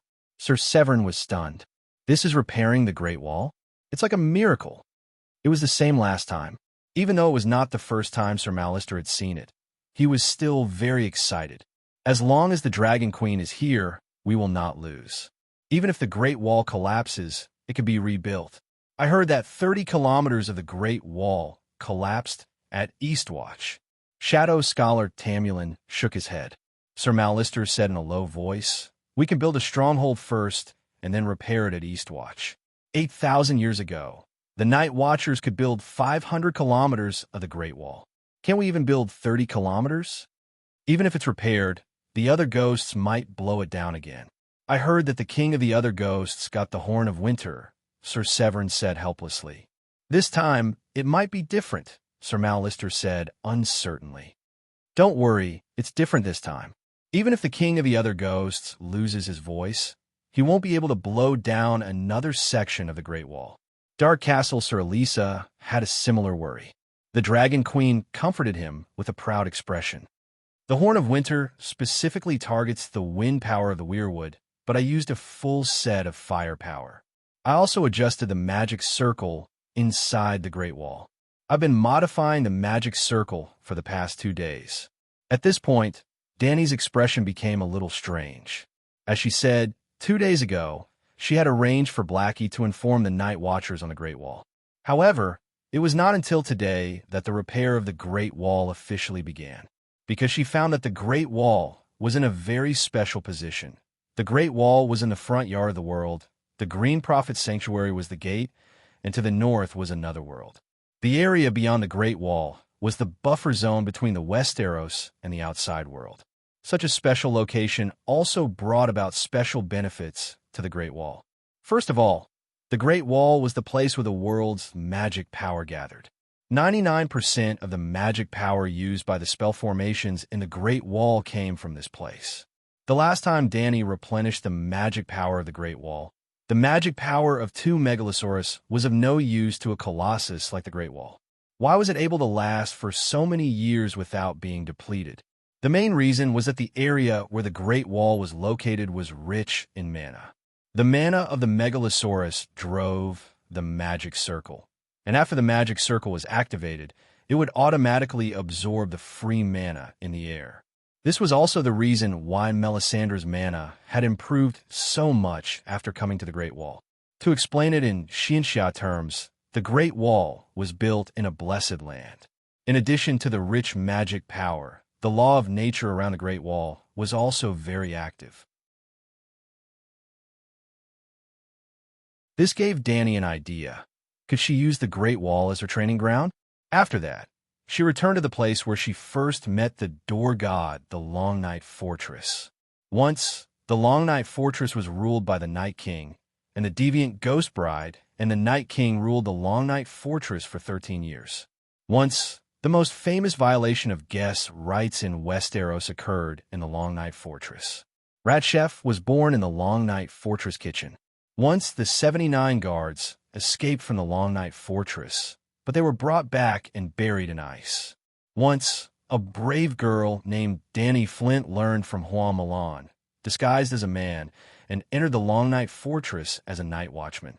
Later, her companions found out that she was a woman, and she was raped to death. Once, the legendary hero star Samian saw 2 hellhounds fighting in the Long Night Fortress. Once, Mad Axe slaughtered his own night watchman. Once, Dragon Queen entered the Black Gate in the Long Night Fortress and then burned the Rat Chef to death. The Great Wall was a strange place in Westeros, and the Long Night Fortress was the most strange place in the Great Wall. Countless legendary events happened here, and countless legendary monsters appeared here. Dany revisited the Long Night Fortress and accidentally found a strange place. The door god was gone, and the Black Gate had disappeared. However, there was a space behind the wall where the Black Gate was. She took a plastic bag and blew into it. The bag bulged, and then she tied it with a rope. If the world of the Song of Ice and Fire was the bag, the Great Wall was the bag's mouth, and the strange space inside the Long Night Fortress was this space fold at the bag's mouth. Once, the door god's kingdom was placed here. Now, Blackie opened the space door, and Dany entered it. She was surprised to find that she heard the world singing. At the beginning of the world, the Song of Law was open to all creatures.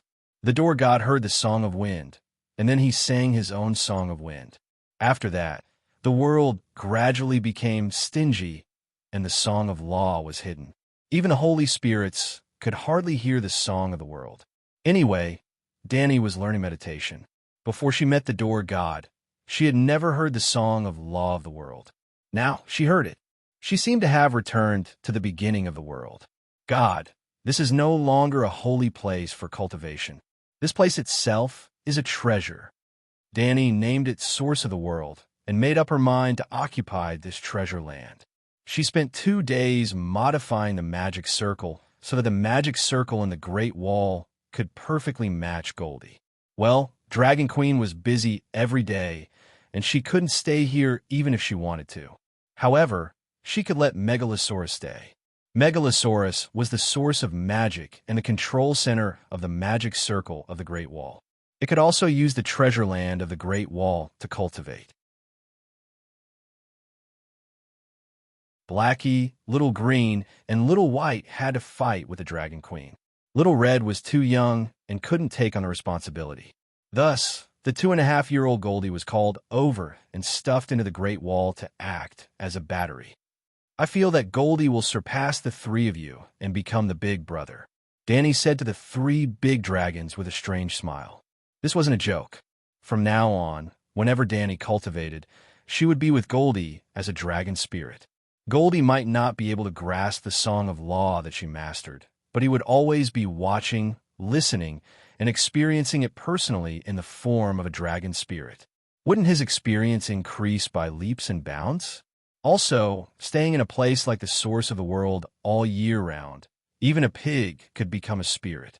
No matter how stupid Megalosaurus was, it was still smarter than a pig, right? Caw, caw, caw. Very good. You actually left Megalosaurus in the Great Wall to maintain the magic circle. That's great.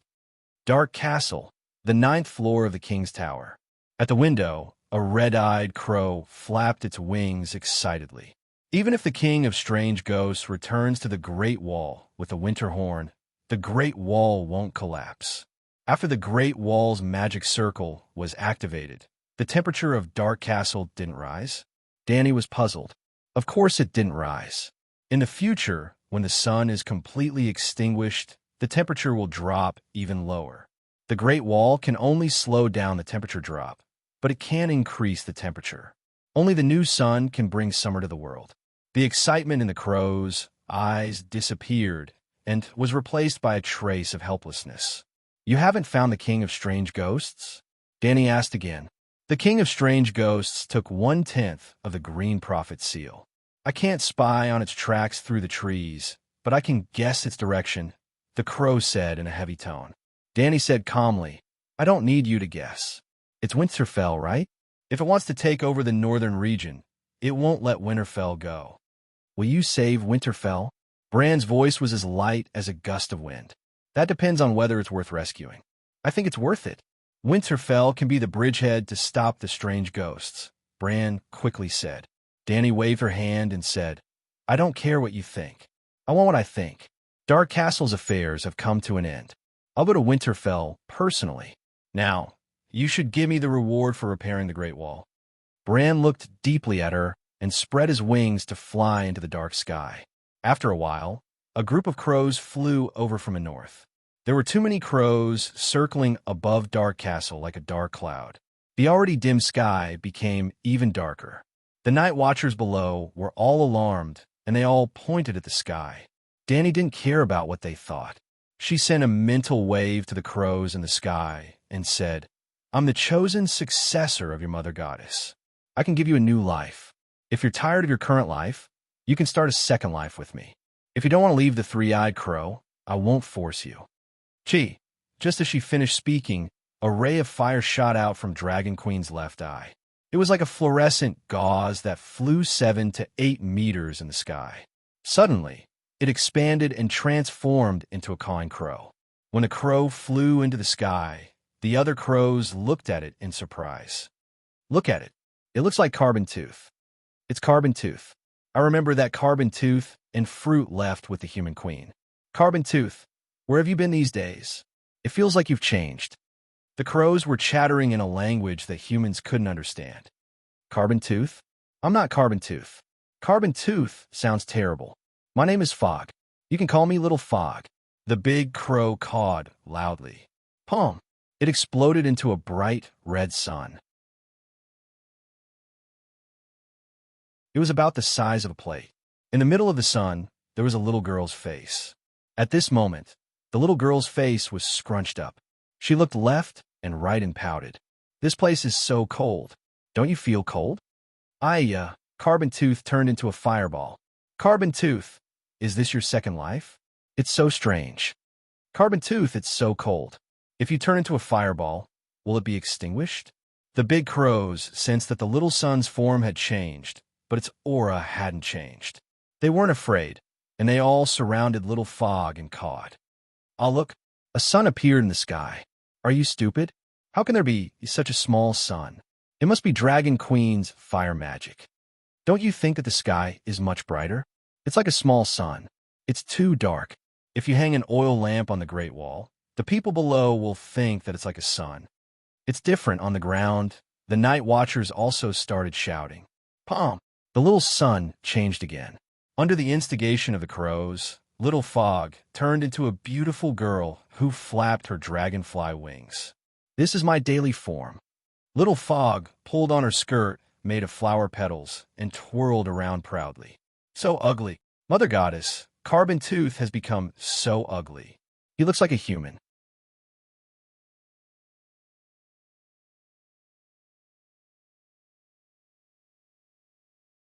Chapter 765.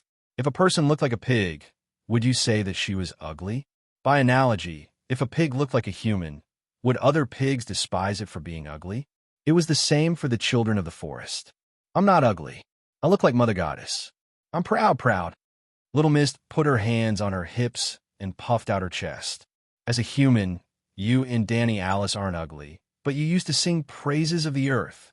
The children of the forest are the most beautiful creatures in the world. Even Mother Goddess said so. You can't be too harsh. Carbon Tooth has already started a second life. It's normal for him to change forms. That's right. No matter how ugly humans are, they're still better looking than crows. That's true. Look at Carbon Tooth's wings. They're sparkling like fire crystals. They're much prettier than us. The crows cawed. Some despised them, while others thought Little Mist was pretty. Do you want to go with Mother Goddess? I'm quite lonely by myself. Little Mist widened her eyes and said pitifully, Where's Mugwa? Didn't Mugwa leave with you? A crow asked curiously. Mugwa? You mean Afu? Sigh. She was burned away by Mother Goddess. Little Mist sighed. Burned away? The crows were shocked. Mugwa is dead? She's not dead, Little Mist hurriedly said. Oh, I thought she was dead. The crows heaved a sigh of relief. Little Mist continued. She's not completely dead. I think it's worse than death. There's only one left. She scratched the back of her head and thought for a while before saying, Afu was burned away by Mother Goddess's divine fire. Her soul was destroyed. Only her life imprint is left. Hiss, the sky warmed up because thousands of crows sucked in a breath of cold air. That's too scary. The crows were trembling. Little Mist, what nonsense are you talking about? Dragon Queen ground her teeth below. Little Mist touched her chin and spaced out for a while before remembering her duty. She hurriedly said, Don't be afraid. This is what it's like to start a second life. You'll all be burned away, and then, caw. I'm afraid of fire. I don't want to be burned away. How painful would it be to have one's soul scattered? It's better to quietly blend into the trees and the earth. The crows were even more frightened, and they directly interrupted Xiao Wu's next words. It doesn't hurt. The fire doesn't hurt at all. Look at me. Little Fog turned around and turned back into a little sun with a human face. She said proudly, when Mother Goddess ate hot pot, she let me squat under the pot and boil the soup in a short while. I'm hotter than ordinary flames, so how can I be hurt by fire? That makes sense. If they all turn into fireballs, they shouldn't be afraid of being burned by fire. The crows were skeptical. Well, it should only become a fireball after being burned, not a fireball first and then calcined. Back then, Little Mist had also been burned until she cried out in pain. Unfortunately, after becoming a fire spirit, she had forgotten all of her memories. What's the matter with the wooden fruit? Why is she still a life imprint? Why didn't she become like you? A crow asked in confusion. All living beings in the world have their own attributes. Generally speaking, they are more compatible with one of the four elements of earth, water, wind, and fire. I am closer to fire element, so I burned it into a life imprint and reincarnated into a fire spirit. Little Fog sighed. Afu is unlucky. She is neither a fire spirit nor a wind spirit. However, Mother Goddess hasn't sung the song of water and song of earth, so she can't turn into another elemental spirit. But don't worry, when Mother Goddess sings her own song of earth and water, even if it's just the beginning, Afu can immediately start a second life. What? Danny Rise wants to gather the songs of the four elements of earth, fire, wind, and water? Bran was too shocked and couldn't help but interrupt. Her ambition is too big. If she really gathers the songs of the four elements, won't she become the Divine King? She's daydreaming. Long live Mother Goddess. Mother Goddess is omnipotent. Mother Goddess will definitely gather the songs of the four elements and become the world's first Divine King. Little Fog turned back into a little spirit, raised her little fist, and shouted fanatically. Danny facepalmed. She was just showing herself and pulling people into her group. Such a simple task, yet she managed to do it like this. Mother Goddess's secret has been exposed by you. Danny Rise, You're lucky to be able to sing the Song of Wind and Song of Fire at the same time. Even if it's two songs of the elements, you'll still feel the lack of time to cultivate, right? You can't master all the laws in the world. Don't bite off more than you can chew. Bran went straight to Dany and advised her. Cultivation is my own business. Why are you so agitated? Dany said in annoyance. Bran said in a low voice, this isn't just about you. Don't forget your mission. Don't let down Mother Goddess's trust in you. If you can't sing a complete song of the laws before the night ends, the world will be doomed.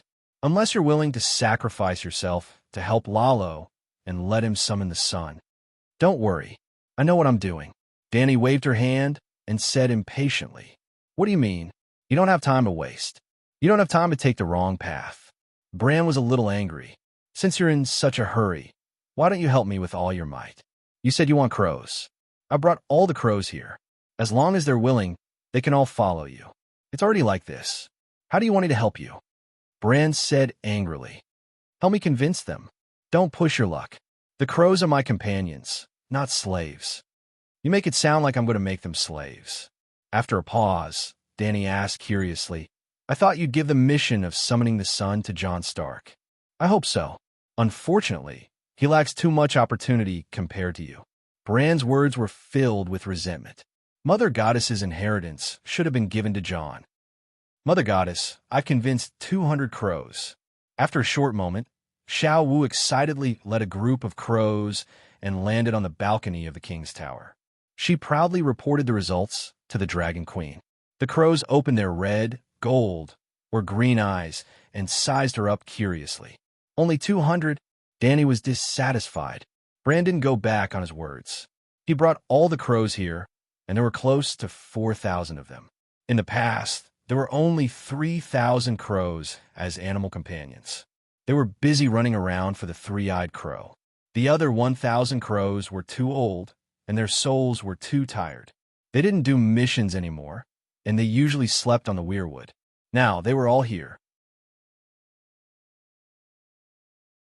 However, Xiao Wu only managed to get 200 of her companions. Well, without Xiao Wu, there might be more crows who came to seek refuge with the Dragon Queen. When Dany thought of this, she looked at the little guy with a gaze filled with resentment. What's wrong? Mother Goddess, there are 200 of them. Xiao Wu had a blank expression. Forget it. I'll let someone else speak next time. Looking at the crows on the windowsill, Dany completely excluded Xiao Wu from the propaganda team. I'm going to Dragonstone Island. Do you want to come with me? Dany looked at Mance and his wife and asked. Mance's expression was serious. He shook his head and said, most of the free people on the Great Wall were recruited by me from beyond the Great Wall. How can I leave when they're fighting with their lives on the line? Do you think the battle in the south will be easier than in Dark Castle? Dany disagreed. Also, your son is still on Dragonstone Island. He's 2 years old now, right? No, he's 2 months and 7 days away from 2 years old, Dana quickly corrected. Do you miss him? Dany asked. The female savage's gentle and beautiful face was filled with deep longing. Of course, I miss him. I dream of him every day, but I can't leave his father. He can live a good life on Dragonstone Island. He's safe, and I can rest assured. As she spoke, Dana's eyes reddened, and tears rolled down her cheeks. Mance patted his wife's shoulder and said comfortingly, if King Strange Ghost really crosses the neck and goes to the south, we'll go to Dragonstone Island. What about you? Dany turned her gaze to the silent, savage princess whale. Do you want to go to Winterfell? You haven't seen Jon for almost half a year, right? Whale frowned and thought for a moment. She shook her head and said, I don't want to be his vassal. Besides, he doesn't need me. Lastly, Hoothfire, the Amber family's castle. Excluding the Night Watcher's castle, this was the northernmost castle in the Seven Kingdoms. The weather in the north was cold. Hoothfire was not like Winterfell, built on top of a hot spring. Its architecture was more in line with the style of the Northerners. They built their houses underground. Not the entire house was built underground. Half of it was underground, and the other half was above ground. It could also be said that it was a stone building with a multi-story basement. In the summer, they lived above ground, and in the winter, they lived underground. Ordinary villagers would dig holes underground and build multi-story wooden houses at the bottom of the holes. The Amber family wouldn't do that. After all, they were earls with thousands of years of history. They were a prominent duke in the north. Their main castle was similar to the Taiha Palace in the Forbidden City. It wasn't the architecture, but the foundation.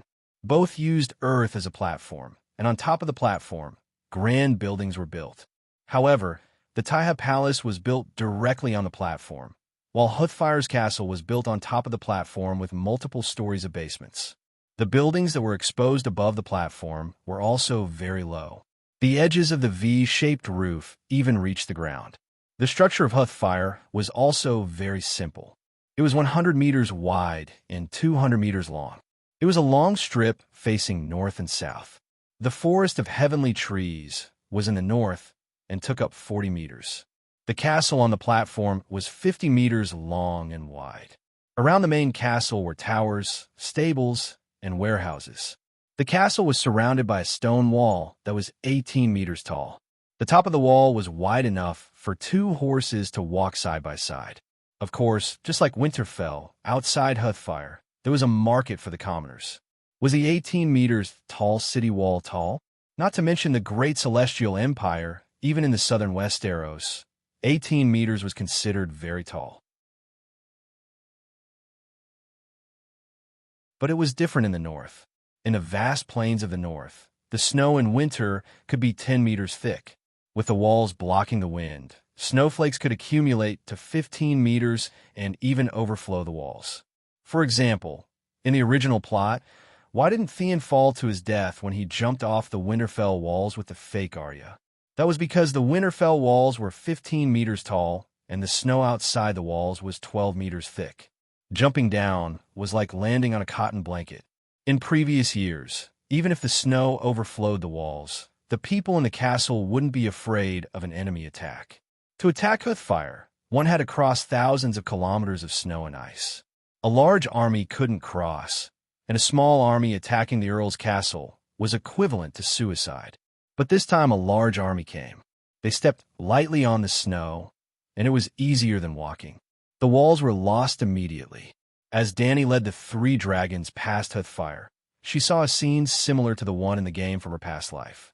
Corpses with glowing blue eyes crawled all over the squarish Hoothfire citadel and even the roofs.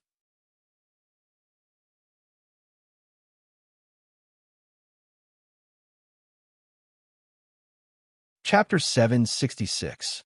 Hoothfire Main Castle, the staircase leading to the second level of the basement. The biting sounds of deviant ghosts, the battle cries of warriors, the clashing of weapons, and the desperate cries of humans came from the main hall above ground. Dear gods, we should listen to the Night Watchers and leave the north immediately. We should go to Winterfell, the Valley, or even Bravos. Amber closed his eyes and said in despair. He did not even dare to turn his head because the basement of the second level was filled with children and women who were hugging their children's heads and crying softly. He was ashamed and did not dare to look at them. He was the second son of Jon the Elder. After his elder brother, Junior Jon, died in the Red Wedding, and his father, Elder Jon, was rescued by King Aegon from Conch River City, the 14-year-old Ide became the official successor of Hoothfire. He was supposed to be the guardian of Hoothfire, protecting his subjects and family in the castle. When deviant ghosts were rampaging in the town outside the castle, he went up the castle walls and fought with the enemy. His swordsmanship was not high, but because he had the strong physique and tall stature of the Amber family, he slaughtered his way through the pile of corpses, waving his sword and sending limbs flying. But those severed limbs slowly but steadily crawled towards him. Severed hands grabbed his boots, heads opened their mouths to bite his cloak, and even dead people who were cut in half at the waist, even if they only had 2 long legs and half of their abdomen left, still had a pot of rancid intestines splashed on his face. At that time, he slid to the ground and did not dodge, but used his face to receive that pot of feces and intestines. That taste, he fainted immediately. Then he was dragged back to the main castle by the guards. When he regained consciousness, his 12-year-old sister Anna cried and told him. The town had fallen. The castle walls had fallen, the platform outside the main castle had fallen, the deviant ghosts had charged into the castle hall, and the next and final battle was on the basement level. There were no warriors on the basement level, only women, the elderly, and children. The main hall has fallen. Retreat to the next level and guard the staircase. Dire wolves, no. Use fire, torches, quick. Bastard, I'll kill you. Soon, B1 was also filled with suffocating black smoke, swaying red light, and thick cold fog. Dead people could not scream. Only the roars and howls of humans could be heard echoing in every room of the basement. My lord, we must make a decision as soon as possible. Hoothfire's guard captain found count-eyed and said sorrowfully, I am willing to live and die with Hoothfire. I'd gripped the hilt of his sword, his voice trembling. But those women and children, the head of the guards had lost his helmet. His grayish-brown hair, which was wet with blood, sweat, and ice water, stuck to his dark and rough scalp. There were a few bite marks on his square face, and half of his cheek was almost bitten off. Every time he spoke, air would pass through the teeth marks and form a string of tiny bubbles in the bloody wound. There were 3 deep scratches on his chest armor, which had almost pierced through the steel plate. These injuries were all caused by the direwolf ghouls. If it were zombies, he would have joined the zombie army long ago. Luckily, the ghouls were magical and not sci-fi. Ugh, alright, there are always losses. Zombies could headshot, so they had no need for weapons. Ghouls, on the other hand, were not afraid of headshots. Normal weapons could not deal damage to their vitals. Dying in the fire is better than becoming a monster. The head of the guard's words leaked out, revealing the despair and determination in his heart. The so-called final struggle began from B2, using kerosene to ignite the entire castle and perish together with the ghouls and other ghouls that had entered the castle. It's all my fault. I shouldn't have hesitated. When I received the messenger crow from Dark Castle, I should have left Hoothfire through the river. I'd hugged his head and said in pain, leave through the ghouls' river. The river is already frozen. The head of the guard spat out a mouthful of blood and cursed. It's frozen? I remember that half a month ago, there were longboats transporting large amounts of food for us along the Mo River, Ed Amber said doubtfully. Amber was, after all, an old noble who had lived for thousands of years. He was used to the simple lifestyle of the Northerners, and he did not have a Linus daughter-in-law. He finally had some gold at home, which he used to buy food and bravos. This was John's request, and he knew that the eternal night was real. Probably on the day the Great Wall collapsed, a thin layer of ice formed on the river. The head of the guard's face was ashen. He shook his head and sighed. The Northern Territory is finished, and the river is frozen. Are the White Blade River, Winterfell, the Wailing River, Terrorold, and the Shattering River, Horwood Castle. Exceptions? Stark, Bolton, and the rest are all finished. They have nowhere to run. Woo-woo-woo. The women who overheard their conversation no longer suppressed their emotions. They burst into tears, and in a short while, the whole castle was filled with their cries. Sigh, Sir Cruz, go make the arrangements.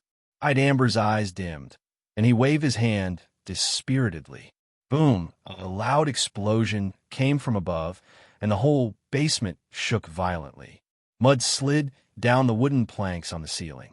The violent and hot air rushed out from the stairway from basement 1 to basement 1. The army of the dead on the stairs were like pieces of paper in the wind, and they were blown into the hall. The people in the basement felt their ears ring for a moment. What's going on? I'd patted his ears and looked at the ceiling in shock. There was silence, and there was no second explosion. The head of the guards avoided the ghoul fire and walked out of the stairway to basement 2.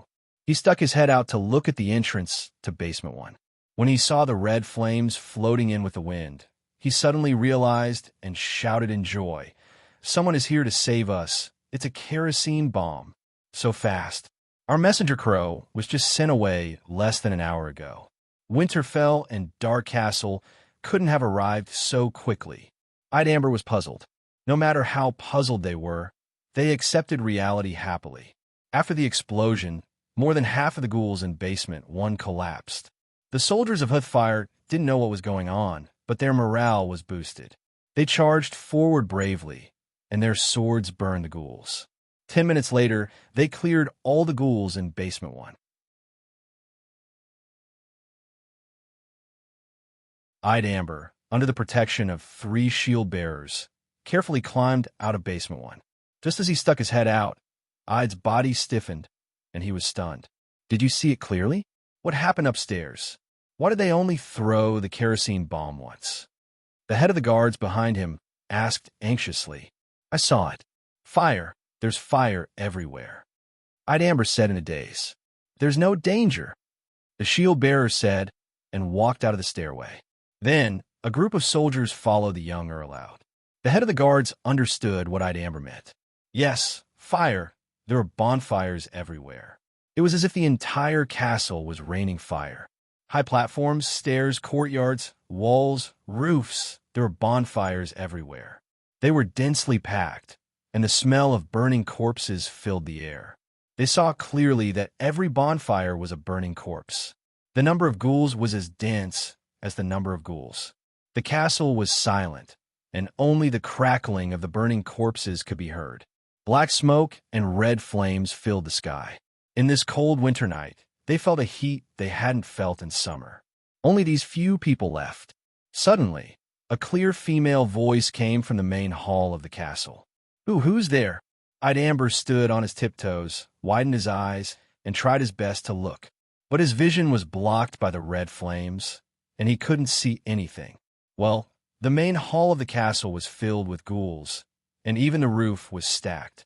Now, they all turned into burning matches. The roof was blown away, and the corpses in the hall were piled up like a mountain. The red flames rose 4 to 5 meters high, and the thick smoke covered the sky. Walala! The reed-like flames in front of them came to life. They moved to the sides like soldiers in formation and made a 2-meter-wide path. At the end of the path, there was a tall throne carved from red iron ore. There were 3 steps, and including the back of the chair, it was 2 meters high. But everyone's eyes were attracted by the young woman in blue and white armor who was sitting lazily on the steps with her hand on her forehead. Her long sword was placed on the steps, and her mask was pulled up, revealing a face like the autumn moon. But her delicate facial features couldn't hide her valiant appearance and her domineering temperament. Looking down on everything, it was all an illusion. Dragon Queen only felt a little bored, and she was worried about the situation in North. Then, she sat on the steps and thought, while absorbing a large amount of Ghoul's spiritual essence. She didn't have any intention of shaking her body and releasing the aura of a king. The people of Fireplace Castle thought she was domineering, because in the blazing red flames in front of her, there was a ferocious black dragon with half-closed eyes lying on the ground. Put a dog on the back of a megalosaurus, and people would think it was the ruler of dogs. In an instant, everyone understood the identity of the female ruler. Dragon Queen. They were shocked and delighted. With the Dragon Queen's arrival, they were finally saved. But in less than 15 minutes, the Dragon Queen had wiped out the endless ghouls in Fireplace Castle. How'd she do it? Even though the flames made a path, Eyed Amber and the castle guards couldn't walk over to thank the Dragon Queen, because the flames burned around her and the megalosaurus. The bricks on the ground were boiling hot, and the iron swords and armor on the ground were even burning red. The dragon and the man didn't feel anything, and they were relaxed. But they couldn't stand it. Even standing in the side hall, far away, they were sweating profusely, and their cheeks were red. They almost fainted from the heat. Blackie stayed outside, and the Dragon Queen was invited into the basement hall.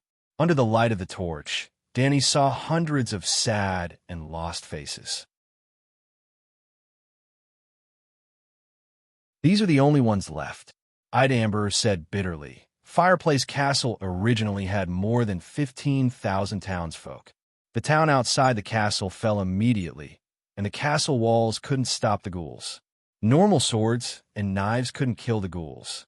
In less than half an hour, only those of us hiding in the castle survived. More than 50 guards, more than 400 old, weak, women, and children. It was terrible. Tomorrow, a team of pterosaurs will come and send you to Winterfell, or somewhere in the south. Dany sighed. This was the long night. Not everyone was as strong as her. Normal people didn't have the megalosaurus and didn't have magic. Facing the tide of ghouls, they were like people who didn't know how to swim in a tsunami. They struggled and splashed, and then were swept away by the waves. Your Majesty, you seem to have killed all the ghouls. Is Fireplace Castle safe? Hearing that the Dragon Queen wanted to send the pterosaurs to take them away, Eyed Amber was in a dilemma. Killed all. Dany smiled bitterly and shook her head. Take a guess. How many ghouls attacked Fireplace Castle? Endless. At least 40,000 of them. The head of the guards, Sir Cruz, said confidently. Wrong. Dany held up 2 fingers. Only 2. 2? That's impossible. How can there only be 2 of them among the densely packed dead? Dragon Queen's words caused an uproar in the hall. Everyone looked at her strangely. Could it be that the domineering Dragon Queen couldn't do math?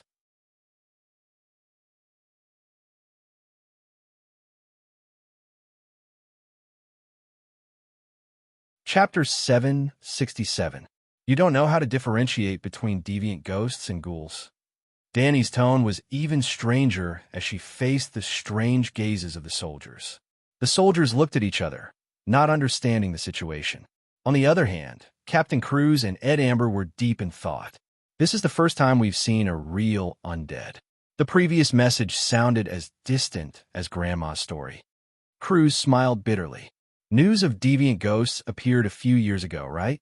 I've been promoting the United Front against deviant ghosts. Hoothfire is the closest vassal to the Great Wall, yet we didn't prepare for it? Dany was bewildered.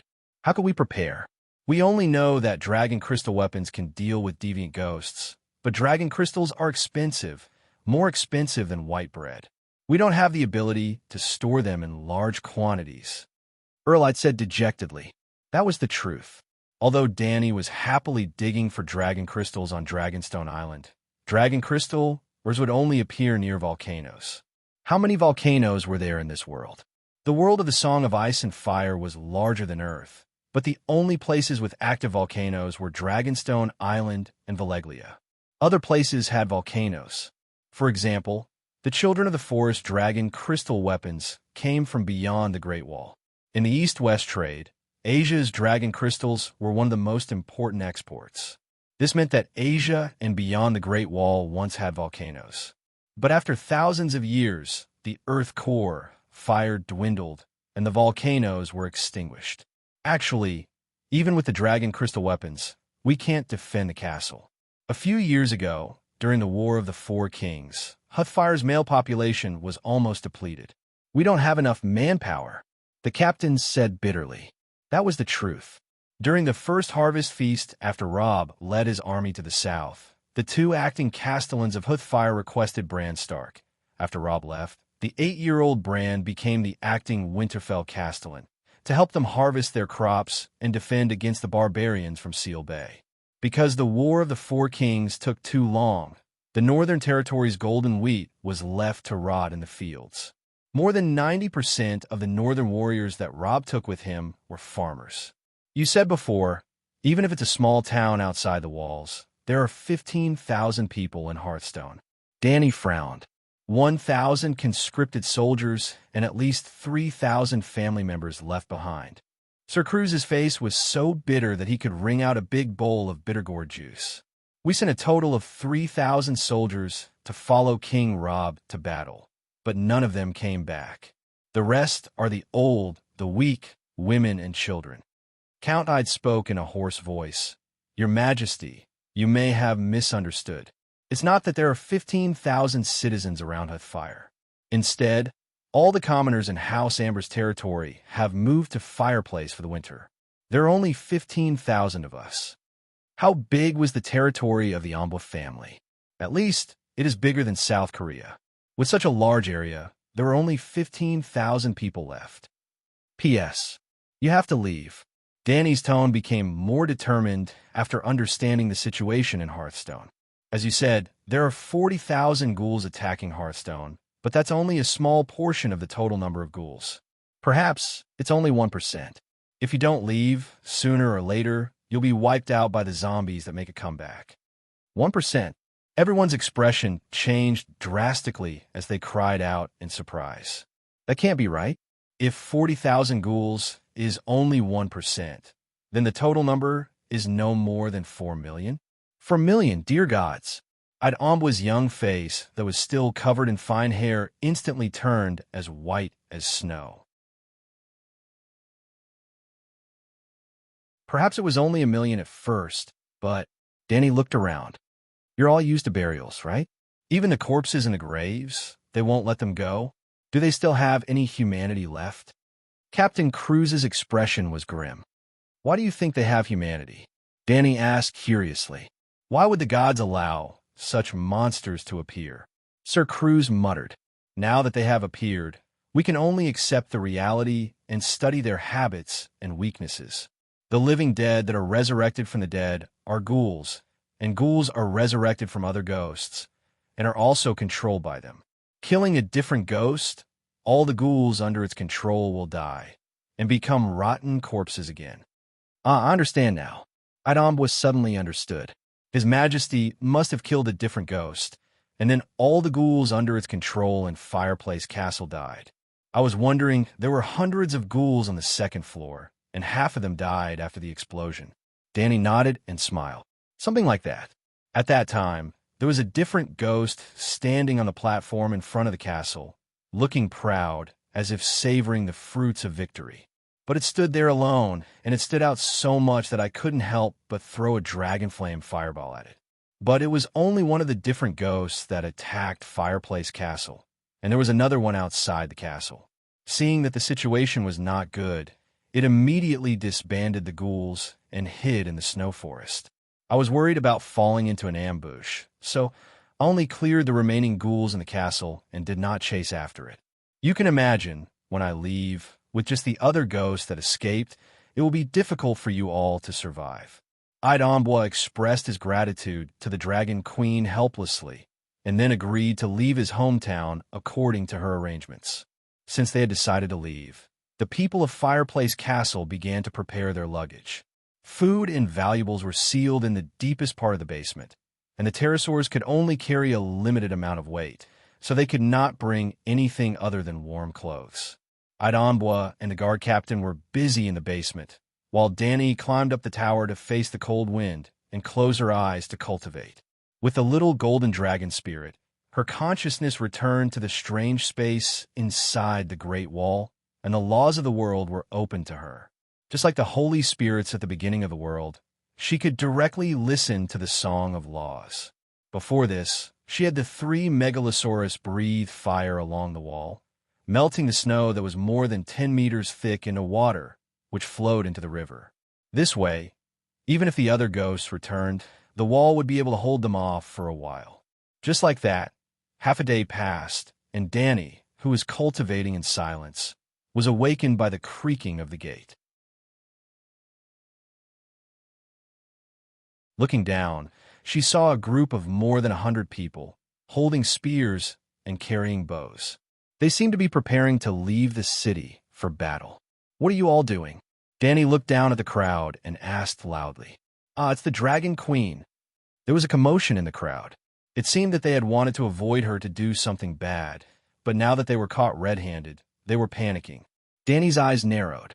There were men and women in those people, but all of them had white hair.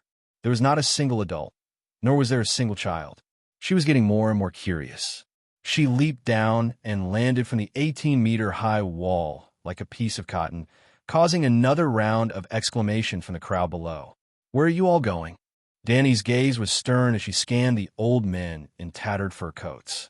They lowered their heads, embarrassed. Finally, a lame old man with green eyes stepped forward and bowed to the Dragon Queen, saying, Your Majesty, we are going out to hunt. Perhaps you will be able to eat fresh roasted venison tonight. Nonsense. Where would there be deer in this kind of weather? Also, there are other ghosts hiding in the forest. Are you all going to die? Danny said calmly. Other ghosts. Someone shouted in a low voice, as if awakened. There are other ghosts outside the city. We can't become the living dead. Sai, what should we do? An old warrior stomped his spear and sighed.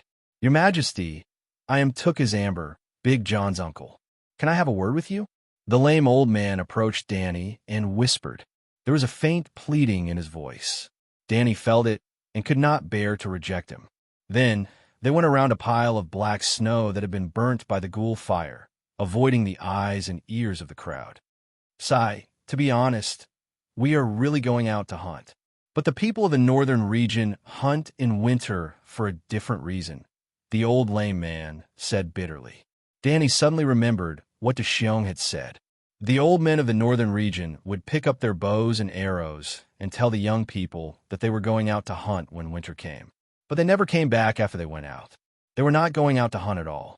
They left the village because there was not enough food at home to survive the winter. They had to leave the food for the young people. You only have so few people. Isn't the food enough? Danny frowned. The old lame man's eyes lit up, and he heaved a sigh of relief. It seemed that this mysterious and powerful dragon queen also knew about the glorious tradition of the people of the northern region. If Fireplace Castle can be defended, we can hold on for a few more years. But you said before that the pterosaur can't carry so many people at once.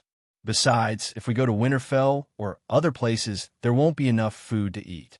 I've lived long enough and know better than anyone that during the rebellion of the Four Kings, the northern region didn't have any food reserves. Even if there were no other ghosts, more than 3 years of winter would starve the northern region to death. Now, the long night is here. We have lived long enough. Let's leave more chances for survival to the young people. The old lame man sighed. Listening to a story and experiencing it firsthand was different. When she heard Xiong's story, Danny didn't feel anything. Now, an old man was standing in front of her and saying the most desperate words with the most honest attitude. She was deeply shocked and even more agitated. Ridiculous, too ridiculous. I won't allow such a thing to happen in front of me. Go back and take them all back with you. I'll stay at Fireplace Castle for a few more days. The pterosaur will transport all of you to the south in batches. Her face was red as she pointed at the castle gate and shouted. Dragon Queen's voice was too loud and agitated. The group of old men at the castle gate crept over and tiptoed to watch. The old lame man glared at his old companions who were peeping. Then he turned to Dragon Queen and looked into her determined purple eyes. He said with a wry smile, Such things happen in the northern region every winter. You can stop at this time, but can you change everything in the past? Can you stop everything in the future? I reckon that the old men in the other castles have started to take action. You can't change all of this. The past can't be changed. The future is uncertain. Perhaps the northern region will get rid of this bad habit in the future, but I'm only concerned about the present. As long as I can change the tragedy that's happening in front of me, that's enough, Danny said seriously. Tragedy? It was you who stopped me that led to this tragedy. Thousands of years of history have proven this point. Either one lives or the whole family dies. This isn't a bad habit. We northern region people have been able to reproduce for tens of thousands of years because of the old men's fearlessness in sacrifice. The old lame man's tone was full of pride, as if he was about to carry out a holy and glorious mission. Danny waved her hand and said firmly, Come with me to Crabclaw Peninsula and Dragonstone Island.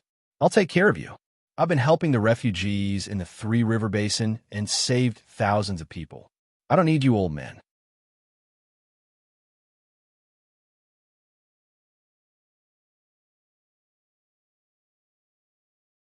Chapter 768. To be honest, after hearing the Dragon Queen's words, Old Cripple was very touched. The legends were true. Every time a Targaryen was born, the gods would flip a coin to decide if he was great or mad. Old Cripple had experienced the era of the Mad King and knew how mad he was. Now that he saw the Mad King's daughter being so saintly, he was filled with emotions. Your Majesty, I am very touched by your actions, but I do not agree. Old Cripple decided to let the Dragon Queen understand that being too saintly would only lead to an even more disadvantageous situation. You must understand that the total amount of food is fixed. If I eat one more piece of bread, the children will have one less piece of bread in the future. Perhaps you have enough food now to feed all of us, but 3 years later, 5 years later, in the War of the Four Kings, it is not only the north that will be crippled. Fujian, the west, the royal territory, the stormlands, and the riverbend will not have any harvest. Last time, the long night lasted for a generation. This time, it will only last for 5 years. In the foreseeable future, the Seven Kingdoms will experience a large-scale food shortage. Today, saving us useless old fogies who can't even lift a sword is just an illusory mercy. Before the long night ends, we will all starve to death. In the future, let the entire human race live on and survive the long night. That is the true mercy. Old Cripple was so sincere that he was almost touching himself. To think that I have such resolve. As expected, I should emulate those who are worthy. I did not have such noble thoughts before, because I have not seen the great and benevolent king. Now I have. Go back, go back. I have a way to solve the food shortage. Don't worry too much. Even Old Dog can guard the door at night. You are not that old. There will be a suitable job for you. Who knows, you might even see the next summer. The Dragon Queen did not appreciate his kindness, nor did she understand his great resolve. She only waved her hand impatiently and chased him back to the city. Sigh, sigh, sigh. Your Majesty, don't shout. Don't call the children. That will not be a good sight. Old Cripple kept shouting. That night, the stable in the northwest corner of Hoothfire was suddenly set ablaze. The fire started very suddenly and spread very quickly. Danny arranged the 3 dragons to take turns to hover above the castle, in case King Igue led his army to kill her. Therefore, when the fire broke out, Danny was the first to receive the news. However, when she arrived, she only saw that the stables were packed full of elderly people. There were men and women, more than 100 of them, and they were all elderly. In the afternoon, they were forcefully chased away by the Dragon Queen, but at night they gathered together, splashed oil all over their bodies, and set themselves on fire. Don't save me. I can't save him either. Danny's face was livid. When she entered the burning stable and waved away the raging flames, the old cripple's eyes were about to melt, but he still sensed her arrival. Let us die with dignity. How shameful it is for an old man to eat bread made from the last of his children's wheat. If he died, at least he could make one last contribution to the children who were still alive. Alas, I was once young. For the past few decades, I would see old people going out to hunt every winter. There's not enough food, someone has to starve to death. If someone has to die, let us old people die. He was in a daze and spoke incoherently, but what he said was the same. Don't worry about us. This is the best place for us to go. Danny stood in the middle of the half-burnt corpses. The flames raged, but they could not get close to her. However, the smell of burnt meat and the painful moans before death made her feel tormented. After a while, she closed her eyes and activated Requiem. All the old people who were crying in pain fainted. Then the fire, like a flood breaking through a dam, filled the entire shed in an instant. The next morning, Big Bear brought 40 pterosaurs and landed in the last fireplace castle. Big Bear, Garth, and Quillo rode the pterosaurs with her to the Great Wall. But when she repaired the wall, the 3 of them, Pockmarked-Face Richard, and 7 other pterosaur knights left. Dark Castle could not afford the daily food of 10 pterosaurs. After all, pterosaurs were legendary creatures. Even ravens could survive in the northern snow, so there was no reason for them to freeze to death. However, there was a prerequisite. They had to be provided with a lot of fresh meat. When they were full, they would not be cold. However, the colder it was, the faster they would get hungry. Barristan was transporting the Unsullied and volunteers to Dragonstone Island. The 30 pterosaurs were the transport planes. Danny came to Fireplace Castle. After deciding to save people, she sent a message to Dragonstone Island and asked the pterosaur army to come and rescue this group of people first. Speaking of which, Barristan's volunteers were almost finished. The pterosaur army's task was not heavy. Your Majesty, this is the tradition of the people of the North since the fire in the stable last night. Dragon Queen did not return to Fireplace Castle. She only sat cross-legged on the city gate tower in a daze. After Big Bear and the others heard the reason, they were worried that the queen would be affected. Under the lead of Amber, they came to the city gate tower. After seeing the Dragon Queen, they were a little surprised. The tower had no walls. Other than the circular dome, there were holes in all four sides. The wind and snow poured in directly and covered the ground with snow. However, the Dragon Queen was clean. The area around her was also clean and dry. It was as if the wind and snow had a life of its own and deliberately avoided her. Your Majesty? Big Bear called out carefully, a tradition that deserves to be eaten by the other ghosts. Danny ended her cultivation state and opened her eyes. She turned to look at the few people who came over. The North needs to implement the most comprehensive reform. The current productivity and production methods are too primitive. It's almost no different from when our ancestors crossed the narrow sea to the west 10,000 years ago. Change it to a rural commune at Slave Bay. Big Bear nodded thoughtfully. After the long night ends, we can arrange for the nobles of the North to study at Slave Bay for a few years. I'm afraid that after the long night ends, there won't be many nobles left in the North. Garth Hyder's expression was serious. Fireplace Castle is not an exception. I suspect that Keho City, Deepwood Castle, and other castles near the north have all been attacked by the other ghosts. Do you want to go to Keho City to take a look? It's just next door at Seal Bay, Amber said worriedly. Let's leave here first. I'll go take a look. Danny stood up. Keho City in the House of Stark was only 500 to 600 kilometers away from Fireplace Castle. It would take the Megalosaurus about 3 to 4 hours to fly there and back. She did not go there herself. She only let Whitey take a detour in the southeast direction. Actually, Keho City could no longer be called Keho City in the House of Stark. The current owner of Keho City was the Thurn family. When she watched the TV series Game of Power, Danny only felt that the male lead was a little know-nothing and a little silly. She did not think that he had any great political skills. She was wrong. In other words, the TV series Game of Power had played the role of an idiot. The real Awkward was not only sensitive to politics, but was also naturally proficient in political tactics. For example, he killed Slint in Dark Castle, Chapter 431, to avenge his father.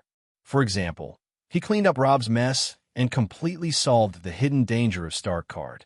Ricard Starkard, who was beheaded by Robb, had 3 sons and a daughter. The eldest son, Harrion, was captured by Lannister.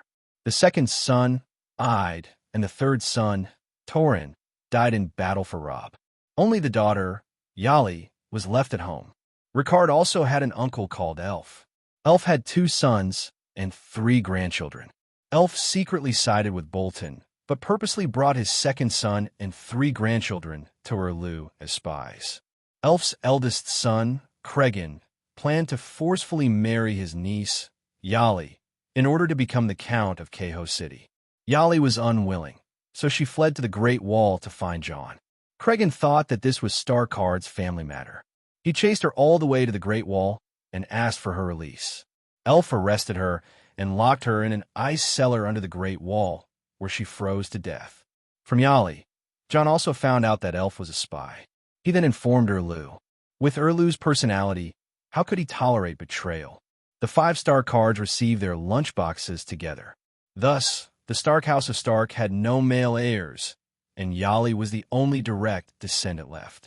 After that, Elf did something that angered all the Northerners. He married Yali to Magna of Thane. The Thane people were the only tribe among the barbarians who knew how to smelt bronze, establish law, and the concept of a lord. Because of this, the Thane people were the strongest force among the barbarians. They had thousands of tribal soldiers. However, this force was not owned by Dragon Queen. On the contrary, the new leader of the Thane people was very hostile to her because she killed the Lord of the Thane people, CD. When Danny went to the Great Wall for the first time, she happened to see Dark Castle being besieged by the barbarians who had climbed over the Great Wall. Magna of Thane, CD, was the leader of the barbarians. CD raised his axe and rushed towards the Dragon Queen, but was slashed in half by White E's tail. After that, CD's brother, Snow, was killed by Erlu. CD's son, Saigon, became the new lord of the Thane people. After all, CD had killed his father. No matter how strong or merciful the Dragon Queen was, Saigon would definitely hold a grudge against her. Thus, he and the Thane people did not go to the Queen's corner to be Dragon Queen's barbarians. John and Erlu both took a fancy to the Thane people's strength. John married Yalika, Stark to Saigon, and Erlu accepted Saigon's allegiance as the king. Thus, Saigon officially established the Thane family. Its emblem was a white sun surrounded by crimson flames. The Stark House of Stark's emblem was a white sun. Except for the color, the two were almost identical. The meaning was very clear. Let Thane take Stark. With the help of Saigon's thousands of Thane warriors, Yali easily took back Karhold City.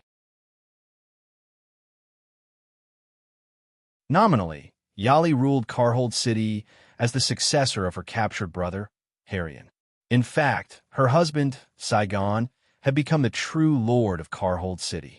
John, the king of the north, and Erlu, the king of the Seven Kingdoms, recognized him. At this point, the blood feud between Stark and Stark had completely disappeared. In the War of Conquerors, Theonbara, Aegon's illegitimate brother, married the daughter of the last Storm King, Lord of Storm's End Castle, Theonbara. The Lord of Storm's End Castle was changed from Bara to Theonbara. The Stark family was replaced by the Thane family almost yesterday. The House of Stark was no more. No matter how great the feud was, it was resolved. Also, because the Lord of Karhold City was replaced by the former barbarian, Saigon Thane, its ending was different from Hearth. The only thing that could stop them was the Great Wall. Now that it has fallen, the North is finished. Tens of thousands of ghouls are outside Karhold City. Duke Stark and King Stannis can't save us. They can't even save themselves. Saigon lamented.